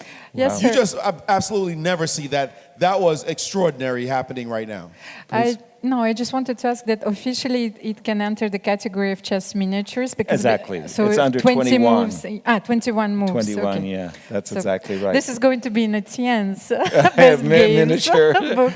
Thank you very much. You made a new chapter in my book of best games. By the way, in the game between Daniel Dubov and Alexander Grishuk, the player stopped. I mean, basically, Maurice brought us to this position, and then, Grishuk has frozen, or who's thinking for the moment? Grishuk took an enormous amount of time. I think he went from 12 minutes to 4 minutes to play the move bishop takes d5, and that certainly stopped Daniel as well. I mean, they had been blitzing right along until this moment. And what's going on in the position? Let's imagine we capture, and let's go. We capture some more. And let's imagine we play the move knight d7 for just a moment. Well, it's clear that we would love to play rook takes a8, distract the queen, so we could play rook takes d7. So we're going to play a takes But b5, I think he of wants course. to play knight b6 Exactly. in this situation, So of knight course. b6 in this situation. And then we pause some more, and then we see this move knight g5. And then we start to understand, whoa, like who's doing what to whom. Bishop takes, rook takes, and suddenly it's not so easy, especially if we get to take. So we go back to this position, and we're going to play g7, g6. And this is the type of complications that both players seem to be really focused upon exactly here in this moment. And who calculates the deepest and the best? Well, it didn't happen. It didn't happen? Why? No, What he took happened on instead? d5 immediately instead of taking on d5. Oh, okay. He took on b5, and the response was bishop takes c3. So after bishop takes d5, he tried to get back into some of those positions, and there is this knight g5 lurking. And that's what happened. Bishop takes, and instead of taking the piece back, Knight g5. knight g5 lands on the board. What did you say about Daniel and Sasha? When If these those two two play- guys, you can't guess their moves. That's right. Look at Knight that. g5. Bam. Got a little Matutsky threat on Okay. a7, and Grishuk is pausing like, wait, did I not look at that? What am I supposed to do here? And who knows what's going to happen on the d5 square. G6. Doesn't look like it's mate or anything over there. So we start with g6 and just say, with trembling hands. we play But G6. now, after Now, queen c3, he played g6. If you exchange the light square bishops, then you will have the knight e4. Yes, So exactly. queen takes c3. Let's say bishop we g2. exchange the bishops as you just suggested. And then queen takes g5. Queen takes b5. you will play knight e4. And that's lights out. And I want nothing to do with that whatsoever. Neither did Grishuk. In this So- position, he played queen takes on b5. And left the bishops on the board because he wants to keep control. Over the e4 square, of course. Exactly, it's- because your move knight e4 was killing him. They can- Doesn't this allow, rook a5 looks Scrumptious. a little scary. Queen But b3, queen though, b3. does happen. And your rook is hanging. So this is not great fun because the rook did hang on the last move. So Well, you could play bishop takes d5, rook a5. I'm still meeting that with queen b3. that's exactly right. Yes, What's beware the way? that after bishop g2, you're losing a piece on g5. So you need to do something very concrete right now. Exactly, That's the threat. exactly. Bishop g2 is... But, guys, for me, I want to post my queen up to f6. If I could go queen f6, but you're going to play knight Knight d7. d7. So I'm going to kick your Bishop c6. bishop to c6. Now, Now your knight's hanging. Knight queen f6, knight d7. But can you play e5 here with the idea of playing bishop c6 and knight e4 then? So it depends E5, on, of course. okay. I'm with you. I'm feeling it a little bit now. Look at the faces. Look at the faces. Grishuk's looking away. Grishuk is thinking something must be on his mind, and he doesn't Right. want Daniil to see it. He's thinking about it right now, and Daniil is like, Something lunch, is here. Lunch, something. What is happening now? He feels the energy of his pieces, and it's now. Wait, if we could back up, just back up a couple of moves And to the after- current position. This is right here. Daniil is looking at everything saucy, exciting, sacrifice. I don't see where is there a. There feels like also. There's saucy sacrifices. That's Just- saucy. There's That is something saucy. to- That's something they both are thinking about. That's a very good point. Knight h7 with rook d4. What do you do about that? But you have a Do you 6 start at the with end, rook I think, d4? yes. Do you- Or start. I'm sorry. I'm going to go back to e4 for just a Yes. moment Yeah. because I loved this idea. If I can trade the light square bishops, like this would be a disaster for black, right? We Okay, could but how do just- you? Yes, this is a Yeah, disaster. I But how mean, do you I- handle bishop g2 and knight c6? Okay. But you can always protect the pawn, and then Bishop you also g2 yes have the and maneuver. knight c6. So you protect Okay, the pawn. With the rook, Okay. or with the, you're going to push? I'll push. Okay, and then rook b8. I mean, we're annoying you while you're Yes, busy sir. trying to get your thing going. I And now am. rook d8. And then we're at the We're end of the day. both still. The tension is But you're it's down. zenith. Sorry, I know, I'm you're down, a a pawn. So if rook takes now, yeah, in that same position, line, rook takes, Rook and takes maybe d2, yeah, rook takes and maybe d2. some kind of queen incursion, queen b4. Okay. Here. I mean, every move now. I mean, I don't know. It just Yeah. feels like I'm not you sure never get either. a chance to play. Even if you play knight e4, knight f6, I'm not worried. Right? I mean, I need a major piece. You're trading them all to make knight f6 matter. So I don't feel he's looking at that. It's too slow at Okay. the moment for him. He's looking at sacrifices. That's yeah. Daniil Dubov. Now he's sitting up a little bit taller in the chair. And what could possibly? I'm sure the folks at home have the engine blasting right now and I'm saying, we know saying- exactly what to do. Grishuk is looking away from the board like he's left his lunch somewhere and he's looking for it. It's a He's not feeling really good. There's also Guys, can I go back to this one moment where we're looking at something with rook a5, right?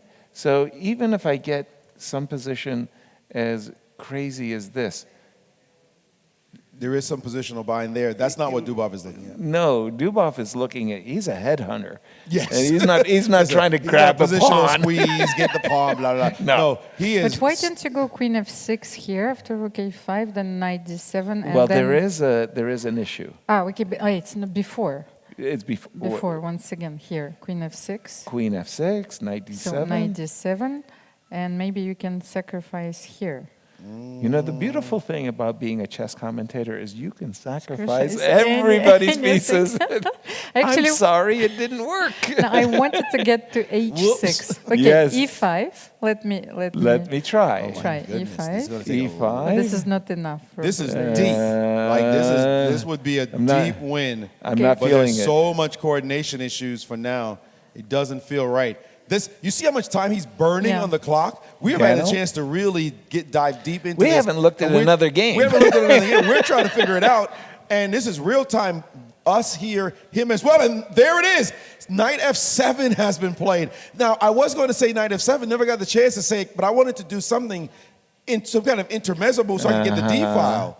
But I He didn't. wanted to say No, I knight did. f7. I promise you I did. I promise you I did. I'm not making it up. I He- wanted to say that as a sacrifice. He's a but- truthful man. But He if does. we go back to the board position, queen c3, queen takes b5. I was thinking first I need to play e4 and then knight takes on f7. Right. Right? But I also didn't believe it because e4, bishop c6, knight f7, rook takes, rook check, and now you had bishop e8. Not to allow my queen to come into Right, exactly, H8. if you block. But I'm thinking, okay, this is a bluff, right? Because e5, then c6 or something. And, Yeah. But you do have this permanent pin, eternal pin on the back rank. He decides to do it immediately. Wait a minute, Maurice. He could have thrown in rook a5 in this specific position. This is look. And then e5, yes. Man, if I had been able to play like this, I'd have been a genius. The combination. Wow. We call this advanced chess. He comes up with the ideas. I finish him off. This is a retro analysis. Right, retro now. But he started with knight f7. He started with knight f7. And the thing is, he also has allowed... He's threatening mate in 1, by the way. That's a real threat, yeah. That is a real threat. He has allowed and king Sasha f7. Stopped. I bet he did. Because also king f7 probably can be met by rook a5, rook d5.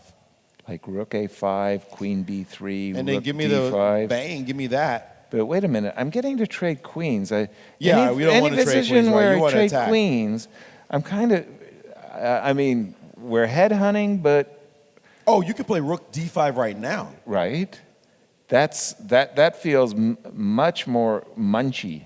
And now rook a5. Exactly. Now the momentum and bishop and we're takes not d5. trading queens because the queen, your king, forget the rook. We're Right. going to Your king is going to be saucy in the middle of the board. Right. And Grishchuk now, he's feeling it. And on the Dubov, clock. What a move. Knight f7. This could be the game of the round. Easily. I have a move for you here. What? C6.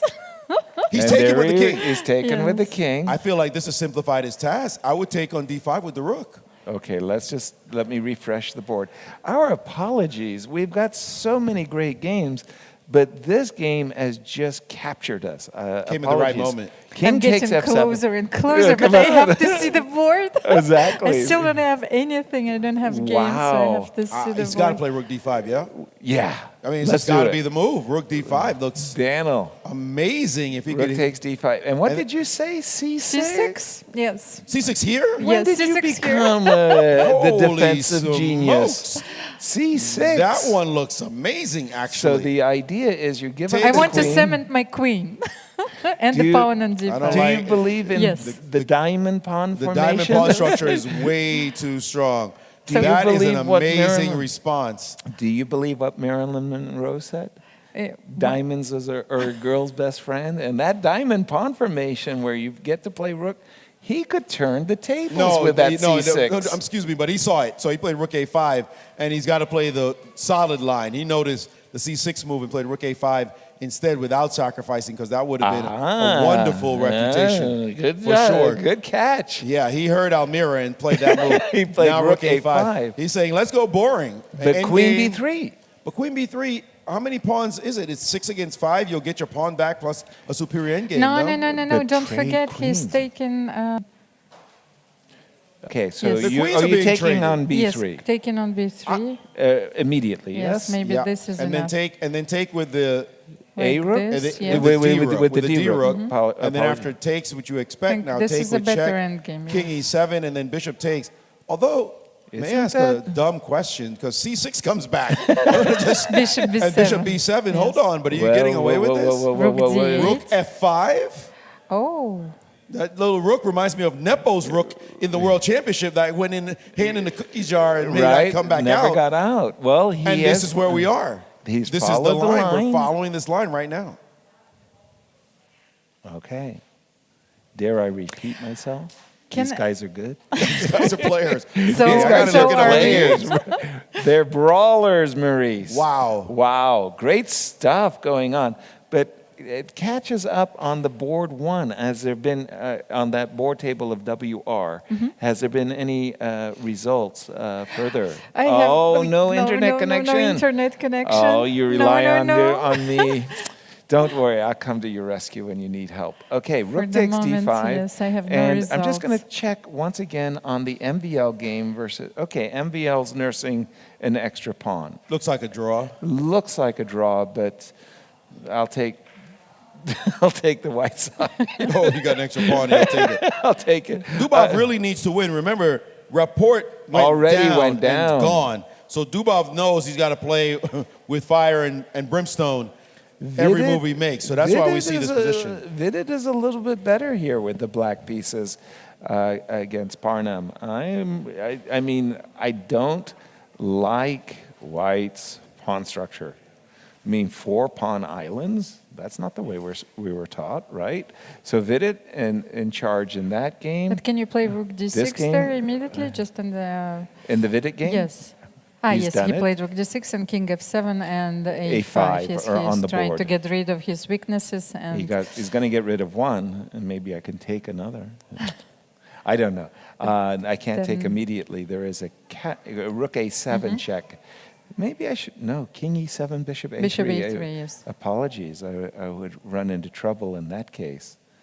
Well, I may have to pull in my horns and just play a little bit safer, rook c7. By the way, we should just point Please. out, just advancing this game a little bit more, it's funny how chess is. A lot of times our energy says, I'm attacking, I'm going to mate. But when you get to the higher levels, it all becomes about the end game. The guys don't let you mate them, generally speaking, notwithstanding Richard Rapport getting spanked on his board. But aside from that, usually it's going to be a lost endgame. And here you saw Daniel sack on f7, but of course, Muzychuk is going to be like, hold, okay, we're going to settle this down, trade queens so that you don't ever even dream about mating me. And now they're in an endgame. The game proceeded here with the move king f7 instead of capturing on d5. A quick retreat to go snack on a pawn, and now the move knight to d7, and bishop h3 was played to eye this pawn, allowing the move rook to b8. Black's pawn structure is worse. We see there that black has 4 pawn islands, but hoping maybe to be able to settle things down in this position and possibly get an equal endgame. Although I'm wondering what is the deal with rook takes, knight takes, and rook to e5. That looks like maybe Scrumptious. another pawn coming, a White's pawn win. coming our way. So that maybe he's hoping he's going to be able to solidify with counterplay with this move, but it's certainly white for choice in this position as black is trying to weather the storm with these bad pawns. Indeed, he is. Going to some other games for just a moment, checking in on Gabriel Sargissian's game against Pentala Harikrishna. Very, very, very balanced. Almira, I don't see anything in that game for either player. I would be expecting a draw. This is on the table number 3, by the way. These two teams, really at the moment, it's a fight for second. so I mean, Armenia against team MGD1. Exactly. This game is between Nihal Sarin. I'm not familiar. Haik Martirosyan. Yes, I have actually seen it. Was he the world junior champion? No, I'm thinking of Harant. Yes. I'm sorry. Okay, and that game, okay. Also very, very balanced. Seeing a great rook on b3. Maurice, what caught your eye? Back to that matchup between ASV and Freedom, we know that Richard Rapport has already lost, so important games for the amateur boards, really important. And by the way, the two amateurs, we have them as Shapiro and Yari. This Shapiro is rated 1947. Guess what his opponent is rated? 1947 as well. Get out. Exact rating. Get out. Yeah, I can only read what it says, Yaz. Don't kill the messenger. All right. This is the situation. Now, they might have equal ratings. This board does not look exactly equal, if you will. 6 pawns for white, 4 for black. Black has an extra piece, however, but we know this kind of Sicilian where you try to sacrifice and get your pawns rolling, but these pawns are firmly blockaded at the moment, but it's not so easy for white to get out of this, for black that is, to get out of this squeeze. This is a critical game. Yes, the amateurs count in these matches, and this is a critical game for the player with the white pieces, as he's seen one of his teammates lose a while back, 18 moves, getting crushed was Richard Rapport. So we'll see how this one proceeds as they try to make it work. And we see there it's the youngster, Yari, and now he's trying to figure out how he deals with these passed pawns. He's looking around and he's getting quite nervous, as you see on your screen there. This is a huge game, and he very well knows it with the black pieces. And there he's played king to d7. Thank you, Maurice. Action, action. Everywhere there's action. I have to go back to table one for just a moment because crazy things are going on in the game of Wesley So and Alexander Danchenko. We expected a nice, very quiet, tepid game. Not at all. I told you that black is going for a win sometimes in those lines. Exactly. In these Slav exchanges, queen a3, this is where we left it.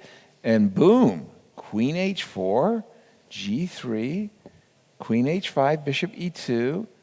The queen keeps up the harassment, g5, bishop c7.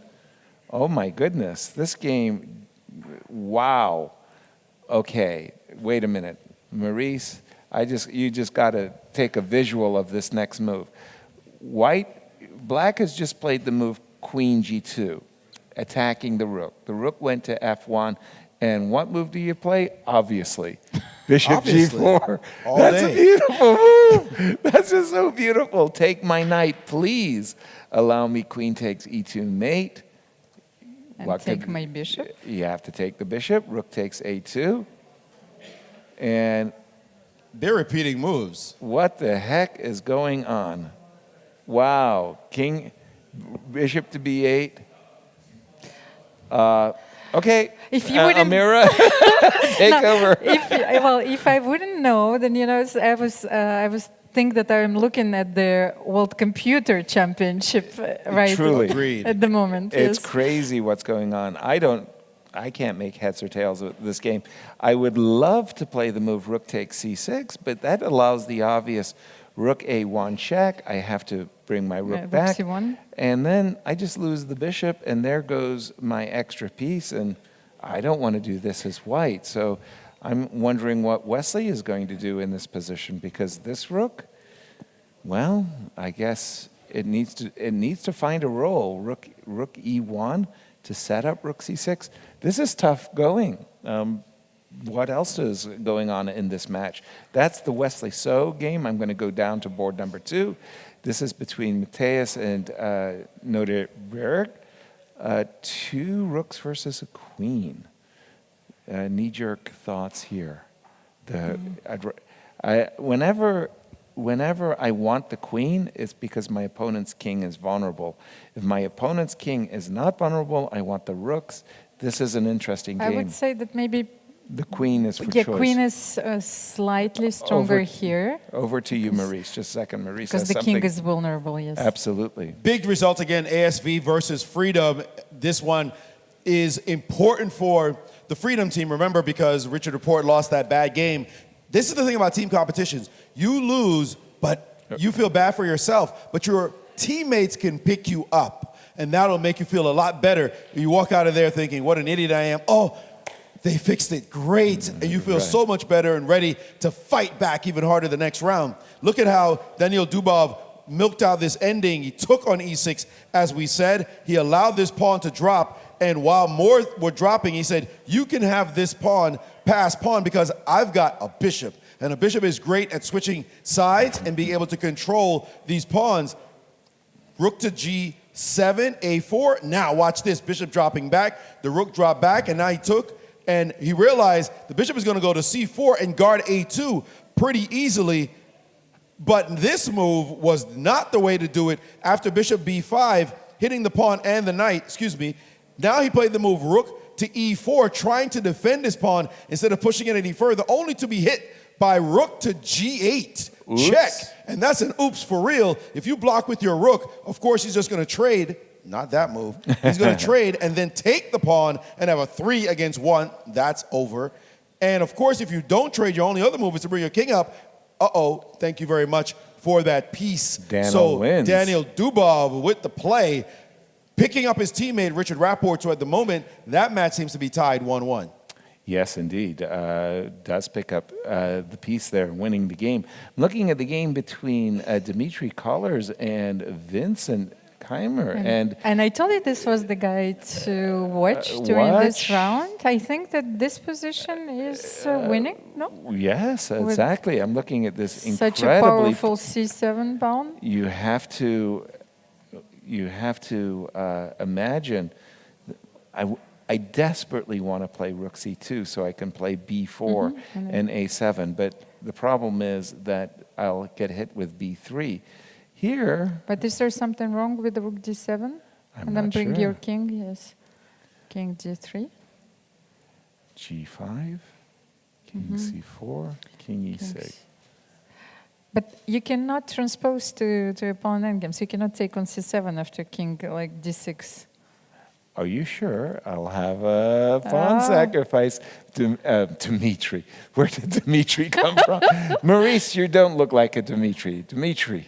Well, what do you have for Dostoevsky. us? With That is Dostoevsky, you can use a lot of names. Maurice. That's Dmitri to you, by the way. Listen, the comeback is on for the Freedom Team. They saw their guy go down, but they're not out of it at all. We just saw them tie it 1-1. They have not gone up from that disaster, and they're ahead 2-1. Yes, indeed. In this game, Maksudlu, we were looking at white having the initiative. Well, a5 was played, rook to c5, hitting the bishop and the pawn, and after takes, sacking a piece, looking for some real play here, takes, rook takes check, and the king moved in this position, and he thought, hey, I'd look like a genius, I win the bishop back, but what he didn't calculate properly was the counter shot. We call this a boomerang. You do a combination only to be hit in the face at the end of it, as now suddenly black is winning a piece at the end, and now it's just a question, can you make hay with this passed pawn? The answer is no,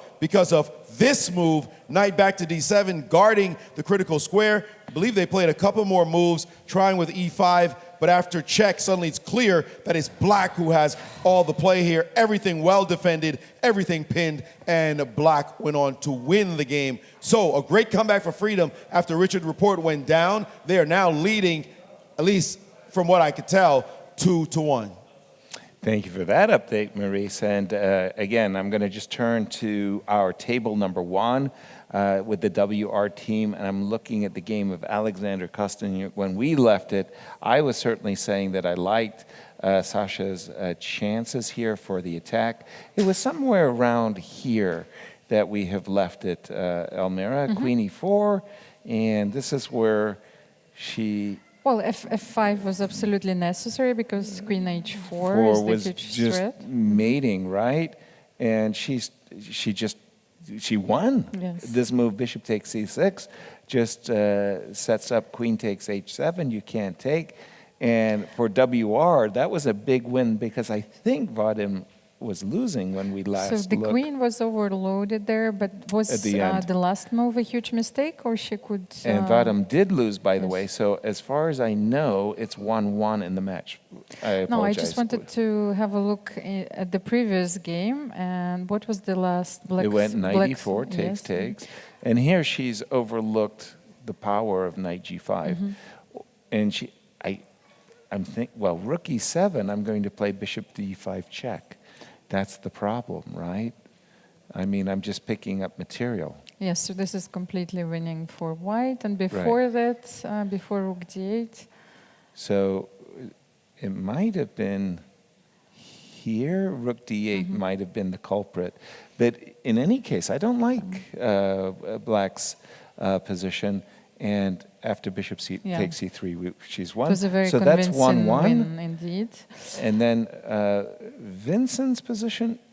Let's have a look. So you want to bring your king. I do. So let's say I cannot exchange the rooks because if my king goes to b5, you will have a breakthrough With g4. Correct. But I want to dance around. So whenever you attack my rook, let's say I will play king c4. Okay. So king e6, I will play rook g7. Okay. I will bring your king closer, like king f6. Okay. Then rook h7, king Okay. g6, win another tempo, and I will bring my rook to d7. So that was the position that we analyzed, I think. Yes. So Okay. how do you win here?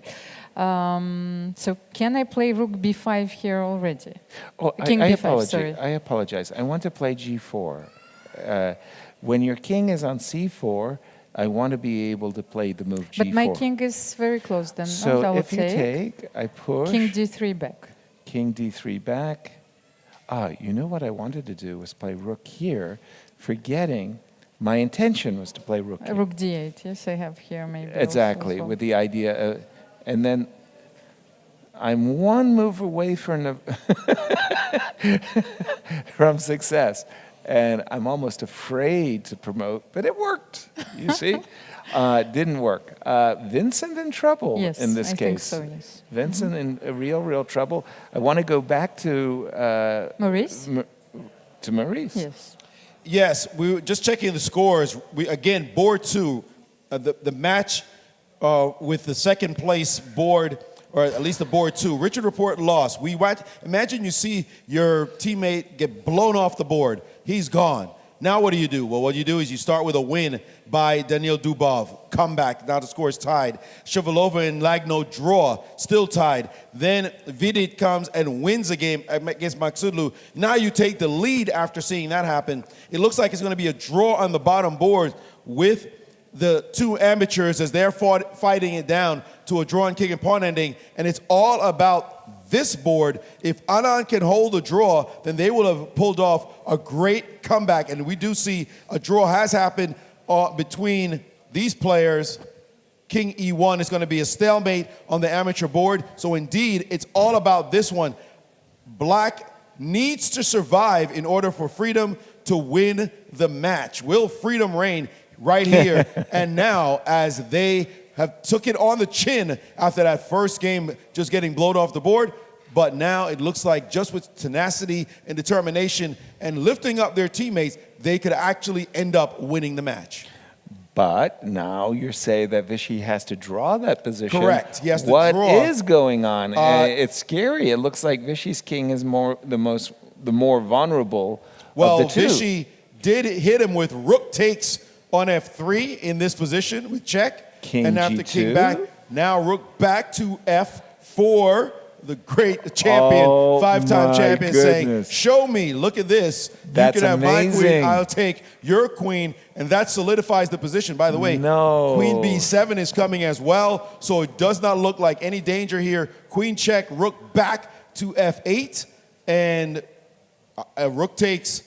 Draw. Takes. We expect to see rook G5, and it did happen, rook, and bam. And we have king versus what king. A save. And great save by Vishy. And Freedom did, in fact, pull off the win after losing that first game so badly. So a big, big result for them. I think dinner's on Richard. Thank you, teammates. Bailed me out. And what's happening again on the first board? Because, I'm seeing three results, three decisive games. Mateus went down in flames as Naderbek... it's not often you see two queens versus two rooks. Yes, but we have to put the position on the board because I've got the position. Just for the pleasure of our eyes. The final position. You don't usually see king and two rooks versus king and two queens. That's a rarity. You know, in what? So what is the result? Recently, you don't know. No, I don't have the results. But recently, I've been reading a book by Japanese author Kawabata. Okay, it has nothing to do with chess, of course. But somehow I managed to find an analogy that he was talking about the aesthetic pleasure and contemplation. So at some point, I can compare it to chess because. During those moments, it's like the world ceased to exist and there is no darkness anymore, only beauty. In the so chess. this is, he could have been writing this about chess as well, and this is how I feel about the game. There's always the moment where darkness ceased to exist and there's only beauty. The only thing is the chessboard. Yes. A draw was between Wesley and Danchenko. That looked like a crazy, crazy game. A draw on board one. Once again, we do have a win for Naderbek. That's 1.5. Just a second. I'm just trying to get the score. Prague is still playing, and he looks like he's better. So it looks like WR is going to go win. Maurice. Yeah, it's important that they get somehow slowed down in some sort of way. But it looks like they're just a runaway train. There's only one team that I'm looking at will have to make an enormous comeback in order to catch them. But it's a team I got my eye on, and that's the Competence Academy team with Fabiano Caruana, Levon Aronian, and Gukesh playing on that team. And they did win their match. They were playing against the Chess Bras, and they've already clinched the match. Aronian is still playing this position, however. It's a bishop and 3 pawns against the other colored bishop. This one should be a win, no? Absolutely. It should just be a win. Aronian should lose this game, but breaking the blockade will be the only task, as it's not so easy to get to push G7 and E7 at once. Although it does look like if you could get up on H7, then you just resign if I push my pawn all the way down and then push the other one. He's not letting it happen, though, as let me just update to this position. He's not giving him the chance to get to the H7 square, but now it looks like he's trying to get to D7. Every time the king goes one way, then the black king shadows and tries to stop him. Is it definitely a win, Yaz? Yeah. I'm thinking it has to be a win. I've seen bishop in 3 pawns, and you survive. And he somehow, he did manage to finagle this position. This is definitely got to be winning right now. The king headed to the H7 square. Sure. G5, bishop E7, currently played king H6. He's going to play G6, king H7, and when your bishop comes to, let me just make a move. Yes. The bishop D8. Oh, look what Levon did. Humor. He played bishop to F6, offering a little stalemate trick. He said, okay, move a piece, please. And then he played check, king down, and bishop back to F6. I don't see what this does, and G6 is being played, and now G7 is threatened. You're going to have to resign. If you make some random move, then G7 takes, and then E7, and you can't take the F-pawn, unfortunately. So this one will be over, but it doesn't matter. Competence Academy still going to win the match and try to keep pace, but that's a 4-point difference between them and WR if they do win, WR Chess, if they do win their match.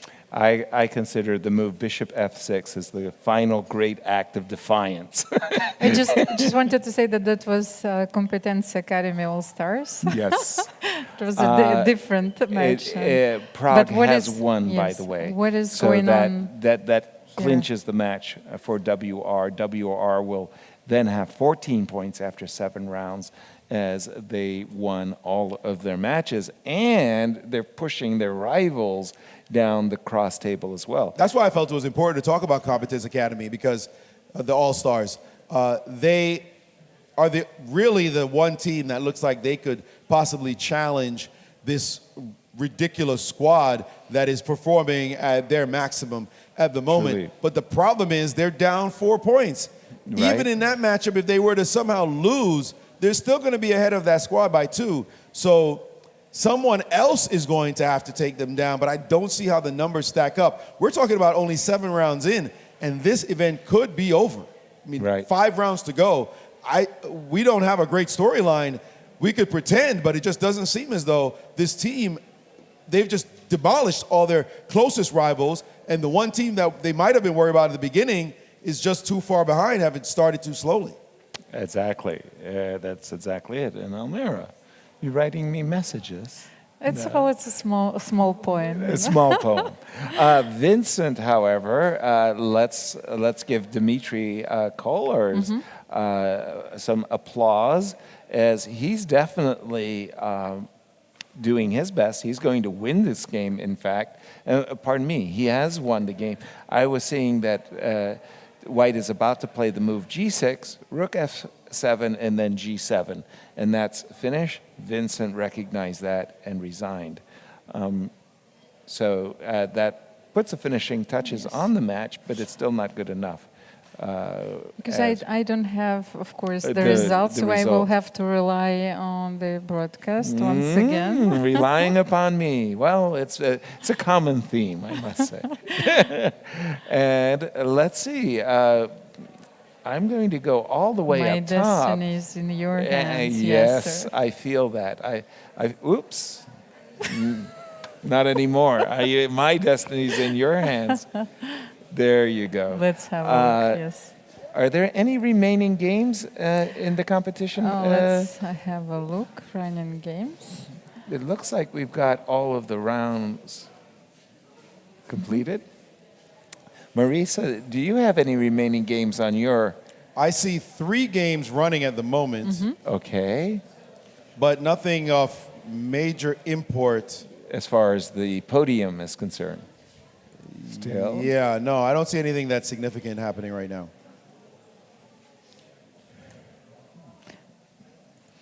Yes, I'm just That going. looks like a yes. nice final position, I think, the stalemate position. So we will have Yes, to wait for the updated results, I guess, for the moment. So Freedom won against Alfie Klintz. Then WR Chess What was the score? won against Germany.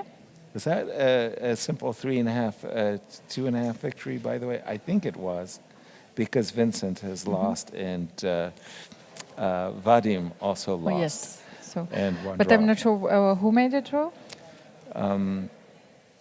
I'd have to scroll. Stop it. I'd have to. It was the draw was on board one. Wesley So against Danchenko. Yes, that was yes, that the crazy game, which could actually be decisive for the match. Right. It There's might have been 3.5, 2.5. Then, well, if Danchenko could win the that game. so it's well, they could It was so score the close. first draw. So then, Freedom. They won against Alfie Klintz. But that was 2-4, right? Yes. Freedom won. And then team. No, I beg your pardon. That was also 2.5 because Vishy had to draw. Yes, to draw the game. Exactly. So Armenia against MGD1. MGD1 won the match convincingly, I think. Do you know the score? Well, I'm pretty sure you do. Need help. Well, I know at least one thing, that we are going to welcome 2 guests Oh, really? Lovely. It's nice. today. So By the way, I just want to give a shout out to our competitors to thank them for joining us on the show. I know what it's like. You're hot after the game and you really want to go to your teammates and you want to analyze. So or to shout. yeah, to shout or to look at the chess engine and to see what you might have missed. So it's always very nice when we do get guests to come in and share their thoughts with us. So Maurice has a few thoughts about this round, I think. Well, I just have one game I'd like to show, and it's a pretty important lesson when you're playing. And in this position, Black has some nice pawns going down. Clearly, the C pawn is backward. You might want to solve this problem, but that's not the biggest issue. The biggest issue is White has some sort of ambitions on the king side of the board. So you need to be ready for whatever is going to happen here, especially on the square F5. Maybe the best move is just to drop this bishop back. There's also the possibility of playing B4, but knight A4 gives you the C5. So maybe just drop your bishop back. But Black got very ambitious and tried to solve all the problems in one move. And in this position, playing the move C5. Looks impressive. Look at this great pawn phalanx. The problem is it weakens the D5 square and the B5 square. And you'll say to me, well, so what? Big deal. These squares are so perfectly defended. Well, not so much. After the move knight H4, suddenly the move knight F5 is coming in with real effect. The problem with the problem now is you can't play bishop C8. Remember, I told you B5 is indeed hanging. So he tried to do something with knight to H5, chasing the queen away. And if you go queen G4, then knight F6. He said, I'm not moving my queen. Let's play knight F5 first, hitting your queen. And if you take, your knight will be hanging. So when I take here, all these buttons are hanging. Remember this pawn that was defended? Well, this knight is gone. Now the queen is gone as well. And now we play queen G5. Your knight can't get back to F6. Oh, by the way, your C5 is hanging. And your D5 is hanging. And that's exactly what happened. G6, oh, that's not really attacked because you're pinned along the line. You picked up a pawn, and now it's just going to be pure pain as queen drop back, E4, and look at, you call this a phalanx? That's a phalanx. Now after the move, desperate move, B4, push, and now dropping the bishop back, and Fabi took yet another pawn, and this is all over but the crying. After queen F3 takes, let's take on G6. Excuse me, let's take on G6. And now it's all smash. Queen back, F5, and is just rolling home now for the white pieces. He took yet again threatening mate, and then he dropped 97 on the board, and it was over. It was that small move, C5. You thought, hey, can I just open up the position? Not when there's so much energy pent up on the other side. What a smash by the world #2 player. Yeah, that looked like a crime scene there at the end. Thank you, Maurice. And I would like to welcome our first guest in our round seven. studio. Yes, so while it's happening, yes, I Who will is our introduce. guest? Yes, I will introduce our guest. So Hello. first of all, yes, Welcome. hello. Sorry. Hello. Hello, herzlich willkommen. So, Ralph Westerhoff, and you're the captain of the team Chess Wizards. Yes. And tell me a little bit more about this team. I know that this is a very special team, so I want to hear it from you. Yes, it's a very special team because it's children with refugee biography. Refugees, yes? Yes, from the Ukraine. And yes, at SV Kaponier Fechta, it's a very small club somewhere in nowhere. There appeared one of the children, and I asked, what do you need? How can I help? And the mother told me, yes, we want to join tournaments. And on several tournaments, and we met the other boys and girls. And then we thought, oh, maybe we can take part at this event. And yes, it's wonderful for the kids. So if I can explain, there's €1,000 entry fee for the club, but I think they were sponsored to compete, and it's all children's team. Yes, I wrote an email to the FIDE, and I said, okay, we are refugees. Let's help. Let's Could go. we play maybe a little bit less or much less than €1,000? And yes, the FIDE said, okay, come on. Wonderful. You can join the tournament. So and the children are happy to compete then? Yeah, the children, they want to play chess. Of course. Yes, and that's why I am doing this. Huh? Right. They want to play chess, they have to play chess. And so I have to invest some holidays and so on, but maybe some in the future, maybe there will be a grandmaster, maybe two, or all of them, who knows? Right. Well, it brings them certainly so much joy, but I can see that they're quite strong. You have already 2 players who are over 2,000. Yes, 2, 3, one of the, Nazar Tarasenko, he had 2002, some weeks ago. Then he played his worst tournament at the Deutsche Meisterschaften. But yes, they can all play chess, and for me that's nothing.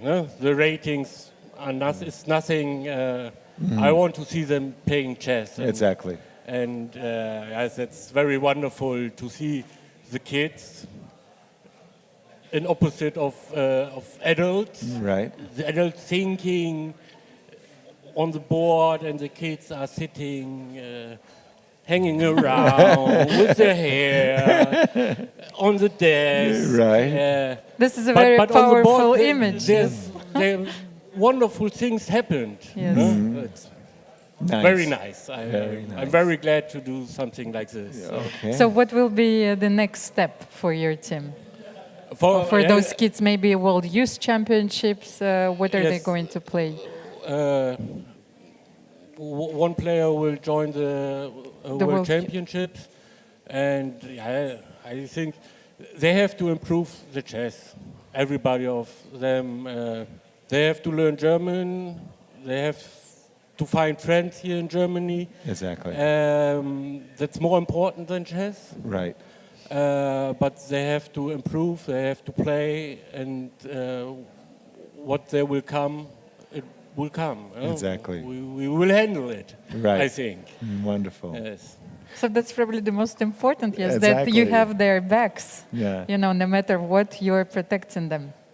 Please? No matter what, you are going to protect them and to help them. Yes, I'm just a helping hand. So they have to play chess. They have to learn with their trainers and coaches, and I'm just the driver. And they can be children as well. This is the most important. Yes.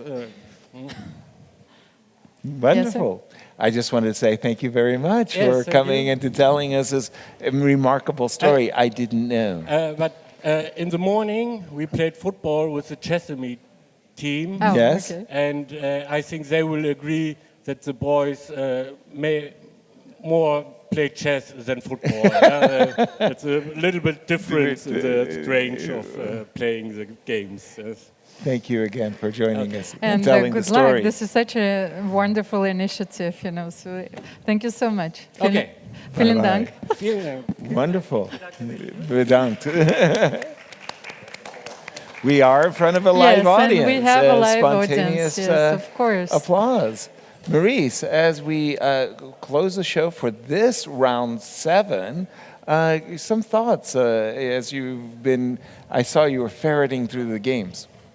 Well, there is one game that's worth noting, which is looking for some nice finishes. And this one comes by way of the FIDE management team. I'm not sure what their standings are in the tournament, but I said, you know, this is a team a lot of people want to beat. You always want to beat the management, right? So you go after the corporate team. Well, here, this one, Dana Reizniece-Ozola, she is absolutely a star. Don't think, oh, she's just one of the directors of the team, deputy director, I believe her title is.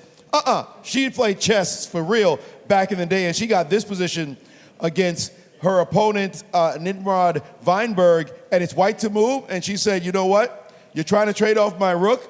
You can have my rook.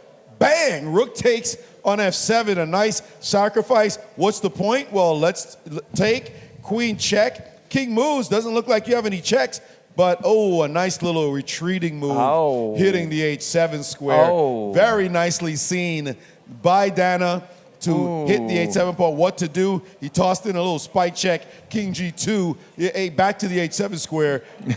Nothing to do about that. And so her opponent resigned. So a very nice finish to this pretty game. Nice, nice. That quiet move, queen h5. And we do have another guest who's going to be joining us. Another guest, yes. And this, our next guest. I want you to pronounce. Forget about it. I'm not going there. But the captain of the FIDE management team. Yes, we're expecting Lukas Turley, of course. But I can deal with Lukas. So he is going to be here in a few moments. Exactly. So let's have a look at the results. Maybe I finally have them.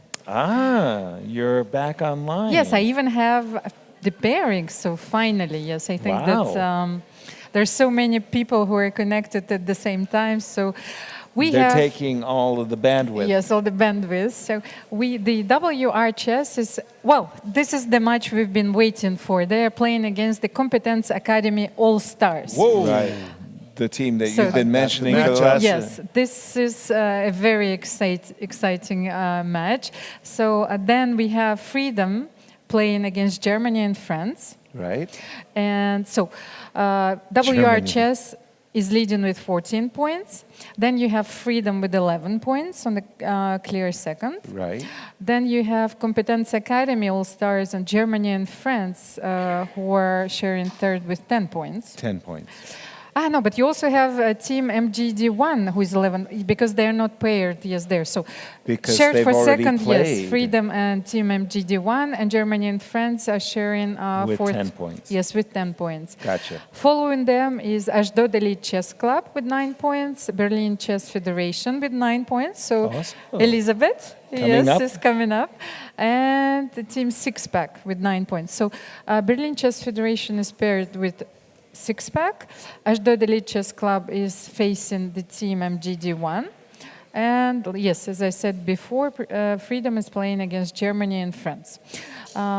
So let me have a look at the most valuable players before we will introduce our guests. So WR Chess, 4.5 out of 5 is Jan Nepomniachtchi and Jan Krzysztof Duda.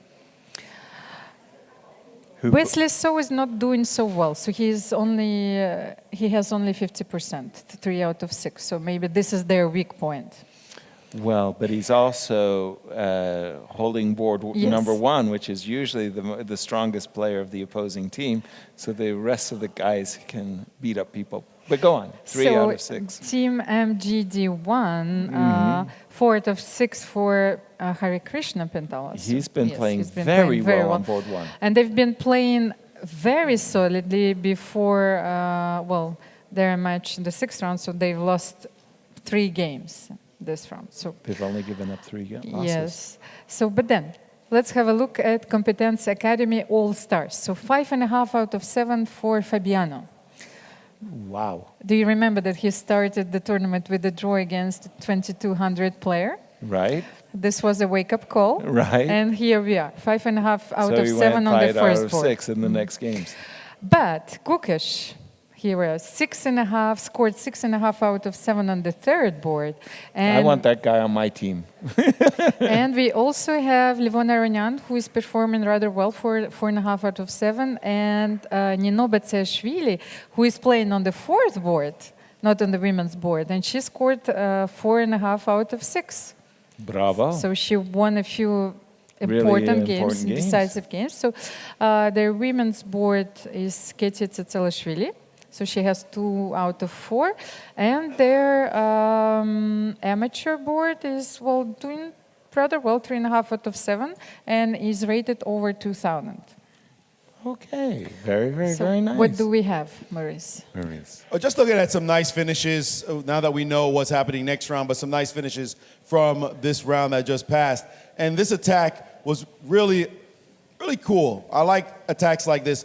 For one thing, it looks as though white is getting some energy on this side. Maybe a breakthrough, maybe not. No. Well, the word is more like not, because black is well defended. Meantime, black has a straight file that's doubled, and that looks really like it's going to be a challenge. So white tried to bring the knight into the sector only to get it kicked, but this was the move white wanted to play. Let me get rid of the c-pawn, and then maybe someday I can play the move b3. Well, that someday never came, because queen to b7 happened, and now a big threat of capturing said, go ahead, take my pawn, and now d5, and you've got a problem. You can't move your knight because rook b2 is crushing. Well, he had a response, a4, hitting the rook.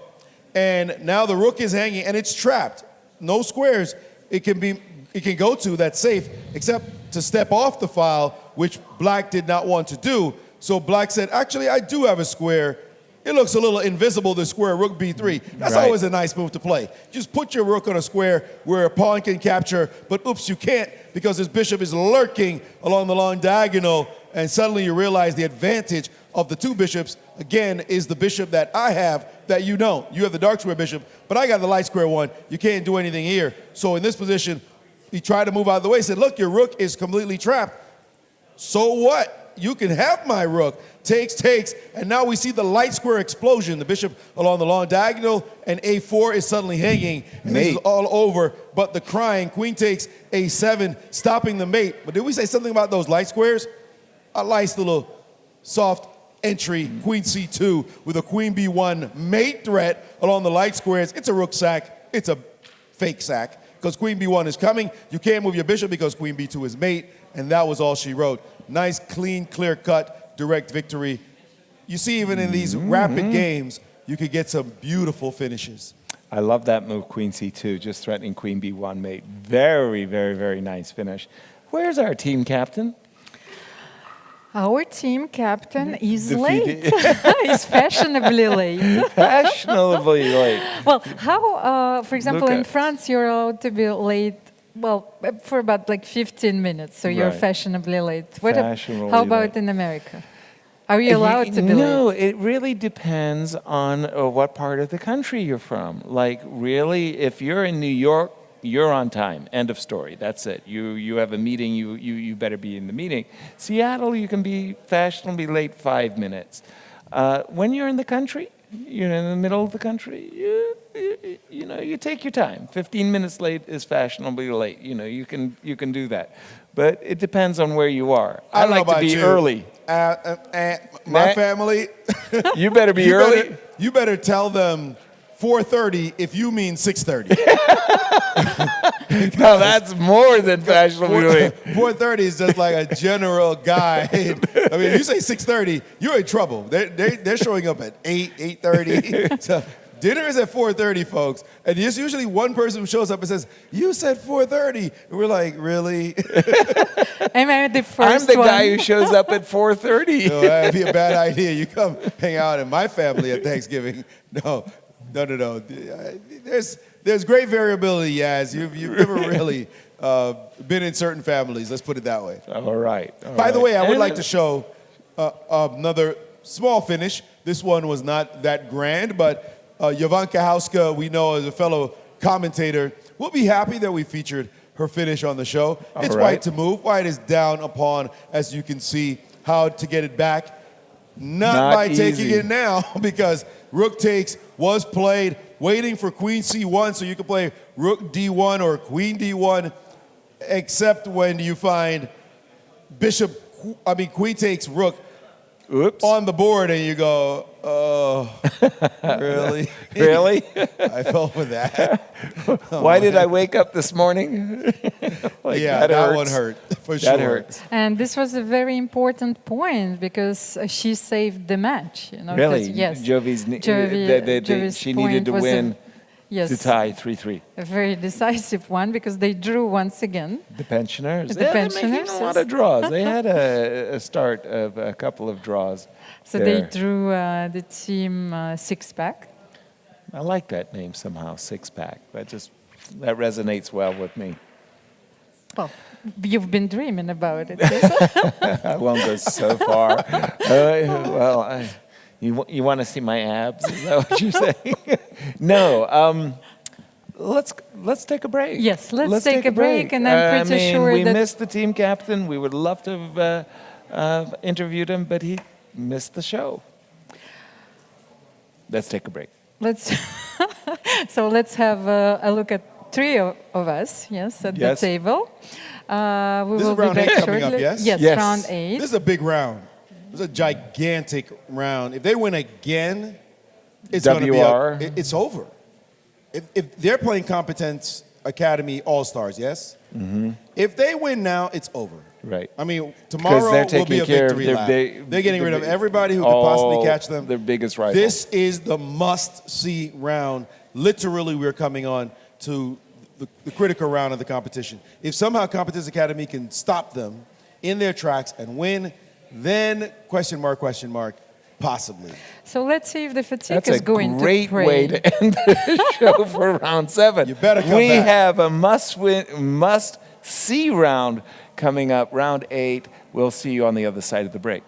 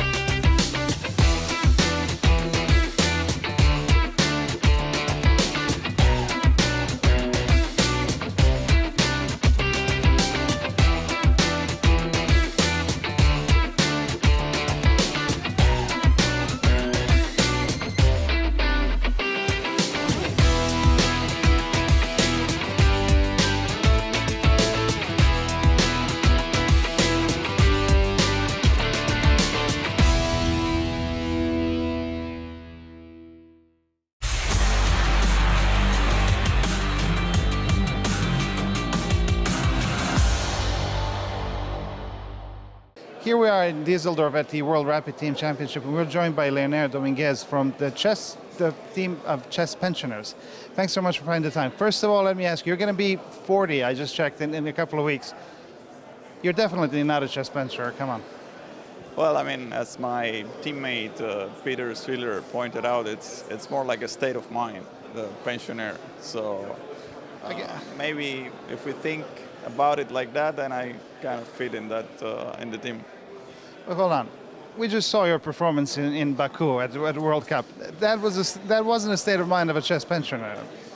No, well, I mean, it's obviously just half joking. and it's nice when you can call yourself a pensioner, but you don't actually suffer, of course, the problems of it. So far, so good, and I think the team is doing well. We didn't start like very strong, ups and downs, at least in my play, but there are still some rounds to go, and we are just optimistic about our chances. So you had a curious path. You started with two. Your entire team started with 2 draws. Then you won a match. Then again, it's a very kind of leading from behind, slowly approaching the top from behind. It seems. But let's just briefly get back to the name thing. Who came up with the name, and how was it? I don't know. It's some of my teammates. I don't know exactly who it was, but I can say that everybody was kind of happy with it. And from the factual side, can one actually be a chess pensioner? Like even when you retire, like your team member Vladimir Kramnik did, he's still in chess. Can you ever give up? Do you ever see yourself giving up on chess like that? I mean, somehow I think I would get bored a little bit if I don't play, or at least I do if I don't do something semi-active in chess. But of course, there are many options. Like you can write, you can commentate, you can teach. But for myself, I think I would be involved in chess no matter what. I mean, in some form. Speaking about this format here, obviously you need to have a female player on one board and you have an amateur player on one board. Do you approve of this concept? Do you think it's worth considering it in more serious events to have this concept where you have an amateur player, because it brings an element of unpredictability, so to speak? Yeah, I think it's very interesting, very exciting, not only for the fans, but also for the players. We are having fun ourselves, and it's exciting to add the element of the amateurs, because then it's a lot more unpredictable, as you said, and that adds some excitement to the whole situation. So I think it's a good concept, and it's worth repeating it in the future. On a broader note, you're Cuban, but you're in the States and you play for the States. You guys are all international, you often travel together, you're in the center. But is there a difference in a style and approach to chess in the States now and in Europe, the way the people in Europe approach chess? Do you see any difference in that? It used to be that in the States, a lot of talented players would, because they have so many options, and chess wasn't as safe a career as one would like. As a result of that, many young talented players would go somewhere else. They would pursue a career, and a lot of talent would be lost like that. But I think it's been improving in that sense since St. Louis started to support chess and promote chess in the U.S. It became much better now, and hopefully that's a good thing for chess in the U.S. I think that wasn't the case in Europe. Like players maybe a little bit, but players were more inclined to maybe pursue chess since early childhood, like it was in my case. But yeah, other than that, not much difference, I would say. And just return to Düsseldorf, and with a reflection on Baku now, is this like a mental relaxation for you now after Baku? Are you still fully hyped and focused? No, for sure, it's a big change. I mean, Baku was more tense because a lot was at stake, and of course you're more focused no matter what. But here it's also nice, but it's definitely more relaxed. Leinier Dominguez, pleasure talking to you. Thank you so much. Thank you.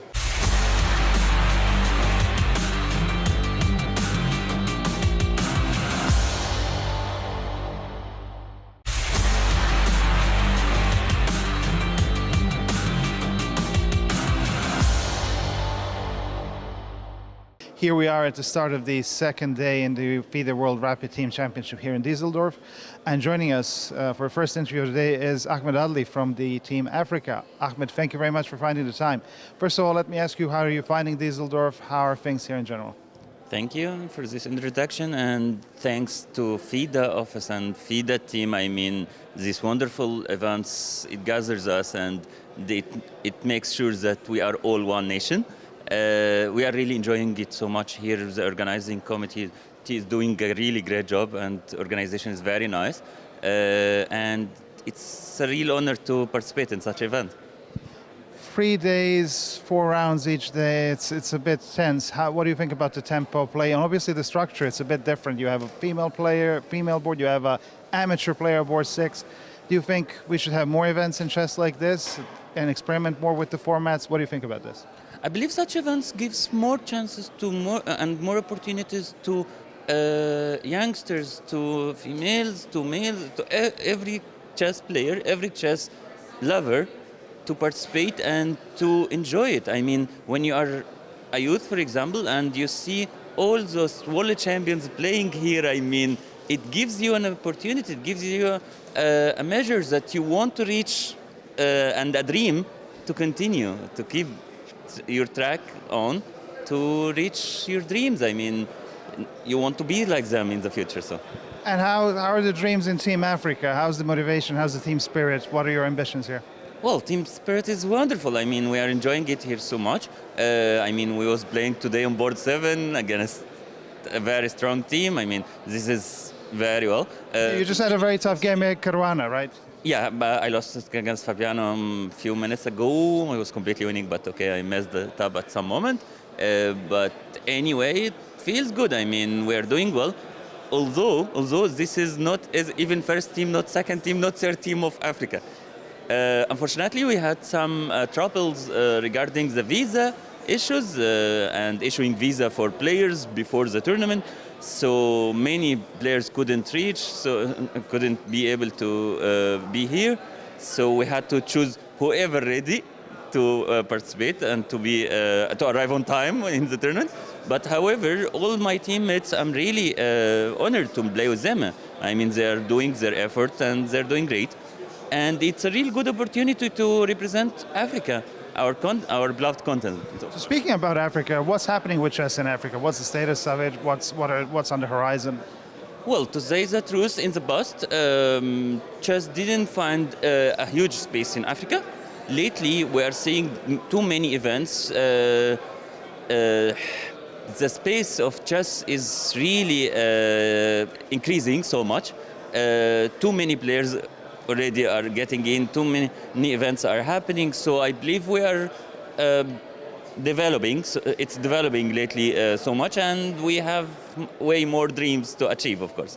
And where would you say chess is most developed in Africa? Is it in the north, in Egypt, in countries like Egypt, Tunisia, or somewhere else? Well, hard to say. Everywhere it's developing. I mean, okay.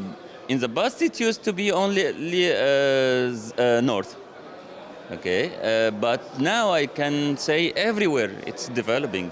I mean, we can see some very nice events in Zambia, in Nigeria, in South Africa. You can see also events happening in Algeria, in Tunisia, everywhere it's happening. So in Sudan also, I mean, it's wonderful. I mean, I'm really honored to be part of it, actually, to help with that. So. It's an interesting time to be part of African chess. Obviously, just after Düsseldorf, a few days' time, you have the African Championship being organized in Egypt, in your home country. So how is that all going? Well, it's exhausting, but it's fun. It's so much fun. I mean, come on, I can tell you, in the past, the highest record of African Youth Chess Championship participants was 260.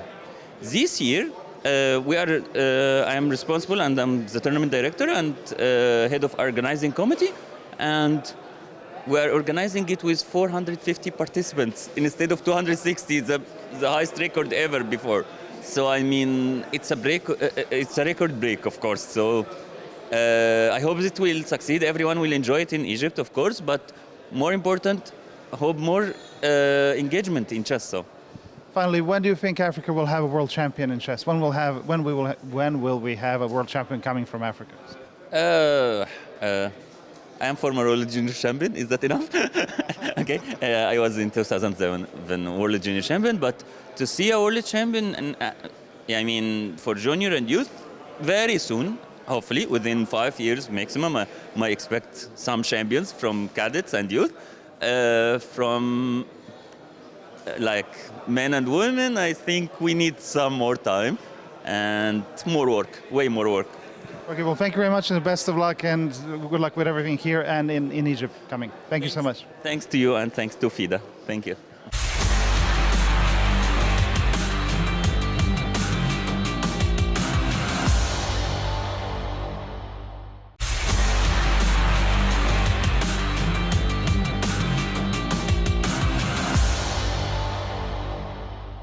Here we are joined by Vidit Gujrathi, who just finished his round 2 game here in the inaugural FIDE World Rapid Team Championship. Let's start from the 2 games today. How are you feeling? How does this event in Düsseldorf feel to you in general? I'm happy to be here. It's a first of a kind, such an event, so let's see where it goes, but it looks promising so far. And regarding my games, the first game I was a bit rusty, so I'm not too proud of that, but the second game I think I played a really good one, so that went well. And also it's an important match. You just came back from, from Baku, where the World Cup had finished. How does that tournament compare to this tournament here? Is this more of a relaxation, a sort of mental vacation, or is it still very high in intensity? In fact, I made a stopover. I went back home for 2-3 days and then I came here. Of course, you cannot compare World Cup to this because the stakes were just too high in World Cup, and the cost of mistake is high because it's such a it's a knockout format that makes it completely different. But here it's just rapid. There it was also classical. So I think stress-wise or the importance level-wise, I think here it's much more relaxed, which is nice, to play more freely and try out a couple of things. So I'm happy about that. Well, the fact that you have 4 rounds each day and that you have less time to prepare and you say to play more freely, does that suggest more creativity and chances of sparking some more innovations on the board than when you have proper preparations for proper one day, one game per day thing? Yeah, for sure. Also, when people play here, they are willing to try or experiment a bit more rather than, let's say, a tournament like World Cup, because here there is room to do that, where in World Cup, if you try some offbeat line and it doesn't work out, you're knocked out and you would regret it. So that also adds a bit of a flavor to the games. And also it's rapid, so anyways, it's going to be up and down and lots of turnarounds. Well, looking back at your time in Baku, you had some rapid ups and downs and everything. How would you sum up the entire event for you? What was it like? And when you look at it, would you say it was a good event? Are you happy? What are your thoughts on that? I'm actually quite happy with the way I played. There were some really good matches, like the tie break against Blue Bomb was very intense. It went all the way down to the sudden death. And against Nepo, I was never really worse and I managed to defeat him. So there were some very good matches. And against Backrow, I played a very interesting game. And also many people told me that they saw change in my style, which was nice to hear. So I'm very happy. What was the change? What kind of a change was it? Well, against Nepo, for example, I had 30 seconds and he was repeating. And he had 5 minutes, I had 30 seconds. And I kind of refused that and I tried to play on, which worked out well.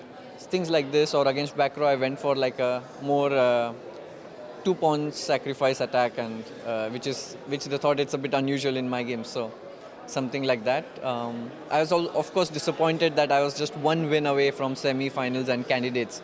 But apart from that, I'm happy with the games, and if I keep doing well, or if I keep playing like this, I think the results will start to show.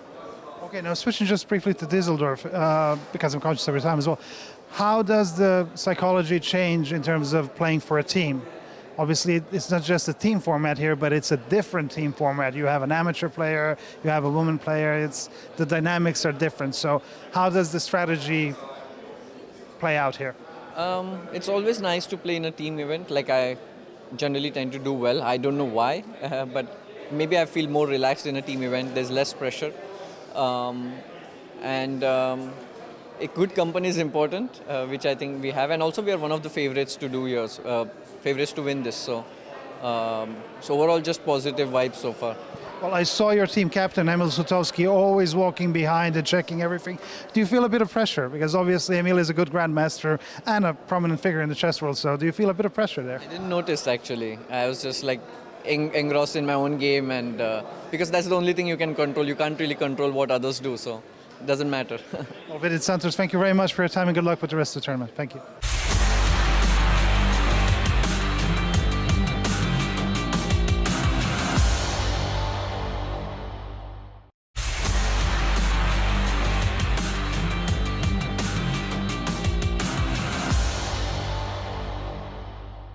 We are now joined by Harika Dronavalli, the team member of MGD1, one of the top performing teams here in the FIDE World Rapid Team Championship.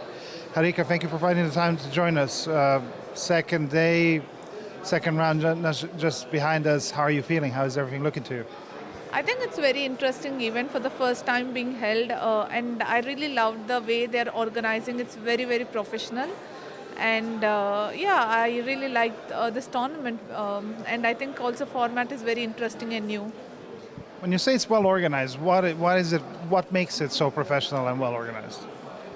Being the first time held like World Rapid Championship, I wasn't sure, like, you know, and only for 3 days. So I thought maybe it will be like any other open tournament, but like being so professionally organized in every Everything's smoothly going. Yeah, every aspect, like, you know, even the conditions and everything in the tournament hall. So I wasn't expecting this level of tournament, like for sure. So that way I was like, I'm really impressed. Okay, great. Now, speaking about the format, you said you like the format as well. There's a dedicated women's board. Does that work for you? Do you think that's good for women's chess? What's your view? I mean, I don't have too much of opinion on this, but yeah, it's. I think in a way it's interesting because we never played like mixed team events really much on the board. So that definitely makes it interesting, like to play together. But okay, 4 men boards, 1 women board. I don't know like how they decided this, but I really don't have any opinion like what is good or bad. But yeah, I'm enjoying the format.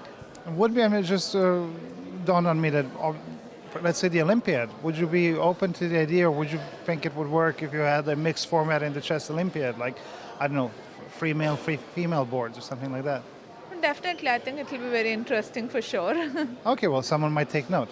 But speaking about this, your team is doing well. It's from what I could tell, it's all made of Indian players, and it's an Indian company, of course, sponsoring it. What are the team dynamics like? And obviously, you all know each other, but India is a huge country. It doesn't mean that you spend a lot of time together. So, what are the team dynamics like? So we are mostly Indians, and Gunay is with us from Azerbaijan. So I think it's a very friendly team, and everyone is motivated to try our best. And yeah, like a lot of juniors are there. I think it has been like really fun to play as a team. Looking back at Baku at the World Cup, most of you guys flew from Baku, but what are your reflections now that some distances, as we have a few days after that? How would you sum up your event there? Because you had a solid run. Okay, I wouldn't. I mean, I think I played pretty decent. I didn't play bad for sure. I think in the end, like when I lost with Gorychkina, at least one thing is I lost with the best player. So that's why I console myself. But yeah, I think I was very close. But at the same time, I felt a little tired in the end. Like maybe somewhere mentally or somewhere I felt like I could have done better, but somewhere I gave up with the thread like a little bit. And yeah, overall I think I'm satisfied with my game for sure. But yeah, I mean, this is not like my first time. I have been there like 3 times in semi-finals. I know how it works. It can be cruel, it can be lucky, like you can be lucky. So I don't have too much of, regret or anything. It's like I'm going with the flow. Yeah, it's been a while. Like now I think it's already like 10 days since I got out of the tournament. Yeah, I mean, I'm trying to look forward and not look behind. Well, in those 10 days, you had a nice family occasion, I understand. You flew back to your home, India. Your daughter, you celebrated your daughter's birthday. How old is she? What's her name?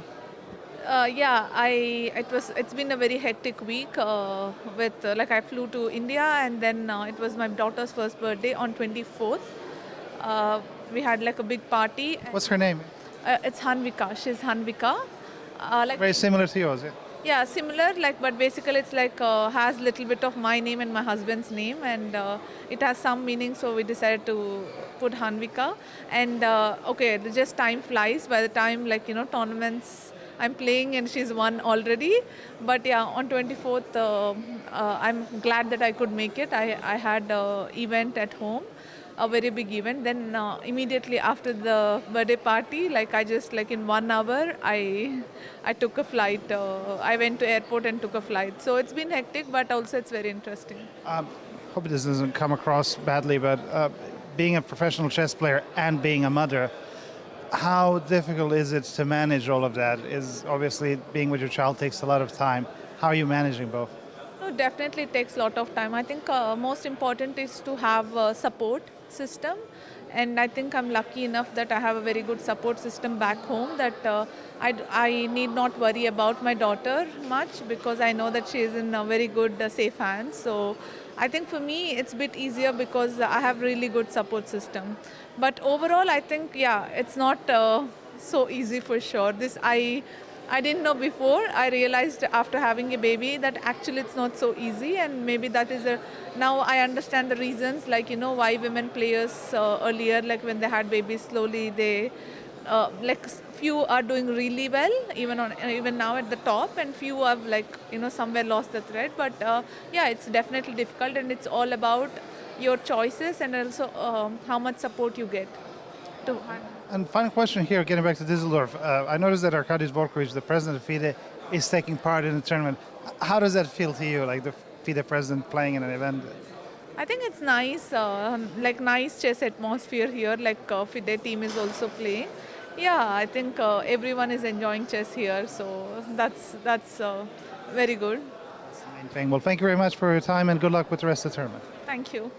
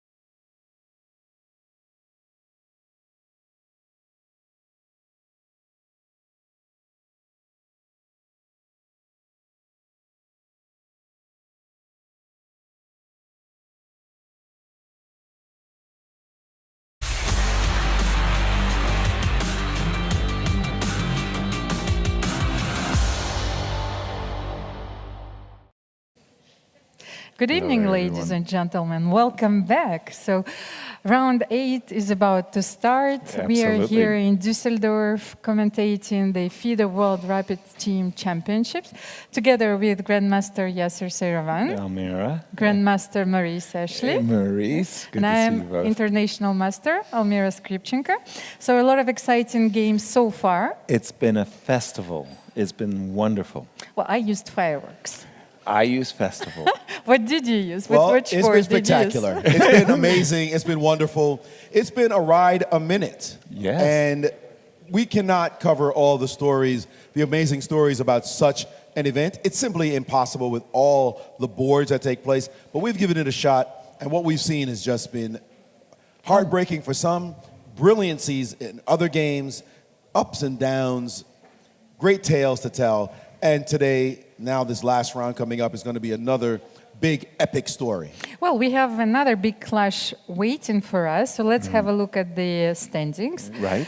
We have one team which won all of their matches. So WR Chess is leading with 14 points. Sharing for second is the team Freedom and team MGD1. With 11 11 points. They're points. 3 points behind because each match, the team that wins will get 2 points. Well, that makes their score even more impressive. Yes, Exactly. 14 out of 14. 14 out of 14. So, Germany and France and Competence Academy All-Stars, they are following. They're in the pack, so Right. with 10 points. And what are the pairings for the 8th round? Well, that's that the was matchup. it, right there, what you just said. And again, WR is leading by 4 points over their rivals. Why? Because they've been beating everybody, including their nearest rival, Freedom, Germany and Friends, and others. And this is it, Maurice. If WR passes the test this round, and it's going to be a test because of the boards. Yes, because, okay. You see, we were discussing the lineups, and I Exactly. just saw that Wesley is not playing in this round. Okay, He he can scored get the 3 rest. out of 6, so But he it was can- good to get a rest. Yes, so Norbert Abdusatorov is playing on the first board with the white pieces He against moves up. Fabiano Caruana. So let's just let's go down these boards and do a little pick 'em. Pick 'em. Let's do a pick 'em. Fabi versus Nordebek. I'm going to go with Fabi. Me 3. You? Norbert. Okay. Just to be obstinate. So that's that board. That's What about 2-1. And the next one is Jan Nepomniachtchi against Levon Aronian. Draw. I would go with 2 Levon. fierce fighters. They're going to exhaust each other. Draw. that's a good guess. I'll go with that. I'll agree. Okay, continue. Okay, Jan Krzysztof Duda with the white pieces against Kukish. By the way, Duda's had a great tournament thus far, but so has Gukesh. Heck of a What dogfight. Mm-hmm. a matchup that is. I think that Gukish is having the best result in the tournament so far. If I'm 6.5 from 7 or 6 from 7? 6.5 out of 7. Not Wait a minute. Wow. Who gets the white pieces in the matchups? That's the question. Jan Krzysztof. Duda yes. is Duda white. gets white. Wait a minute. And Nordebek also has white. Yes. We picked Fabi. At least I picked Fabi. I picked Fabi out of With a nationalism. black out of nationalism, you picked the American. Plus, I'm neutral. He's a Not good friend really. as well. Gukesh will also have black against Duda. Yes, but I also think that anything is possible in this game. So, okay, Yeah. I'm going for Gukish. We need Gukesh actually to do something well. But next boards are the problems, or at least the very next board. What happens on board 4? Prague with the black pieces against Sebastian Siebrecht, who is a very experienced German player. So, like anything. You mean he's going to lose? Is that what you mean? No, not at all. When you say experience and you don't use legend, that is not a good, good He's sign. also outrated by at least 300 rating points. Prague this is does not coming- look like a fun. And Prague, you have to play, who's well rested after coming back from fighting one Baku. Magnus Carlsen in the World Championship match. I picked Prague against us in a simul. So, I don't know Oh, about that's that brutal. matchup. That's brutal. But Well, I'm going to see Prague I as will a have big to agree favorite. with you. Yeah. Prague is a big favorite. What's happening on board 5 on the ladies' table? And you have the former world champion, Hou Yifan, taking on Keti Tsatsouashvili. Or the other way around. Okay. And And Hou she has Yifan white with also? white. Yes. It's not a big, big. Just say it. she's just an overwhelming favorite. Hou Hou Yifan, Yifan is yeah. an overwhelming favorite, And with all respect. And on the amateur, board, Mm-hmm. yes, the sponsor of the event, Vadim Rosenstein, is playing with the black pieces against Manfred Schneider. So Manfred is rated over 2,000. So I think that this board is a clear favorite. Finally a Yes, favorite A clear on favorite. the other side for of the the table. competence all That, stars. I'm picking Right. up maybe a 50% score at best for Competence Academy. I don't see them dominating this matchup for sure. Right. They've got, this will be a miracle if they actually just pull it off for the rest of the field as well. They're at 10, 14 for the leaders, Right. but others with 11 would say, please win so that we can bridge the gap and maybe get get to closer. only 1 point and put a little fear in the hearts of WR chess. For day 3, absolutely. Yes, absolutely. That's going to be the big matchup. We've got to watch that closely. Exactly. But on the other hand, so the team Freedom plays against Germany and France, and well, it seems that they're clear favorite. The Freedom team, Yes, at led least, by well, at least Viswanathan on the and paper, Anand. yes. So Viswanathan Anand is playing with the white pieces against Alexander Donchenko. Then you have And there you Matthias see. Blubaum playing against Daniel Dubov. Vishy just came off a fantastic save against MVL, I must Handshakes, say. by the way. As So the round games is are getting ready to starting. start. Then you have Vidit against Svani, Rapport against Kollars, Shuvalova Polina against Bashilina Luisa, and Shapiro Alexander against Lobkin Bogdan. So they need to win this game, this match, in order to stay alive in the race, of course.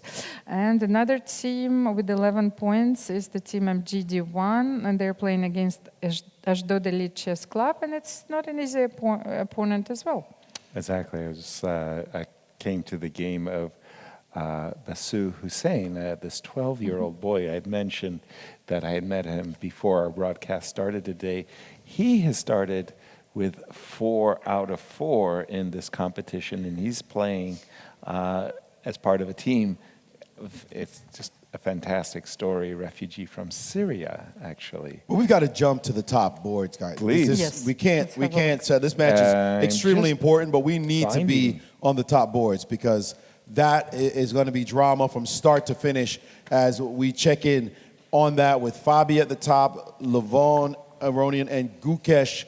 Board 9. Those 3 can beat anybody in the world on a given day. Those 3 are absolute world beaters. They will need to pull it off. I wonder what the team meeting was like as they stared at each other and says, this is the chance right now. We started off badly, but we're going to make this comeback, and this is the chance right now. We've got the advantage, at least on paper, on the bottom boards, and let's see whether or not we can pull this off. And can't be draws, you're thinking. This is just whatever stops you got, you're pulling all of them, burning all bridges. It's one of those things where back in the day it said, it's either with your shield or on it. Don't come back with no shield. You've got to come back because you were victorious, and that's how they've got to treat this round. And Spoken like a true Spartan, I want to say. Well done there. Spartacus! Not Spartacus, Spartan, the Greeks. Spartans, the Let's Greeks, jump into the game of Fabi for a moment. Do you know what they told the Persians? Yes, Molon Labe, so like, surrender your arms when they were holding, So then they said, like, come and take it. You come and take so ours. let's have a look. Let's jump into it. Okay, actually, Nurulbek has played the Queen C2 variation of the Nimzo Indian. It was really a favorite of mine, but I must give all due credit to Garry Kasparov because Gary made so many ideas in this Queen C2 Nimzo Indian. And this one is a little bit of a off the beaten path, Knight B8 to D7. I think they have been playing captures on C4 and Queen takes C4 and going from this position for quite the while, I want to say, Bishop A6. But Fabi is absolutely fabulously well prepared, always coming up with nuances in different variations. But in this particular case, instantly Nurulbek played the move I would play, C takes D5. If you put your bishop on B7, it's going to be looking at behind a big pawn. You can't play knight takes Because quite simply, that is sacrificing a pawn for insufficient compensation. I will take on c7. Thank you for the peshki. But doesn't it allow you to play c5 immediately after e3? So it Let's takes take a d5, look. Takes yes. e3, and if you want to play c5, well, it's a consequent decision because, well, frankly speaking, But I think, yes, you have to use this moment to play c5 with the queen on c3, so b takes c5. and I wanted to play bishop b5. So if you allow me, I'm just going to take the knight and then take another knight, and something is happening. Your pawn So maybe structure is queen b6? your pawn structure is getting destroyed. Compromised. Yes. You know what is the modern term for this? You got pawn structured.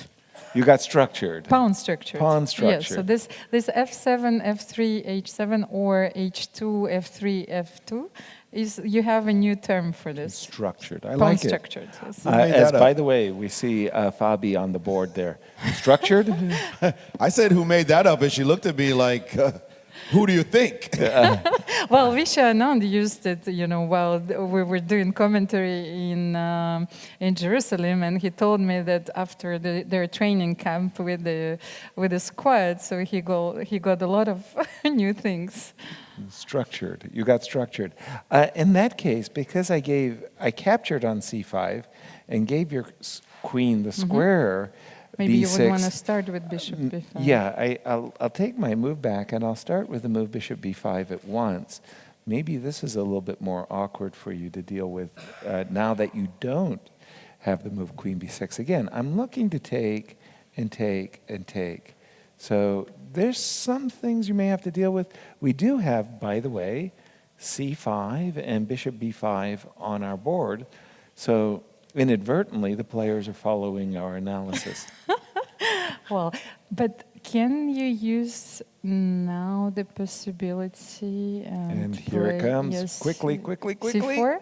No, he played a6. So he started with a6. Well, that is a really in-your-face challenge because besides the fact I can play the move bishop c6, I really want to ask the salient question. If I take, I assume you don't want to take with the queen. I take, I assume you want to play takes, and I take. I mean, I absolutely destroyed your pawn structure at the end of all of these captures. But do you need to take on f6? You couldn't take on c5? I could. No, I mean before, with the bishop on g5. I could. There is knight e4, but Either way, bishop d8. Yes. I don't believe that this compensation here. I was just, how do you say it? I was trying to play directly for an ending position that I would just. But maybe here after bishop e6, black is fine. I'm not sure. I'm one of those good bishop versus bad knight situations. Yeah, sir, come on. She's telling you to take the pawn, and you're the president of the Pawn Grubbers Club, and you're busy telling her about maneuvers. Take the pawn. What's the deal with just taking the pawn? And Fabi looks extremely, well, he did look extremely relaxed a second ago. Now he's back to looking at the board, and Bishop c6. Bishop c6, rook a6. Fabi had something prepared against bishop d7. Whatever it was, it will be a mystery. Know. And now we see bishop c6, rook a7, and takes on c5. Whoa, that is such a strange inclusion, I want to say. Bishop c6 takes. We're missing something. Definitely. So here, once again... I think h6 was played also, no? When did h6 Yes, h6 did get tossed in. I think it was included, let me refresh my board in that case, because I've missed the moment when h6 got tossed in. Right here, after bishop b5. So h6. h6, bishop h4, a6, bishop c6. What does that a7. change, the move h6? What does it change about the idea that you had with bishop takes on d7? I have no idea, Maurice. Bishop takes d7. No, not in this position, but before playing bishop to c6. You play bishop d7 immediately. Yes, I did. So you can go back. Yes. Back, Oh, sorry. backwards. This position, you've wanted to take on... I did. Right, and now bishop takes. It must and now be, you wanted to take on c5 here. It must be that g5. It must be g5. G5, knight e4 as well then, followed by knight e4. Yes, Maybe then because you can when our bishop was on g5, you didn't have this possibility. Yes. So throwing in h6, when Fabi threw in the move h6, that was critical because you had to have g5 as a possibility. Yeah, and also the sack on g5 doesn't work. Knight takes g5, pawn takes, bishop takes g5 because you have knight e4 at the end. Exactly. So By the way, Fabi is too fabulously prepared to make that easy position, that easy to go. And he's very happy right now with his position. Castle's on the board. Queen b6 on the board. Your move, Almira, has appeared. And let me see. Are we happy? Are we satisfied with this position for Fabi? If I take? Now, how are you going to recapture? Knight takes, no? Knight takes, b4. So the idea behind b4 is as simple as it looks. Square. I want to get the d4 square. Rook c7. Be careful. Fortunately for you, bishop d8 is not possible, but you may be getting yourself in a little bit of a pin. A little bit. Bishop b7. Bishop b7. You want to play bishop e7 now. I was Doubling trying. rooks. And let me just see this Now, position. who's pinned? A knight takes? Right. It's getting tense. I mean, you know. Knight b3 is not playable. What? Excuse me, I'm just looking, just Knight asking. b3. Just whoa, asking. Whoa. Did not see knight b3. No, that's a very nasty move. By the way, we have a knight e4. Let me just, I apologize. I just have to refresh my board because the players are playing very quickly. Maybe this was also Fabi's idea on bishop d7 because I don't like knight d7. So if here you play bishop d7, the variation that you just analyzed, yes. maybe you have this small intermezzo. So bishop d7, knight e4, and then and only then you take on d7. Looks Makes good too. sense. That I makes like a lot that. of sense. I like Although you are potentially dropping the d pawn, but you might be dropping I can take with the rook, and then it comes into play My as well. fault. And bishop Yes. b7. And bishop b7. Yes. That's a simpler variation than the craziness I played. Bishop Agreed. a4, knight e4, and the queen has gone to b3. Okay, I find Offering that to a trade. be an intriguing move. Queen b3. There's no trade happening here. Forget that. I vote for queen to e6 right now, or even queen d6 if you are so inclined. No, queen e6 would Queen be more. e6 feels right. Yeah. Just feels like it's. No, Fabi was well prepared for this one. Looks like Black is maneuvering in a position of strength, that he knows what's going on, versus Nordebek, who's now wondering what's going on. And we got other excitement as well. This game between Levon Aronian playing with white. And also, take a look at this one. Jan Krzysztof Duda against Gukesh. And this is showing, I feel like the group came out fighting. They said, that's it, Competence Academy All-Stars. We've got to win. We've got to play sharp with Black. Whatever you've got in your quiver, whatever you prepared for some other big tournament, you need to play it right now with Black needing to win because you're not playing for a draw. Remember, normally these players will say, let me get something solid with the Black pieces and see what happens. Right now, they want to win. And in this position, you see it looks very solid at first. H6, we've seen G5 happen in positions like this. So H4 trying to shut that down. No can do. I'm going now, after you move your bishop, for F5, grabbing space, keeping it dynamic, and allowing you to be able to get an incursion on the E5 square. And now, if I may update the position, let's take a look at where we are. After knight to E5, the move bishop to D6, attacking the piece, bishop F3 hitting that knight, and now queen E8 defending. And we have this position, bit of an odd position because the bishop is on C1. You would, okay, maybe you would guess the bishop went to F4 and came back. Black at the moment is better developed. White has only 2 pieces in the game. Black having castled as both minors and the bishop, and a threat at the moment on the knight, which has now moved backwards as well. So White moved the pieces out, pull them back, making these moves, while Black has got to be thinking about something aggressive on this side. There's no sack yet on this square, even if the queen showed up on G6. I don't know. I'm reminded of the game of Richard Rapport and Etienne Bacro, where we saw that sacrifice indeed. on the G3 pawn. Indeed, is Gukesh. And this Could looks he like go an for the echo. quick knockout? He's not played Queen G6 as yet. That looks like a big pressure move, but I'm not sure if it's playable at the moment. But with all these maneuvers White has done and everything parked on this side, you get the feeling there might be a strike while the iron's hot situation for the black pieces. This would be huge for them, winning with black and thinking that they will win on the bottom board as well. That might be the need that the tournament has to really shake things up and not have WR Chess run away with things. Thank you for that, Maurice. I think that that's a Dutch defense gone very badly wrong. And he did White. play Queen G6. It's on the board. Gukesh has played Queen G6. Yes, Queen G6 was played with a not-so-transparent threat of taking on G3, picking up at least 3 pawns for the piece and saying this is the kind of fighting chess we need. Well, we do have some more moves that have been played, as I can see from the camera in the playing Maurice, hall. I had a question actually, because I think we were analyzing a line with Yasser in the game between Norderbeek Abdusattorov and Fabiano Caruana. I'm not sure that Fabi went for this line, but I just wanted to know if this was possible. Yeah, Let's there was yes, because Queen B3 was yes, when we I think left that Queen B3 is a very unusual idea. Well, not the trade in itself, but Bishop B3. G5, Bishop G3. I can't play the move Yes, Bishop takes that D5 was exactly the point, because Knight Knight F6, Bishop G3, G4, the Knight has to go to H4, let's say, somewhere, and then Knight D2. Isn't he losing an exchange in this position? For a pawn. So Bishop D5, Knight F1. And Rook F1. So White has the 2 bishops. He's got a pawn in the pocket. It's all about whether or not I can exploit the square. For the moment, it's a material advantage for Fabi. Now, I think the jury's still out as to.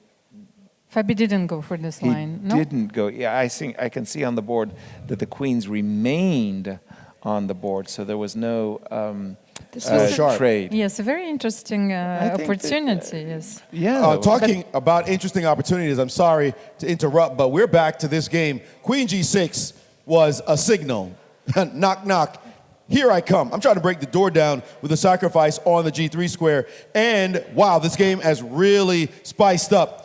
White said, okay, I cannot allow this sacrifice, but giving away a critical bishop that guards the central position, that guards the king position. And so queen takes, now your light square bishop is gone, and you played the move H4. He did it because he said, I'm going to play bishop F4 and shut you down. Let's have some more trades, get my knight to F4. No can do, no trades for you, and I might play G5. And when I say the word might, I mean he will play G5.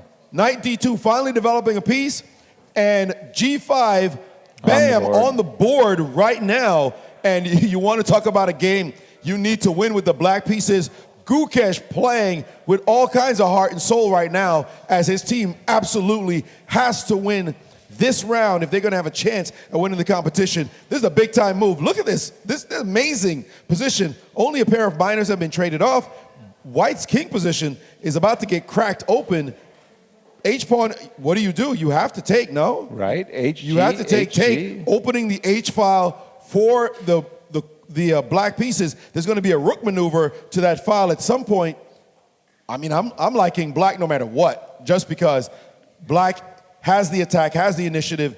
The only nuance to worry about is how fast white can play king to G2 and rook to H1 himself. Exactly. And that could be a problem in the long run. It is a piece. Maybe even now? Is that? No, that's too much. That's too much to be asking. But what do? Let's say Bishop you play C7. You want to play Bishop C7, hide the piece somewhere.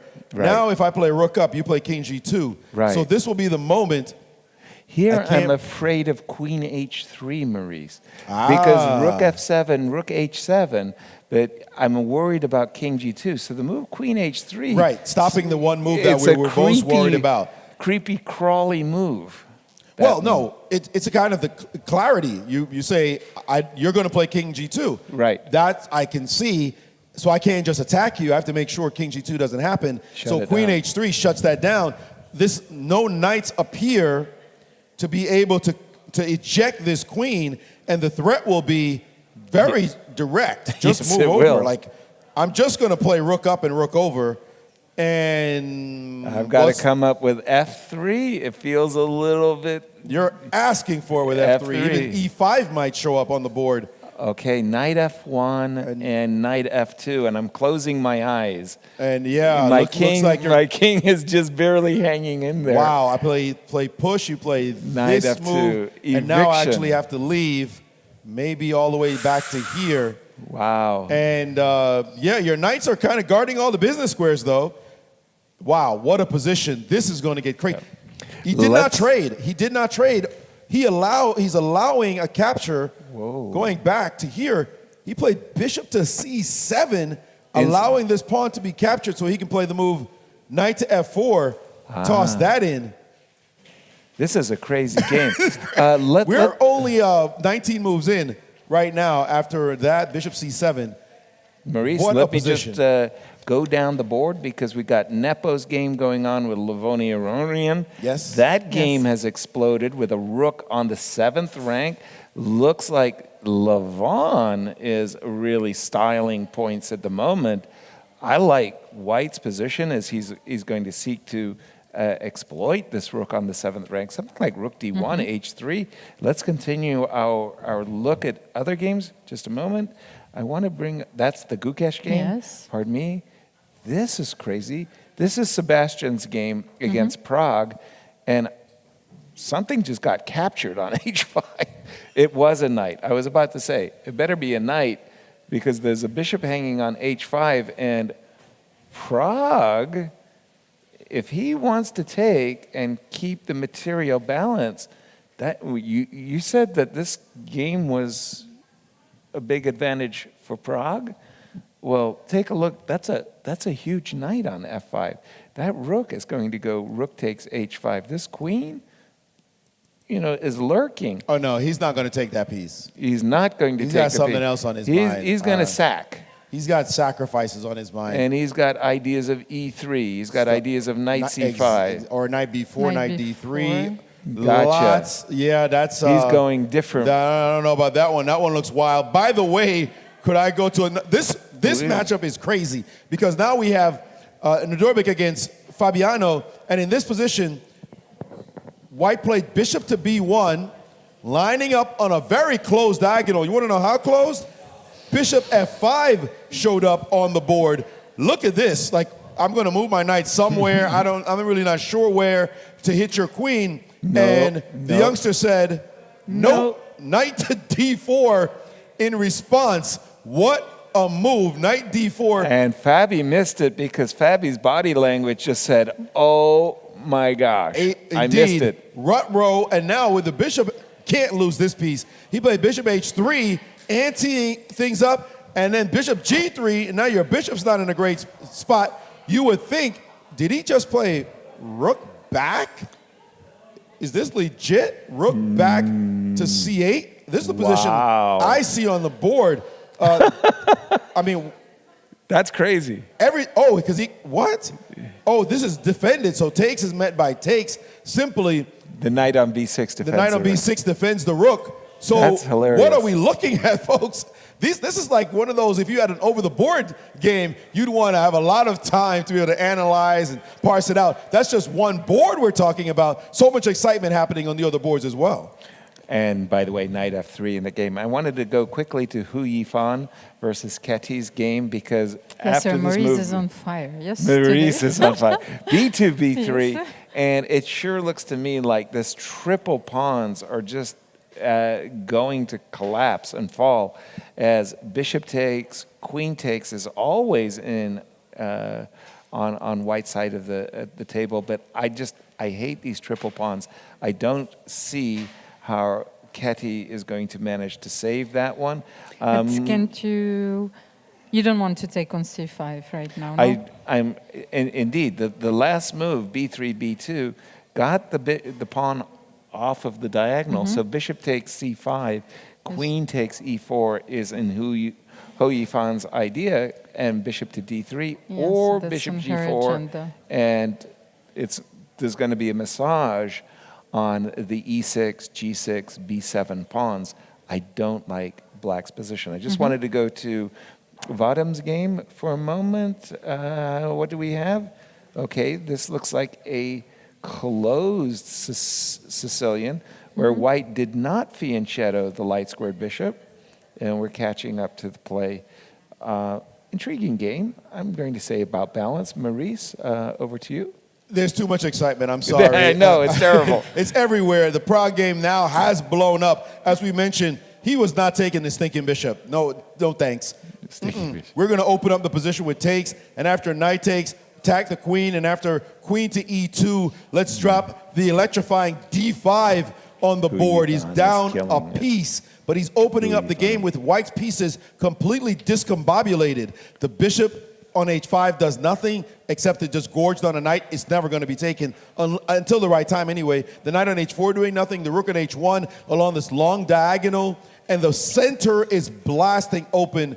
I got to tell you, I'm loving black's play right now. This looks deadly as black down a piece, but with such piece activity. Great knight, bishop, this queen about to jump into the game. White's king still stuck in the middle of the board, and white's pieces offside at a beach somewhere when your position is just simply going down. This looks like Prague is going to win this game. Continue that very last position for just a moment. Let me throw out the move knight g3. Just kill me if you will, because I'm hoping you will take my bishop so I can land a knight on f5. Did you hear me say I'm never taking your bishop? I did. Did you hear that sentence? I did. These pieces are all the way over here. We're going to take this pawn right here. So we're going to go knight g3. You're going to take on c4. Yes. I got to bring the bishop back, and I just hope that you don't kill me after knight d3 Okay, now this is the situation that you're talking about. Now, that is a great counterpoint, because I really wanted to play this move, and your knight is ready to guard here if I play for knight c2. Right, precisely. Is it over? I like the initiative for black. I'm with you 100%. I think that Sebastian is in trouble. No, but I over is overstating it for sure. Okay, but that said, black does have 3 pawns for the piece. Exactly. And white's king is still compromised. And white's king is compromised, so you could... play chess after knight d3. The only thing I'm concerned about is this piece at some point. Okay, check, you're going to go here, of course. Right. In queen d7, you just play the position 3 pawns for... Yeah, and play it like this. Right. And now ask you how you're going to correct for this position, especially b2 is still hanging. Position blowed up. Oh, wait a minute. Something else happened. Uh-oh. No, white played a different move. Uh-oh. White here started by chasing the knight, a3. Uh-oh. And now after knight to c6, backing the knight up to g3, but this repositioned the knight to the d4 square. That seems more potent on d4. Absolutely more potent with the weakened b3 square as well. c2 is hanging. Your queen has to move. Takes is going to be a problem. You can't even get back to f3. This is much worse. But I think he was afraid in the other line when the knight was on b4. Actually, I think that d4 was even stronger here. Knight g3, not d takes c4, but he was afraid of this move. And d3 is coming with tempo and knight c2. Well pointed out. That's why he rejected this variation. This is deadly as well. So yeah, I agree 100%. Good catch. They're totally a strong move. Yes. So that means D5, he's dead is what it means. This is horrible. He played queen e2, d5, a3, knight c6. He moved his knight and knight d4, queen d1, and now we have the same-ish type situation. Rook's in trouble here. Bishop going back to f3 gets met possibly by, well, definitely by knight takes. Am I talking about? And knight here, sorry, not this piece, but this piece is met by takes, and then let's just trade this off, and you can start crying now. Resigning would be a good option. So this position here, knight d4, queen d1 takes. White doesn't have a move. No. I'm going to bet white. I mean, you have to move your rook, yeah? Well, bishop, for the moment, the rook is defended, so I could play bishop e2 or bishop g4, let you give me your great bishop, but I'm not liking this for Sebastian Already at all. 3 pawns. Already 3 pawns. Right? And then that means if I take the rook, then that's an exchange. That's an exchange. You got back, it's 2 pieces for the rook. Right. 2 pieces for the rook and 3 pawns. That must be overwhelming. If you feel like parting with your bishop, You may not in a position like this one. In fact, here... Queen d5. Whoa. Here, he castled. to defend his rook, he castled. I heard you laugh. Prague said, give me this, and takes, and Queen David 5. Ouch. And that's... Ouch. That's going to hurt. That's bad news. This position is horrible. Knight e2 or knight, some kind of piece coming in. Not yet the threat. There's no mate because you're guarding both these squares. But how do you develop your pieces? Can you play bishop e3? No, he did what? He played f. I don't want to do it. Let me slap my hand. Slap my hand. I don't want to play f4. He played oh my F4. gosh, the bishop is going to land on this square, and you're going to cry. Whoo. Boy, Yes. this is looking ugly. We have Hou Yifan is cruising. I just love her position, but I wanted to get back to Jan the Nepomniachtchi, Jan Nepo's game. Just a second. It's at the top because we saw this moment where Levon had dropped in on the d7 square, but that was a long time ago, and a lot of things have happened. Bishop f8, rook d1, a5, h3, b4, g4. Wow, look at Nepo go. He's turned his queen side into an incredibly potent force as he's looking to just play a4. Can you say turnaround?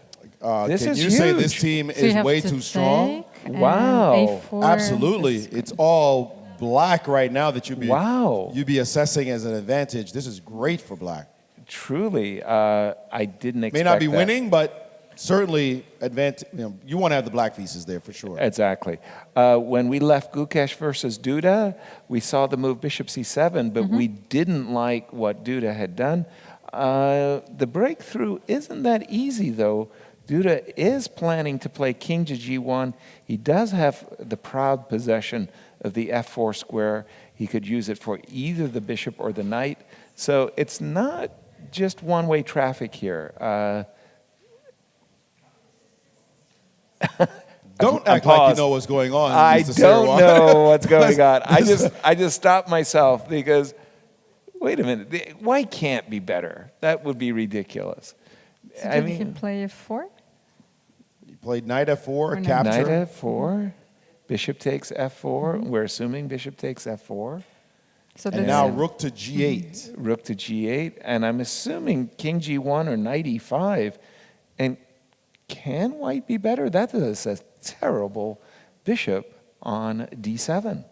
Well, the question is, what is the initiative for black in this position as the dark squares have been clamped down completely? Exactly. Rook g8 on the board. Again, whenever you talk about these bishops of opposite color middle game positions, you talk about king vulnerability. So whoever's king is the more vulnerable, the player with the opposite color bishop is for choice. The weird part is, at the moment, it's hard to say that black's king is vulnerable or white's king is vulnerable, because when I play the move king g1, maybe your king, black king, is more vulnerable. But on the other hand, I still think that black's position is very solid. So even though the dark squares are, well, controlled, of course, by the bishop, I think that you can... Let me throw in something Yes. very specific. Give me your pawn, queen b3. I do that because rook b8 is not a comfy move, right? You can't just play rook to b8. Sorry, we just saw a handshake resignation in the middle of the board as the kings are being placed. That's because Prague has has won. won his game. We'll go back to that, show the finish of that in a moment, but that's a big win for that team. We expected that win with such a big advantage in rating and strength on that board. And he did, by the way, play king g1, but I was just saying that after queen b3, you can feel this a tickle going on, and it's not all traffic on black side of the board. King g1 on just now by Duda. I'm assuming you want to continue the attack. He did. Rook g4 on the board. Rook g4 on the board. And I could see a sacrifice. Well, I'm not going, that's not a sacrifice I want to allow, actually. If I get on my running shoes... Knight e4? Yep. That's what I was expecting, and away I go, right? Just vacate the the toxic zone. where my king is under fire. But where are you going? E1, and I just chill. I chill on E1, and then I'm going to go queen B3. Maybe I should bring another rook to the G file and then protect sense. the B7 pawn by bishop C8. So Yeah, I'm just getting out of dodge. So anytime you do sacrifice the knight, you release my king. I want to play F4 here, maybe? Yes, you did. Yes, you did. Take rook F4 and rook G2. Exactly. That's exactly what I expected. And rook H2? No, I kind of like the fact that your knight was in a pin, and I'm going to set up an awful cheapo for you. I want to play rook takes H3. Ooh, that's that's cruel cheapo. Rook takes H3, and if you take with the queen, Knight G5. Knight G5. No, yes, I don't have. So something is going on. Whoa. Please. What's the... He played queen C1. He played queen C1, did Duda. He's not evacuating the king side at all. He's saying that I have total control of the dark squares. Why should I worry? Could I just show this finish? Please, Let's just show it was a brutal and bloody finish, so it's quick. Prague. E6, calm move. He's like, your position's terrible. So what I'll do after bishop E3 is I'll put my knight on F5, and let's just trade these off and unleash the beast. Right. Release the Kraken, knight to F5, check, whoops, check, king is got his running shoes on, and now the king is in the wrong place. You castle, so you get out of the middle, and now you're back in the middle with rook's going to show up on the E line, and it's just terrible. He tried rook F2, queen check, king E2, dropped the rook, and nothing to play for here, so he resigned. So right now, WR Chess with a 1-0 lead in that match.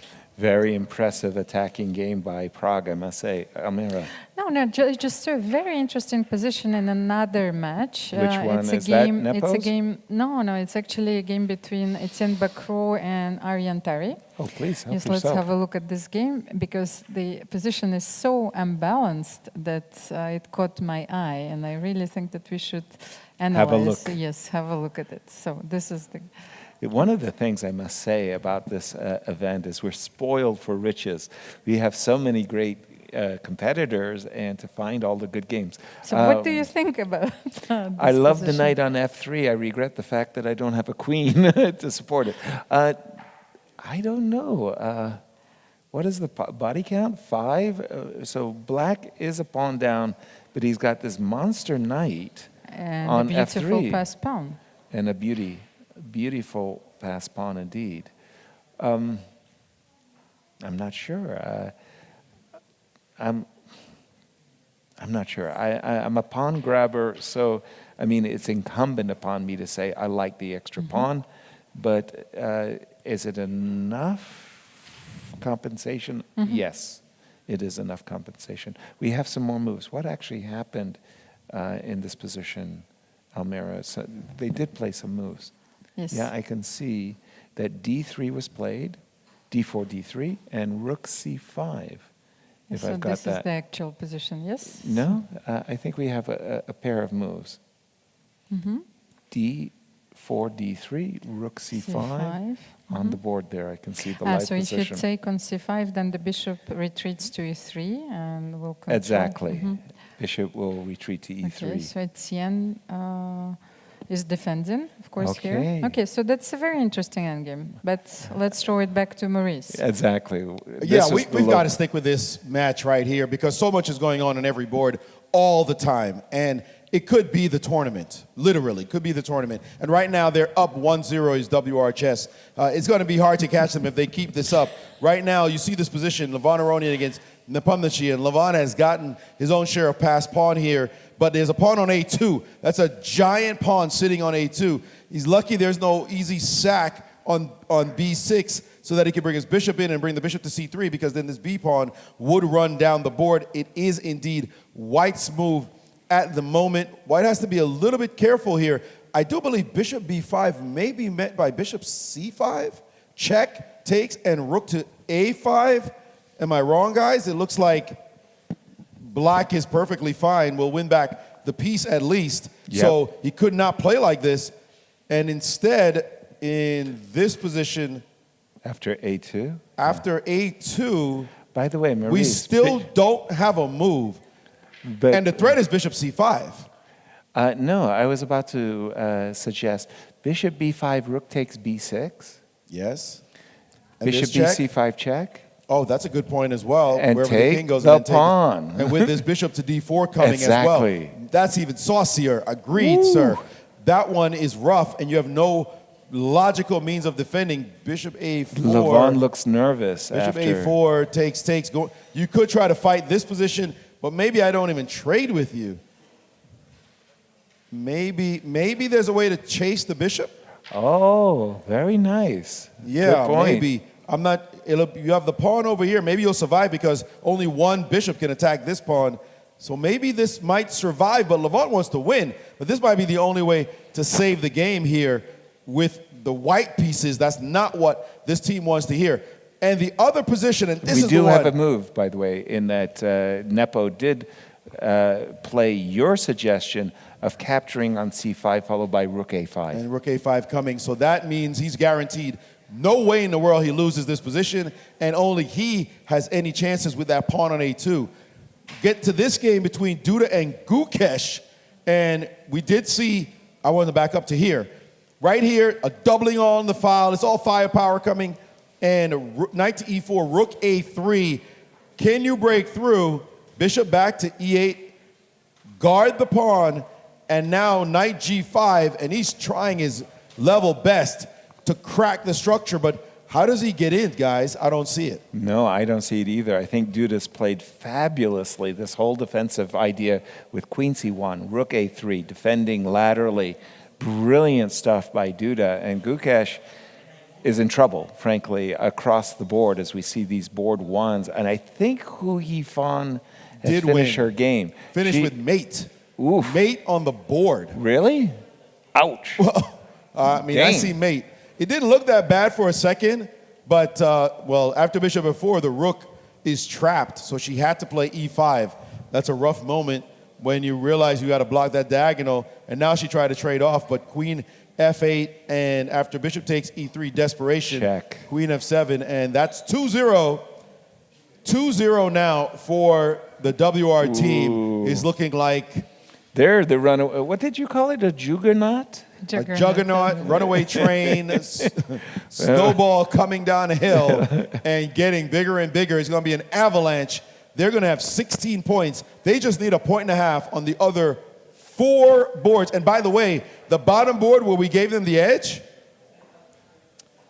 that's the position where Vadim has the black pieces with the pass a-pawn a la Nepo. Looks like there might be some counterplay on f7, but will it be enough to stop this joker on this square as it goes down? We might give away stuff on this side just to promote the pawn, and that would give them 3 points if black wins this one, and I'm pretty sure they're going to draw another game in this out of the other 3. And there goes rook f7, the king back to g8. And does he wish he could play knight f6 somehow? Knight from d4 to f6. That'd be such a sweet move. Truly. I noticed, by the way, that the FIDE president, Arkady, went down in flames of glory. A pity. Sad. Well, am I not aware about the bets which are going on? I don't know. Yes, while WR chess is cruising towards another victory, maybe we should have a look at the matches on the Wait, minute, second sorry. board? We have a result. We Another do have one? a result. And this goes 3-0 at the moment for WR chess. We thought this might be competitive. It's over. I mean, this is just a crush completely. Rook h2 by Duda. Knight went back to e4. Queen e1. You can't break through the dark squares. You have no pawn breaks. Black just can't break through. And so he dropped back, and now, bam, bishop takes on h6. Guess who's attacking? Means you were defending this whole time, and now who's attacking who here? Rook g3 as a try. Give me that. Knight g3. King up. Knight back. King hiding on e3. And the dark squares are just too powerful. Let me just drop my bishop back. And what you got? What you got is 0. No attack. It is now 3-0 for WR. This was supposed to be some kind of test. The opposition has failed. They're now at 3-0. They just need 1 draw, and they go to win the match and will be up. They'll be standing at 16 points out of a possible 16. I've got to say, no, seriously, tip of the hat. That was just an absolutely brilliant game by Duda. Just great defense and just rebuffed the entire attack. Levon Aronian, by the way, is down to seconds on his clock against Nepo, and Nepo is cruising, and Levon also goes down in this game.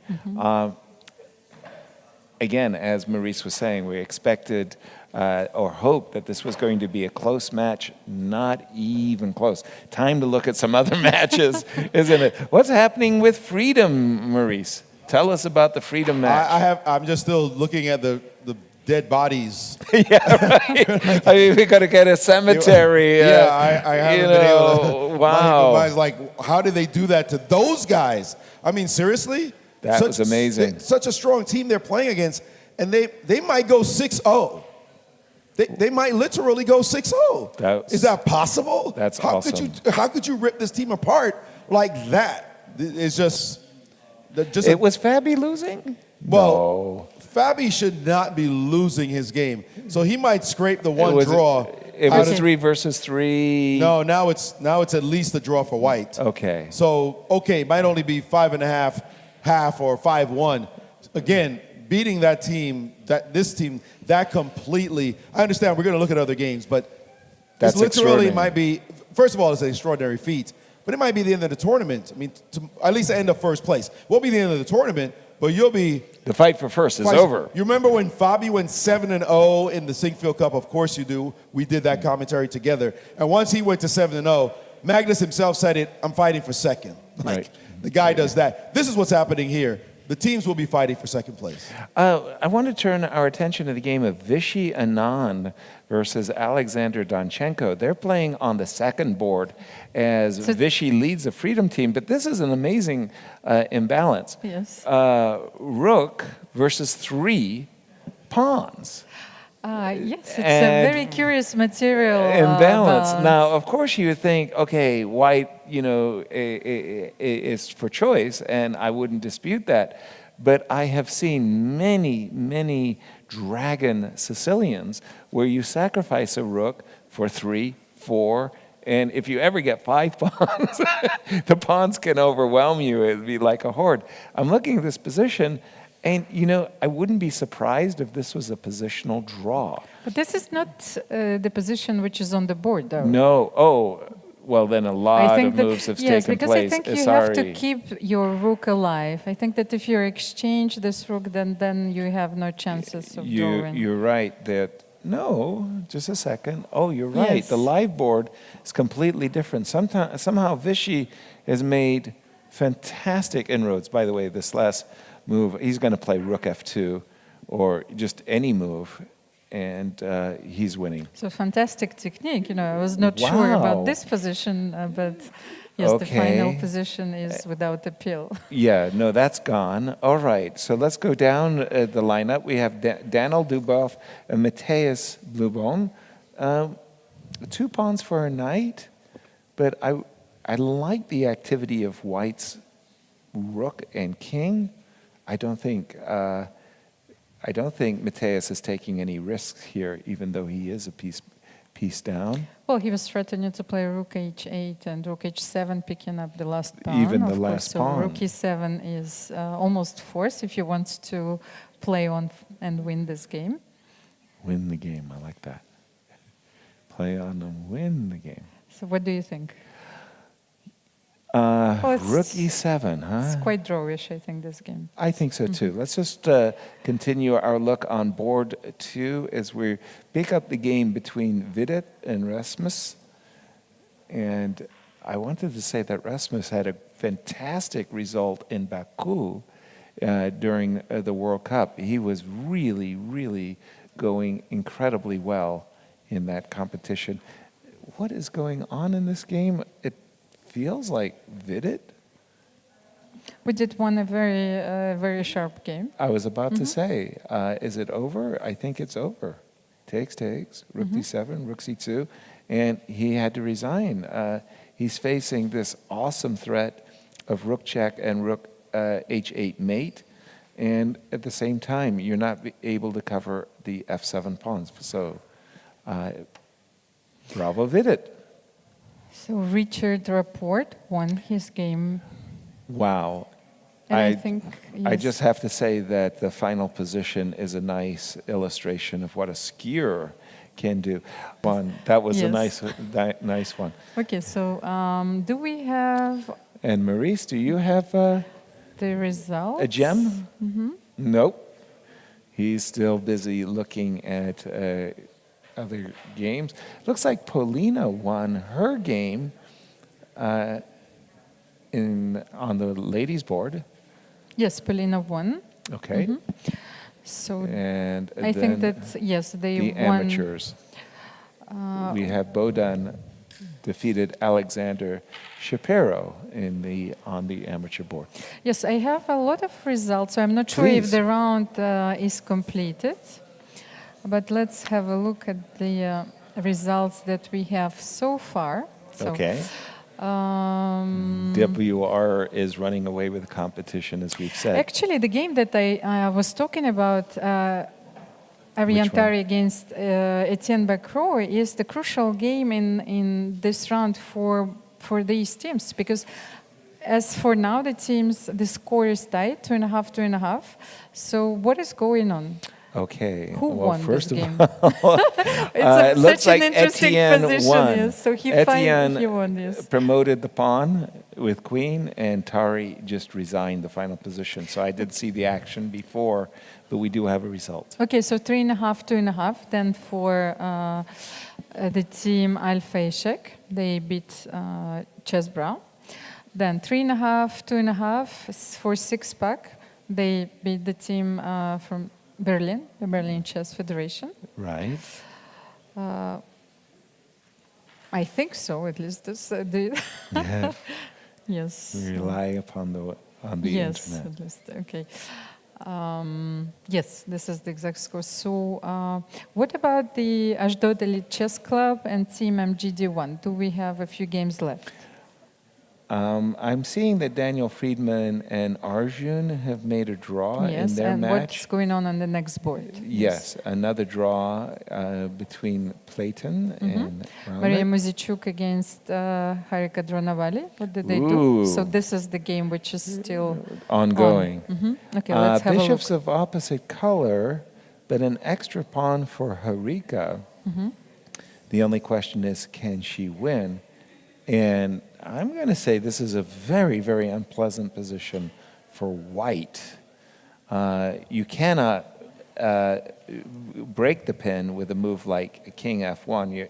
I'm not Yes. going to take the pawn. I'm going to just like make a mating net, I believe. But then I can take it, and Rook B1, I can still play Rook E1. So you think yes.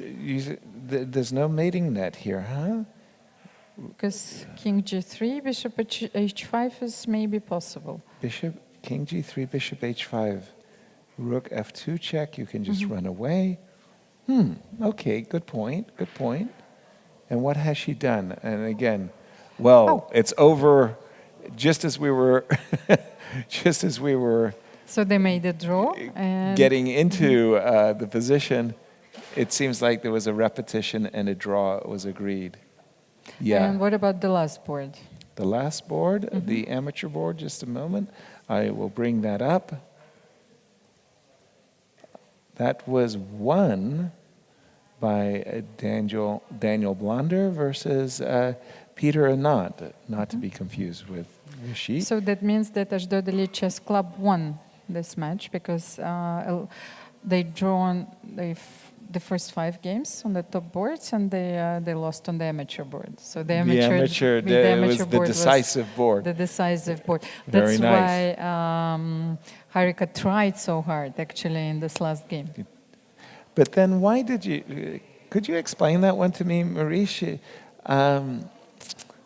Harika is a pawn up in a bishops of opposite color position with rooks on the board. And she just made a repetition and a draw. That was just a kind of a straight, because she needed to win, you're saying. Yes. So why did she acquiesce to a draw? I'm not saying that she was winning, but she would certainly want to play that out. find that game for me? Maybe you have to do a filter. Harika, right? We talk about this position here. Yeah. Yeah. Okay. We're playing some moves before I take a draw. That's for sure. Right? Your team has to win. Your team just absolutely has to win. So this was the position here, G5, and now maybe she was in some severe time pressure, and she repeats. So the question is, again, you guys were just showing a variation you could play. I mean, you just have to play for another 30 moves. That's right. Just to see if they make a mistake. That's just after you have to do that. You can't quit on the game. So I agree, 100%. Maybe fatigue, maybe worry, maybe time pressure, but you do get the plus 10 seconds, so you could waste time and gain time on the clock. Right. So a very strange decision indeed. Okay, extra pawn. And I just saw that Peter Swidler lost another game, so I wanted to see what happened in this game. Peter, he's actually... Maybe something is not correct here, because for me black is winning here. So what happened? So just a second, I'm going to go back another move or two. Bishop b4, rook c2, e4. Rook a4. It sure looks to me like black is winning. Completely winning. And resigns. White resigns. Actually, that's not the result. The correct result. So unless Peter lost on time, and that's hard to believe, since the last few moves were also easy. I will wait, for the confirmation, because otherwise they're going to lose the match. So. Imagining that Peter did win, how did the pensioners do? Well, they're supposed to win the match because they lost once again on their last two boards. Okay. But Dominguez Perez Leinier won against Badur Jobava. Okay. And then Vladimir Kramnik, he also won his game against 2-2. Yes, Grandmaster Pavel Teklov. So Peter, we think, won. Peter won. That's 3-2. And then the match was tied. Was depending on the last board. And who was playing? It was Darmin Sadvatkasov. So let's... Let me find let's Darmin. find the game. Okay, just a second. Maybe Maurice has the game. Darmin, well, it's easy for me to find. Okay, yes, this is the game. Okay. What happened? They're still playing. Looks like they're still playing, but it looks like Darmin is in trouble as White's trying to escort this pawn to a promotion. And it's got a friend. And it's got two friends. he's got a royal escort, is what he's got. King and queen. This should be winning for White. Maurice. Oh, look, you have the view of the playing hall, and that's the game. The last game. The two loneliest people in the playing hall here, right? The two lonely knights, right? And everyone is watching.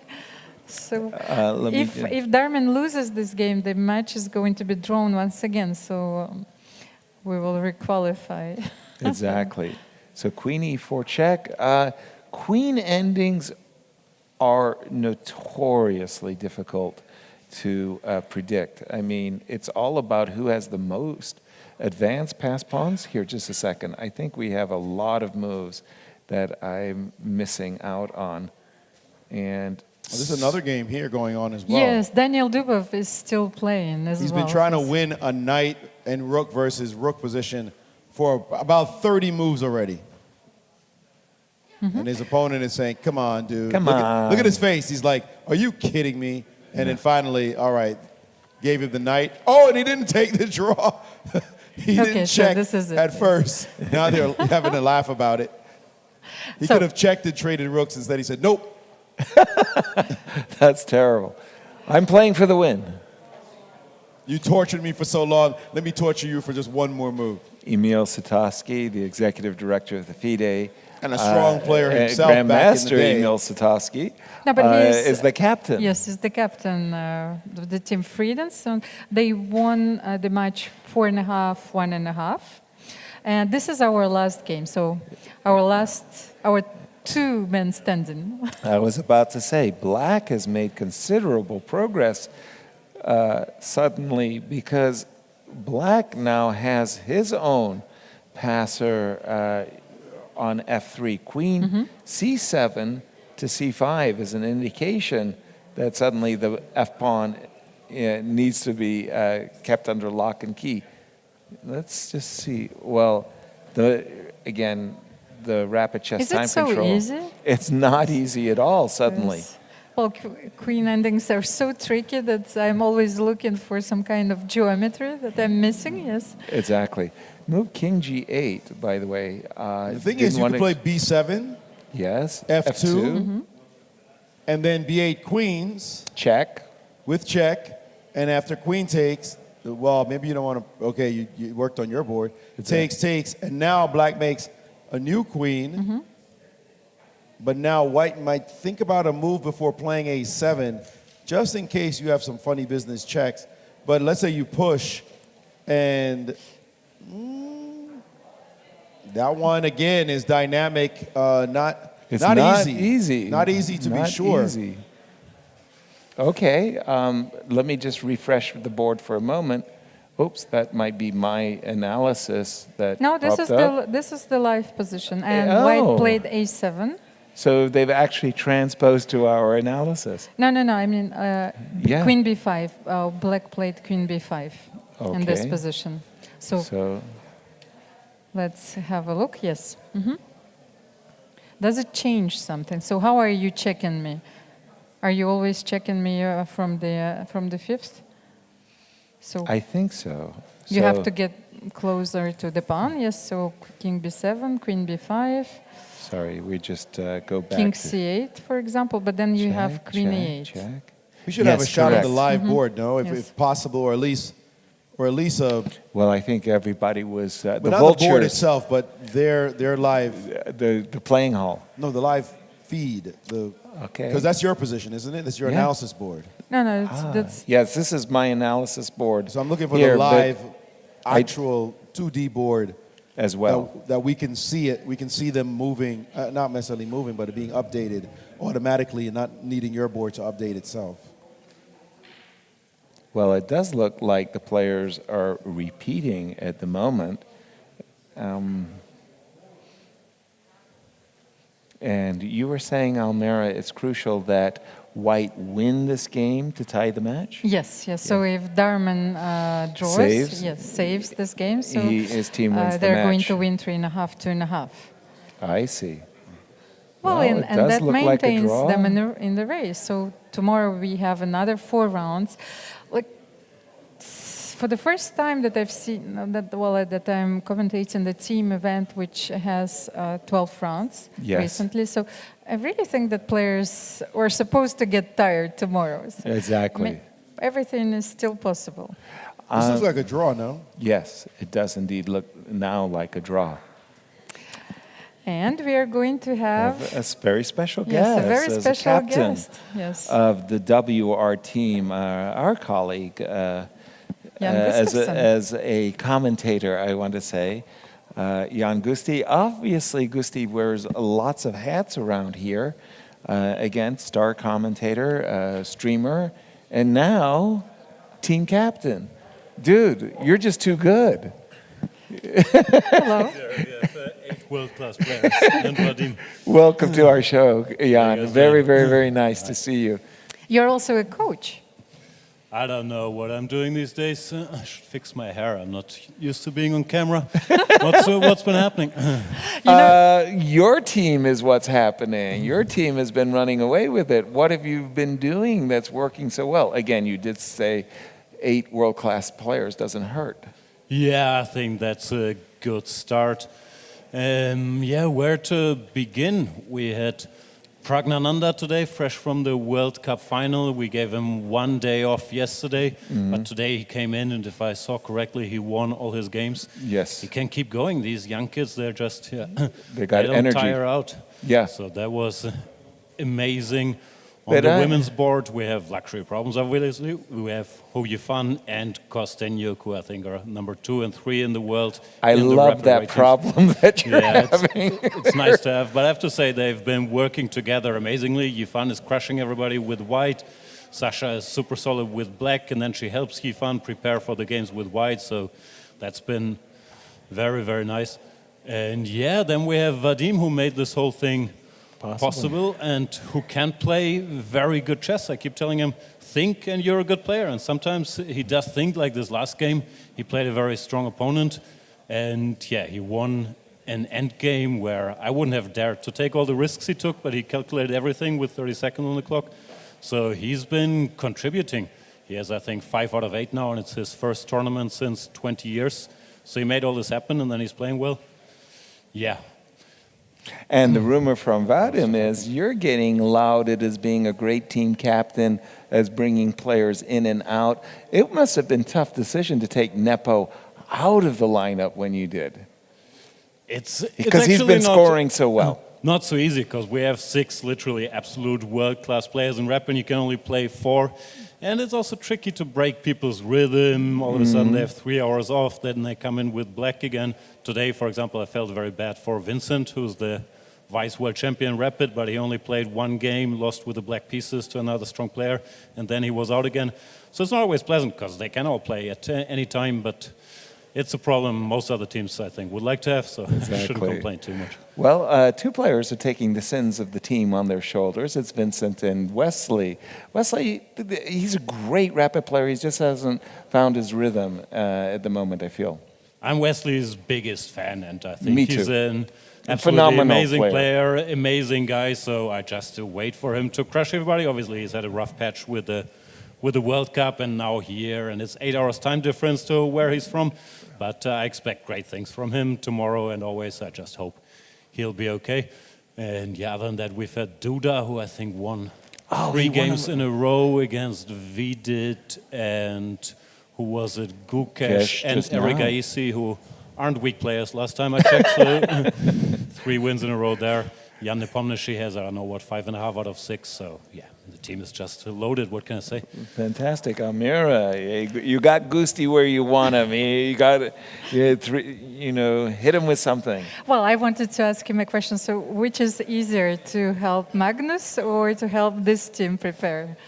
Similar. It's much easier if you have the best team or the best player, then you can sit there and say, okay. Yes. Make some moves, and normally things turn out well. So you do sleep at night during this tournament? I do get some sleep, it's important. Very comfortably, I would say.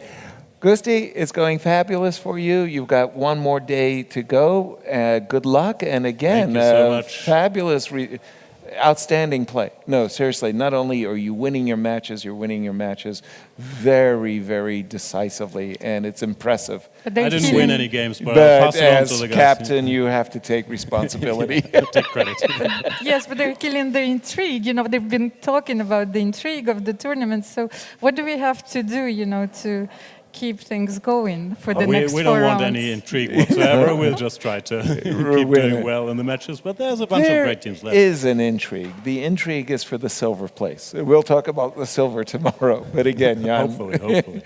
Well done. Thank you so much. Keep up the great show. Thank you. And as we start to wind down round 8, again, we're seeing a great chess festival. I just wanted to shout out again to the press, because as I walk through the press officers, I see so many people working to bring out this event, and the social media as well. There's a lot of things happening behind the scenes, and it's fabulous. It's a great event. I'm enjoying everything. Yes, so we have the standings. Please, Almira, do the honors. WR Chess is leading with 16 points. Let me guess. 16, yes. It's a lonely ranger, yes? Yes, it's lonely at top. But then you have the team on the clear 2nd place, Freedom. Yes, led by is Vishy. fighting for the silver with 13 points. And then still in the pack, you have Team MGD1, Ashdod Elite Chess Club, and a 6-pack with 11 points. Both teams with 11. Yeah, 3 teams, yes. So Team MGD1, Ashdod Elite Chess Club, and 6-pack with 11 points. So we have 16, 13, and three teams tied at 11 for the bronze. Because there is not only the first prize, actually, in this tournament. 250,000 euros in prizes. Yes. So they're actually fighting for 2nd and 3rd. No question about it. Absolutely. Sir, Maurice, try to sum up these 2 days of chess for us. It's been great. Well, I got to say, I thought this would be competitive. I did too. In the beginning. Boy, was I wrong. I thought it would be an interesting battle. There'd be teams competing. This one team has turned out to be just a super team. Right. It's like the Avengers showed up and said, we're the boss. This is done. Right. You guys are going to get knocked out, and that's what they've done. They've delivered this last evisceration. I don't even know what to say. What they did to Fabi's team, a fabulous Bukish and Levon on the squad, you think those guys are going to put up some kind of fight, and it wasn't even close. It was just an absolute beatdown.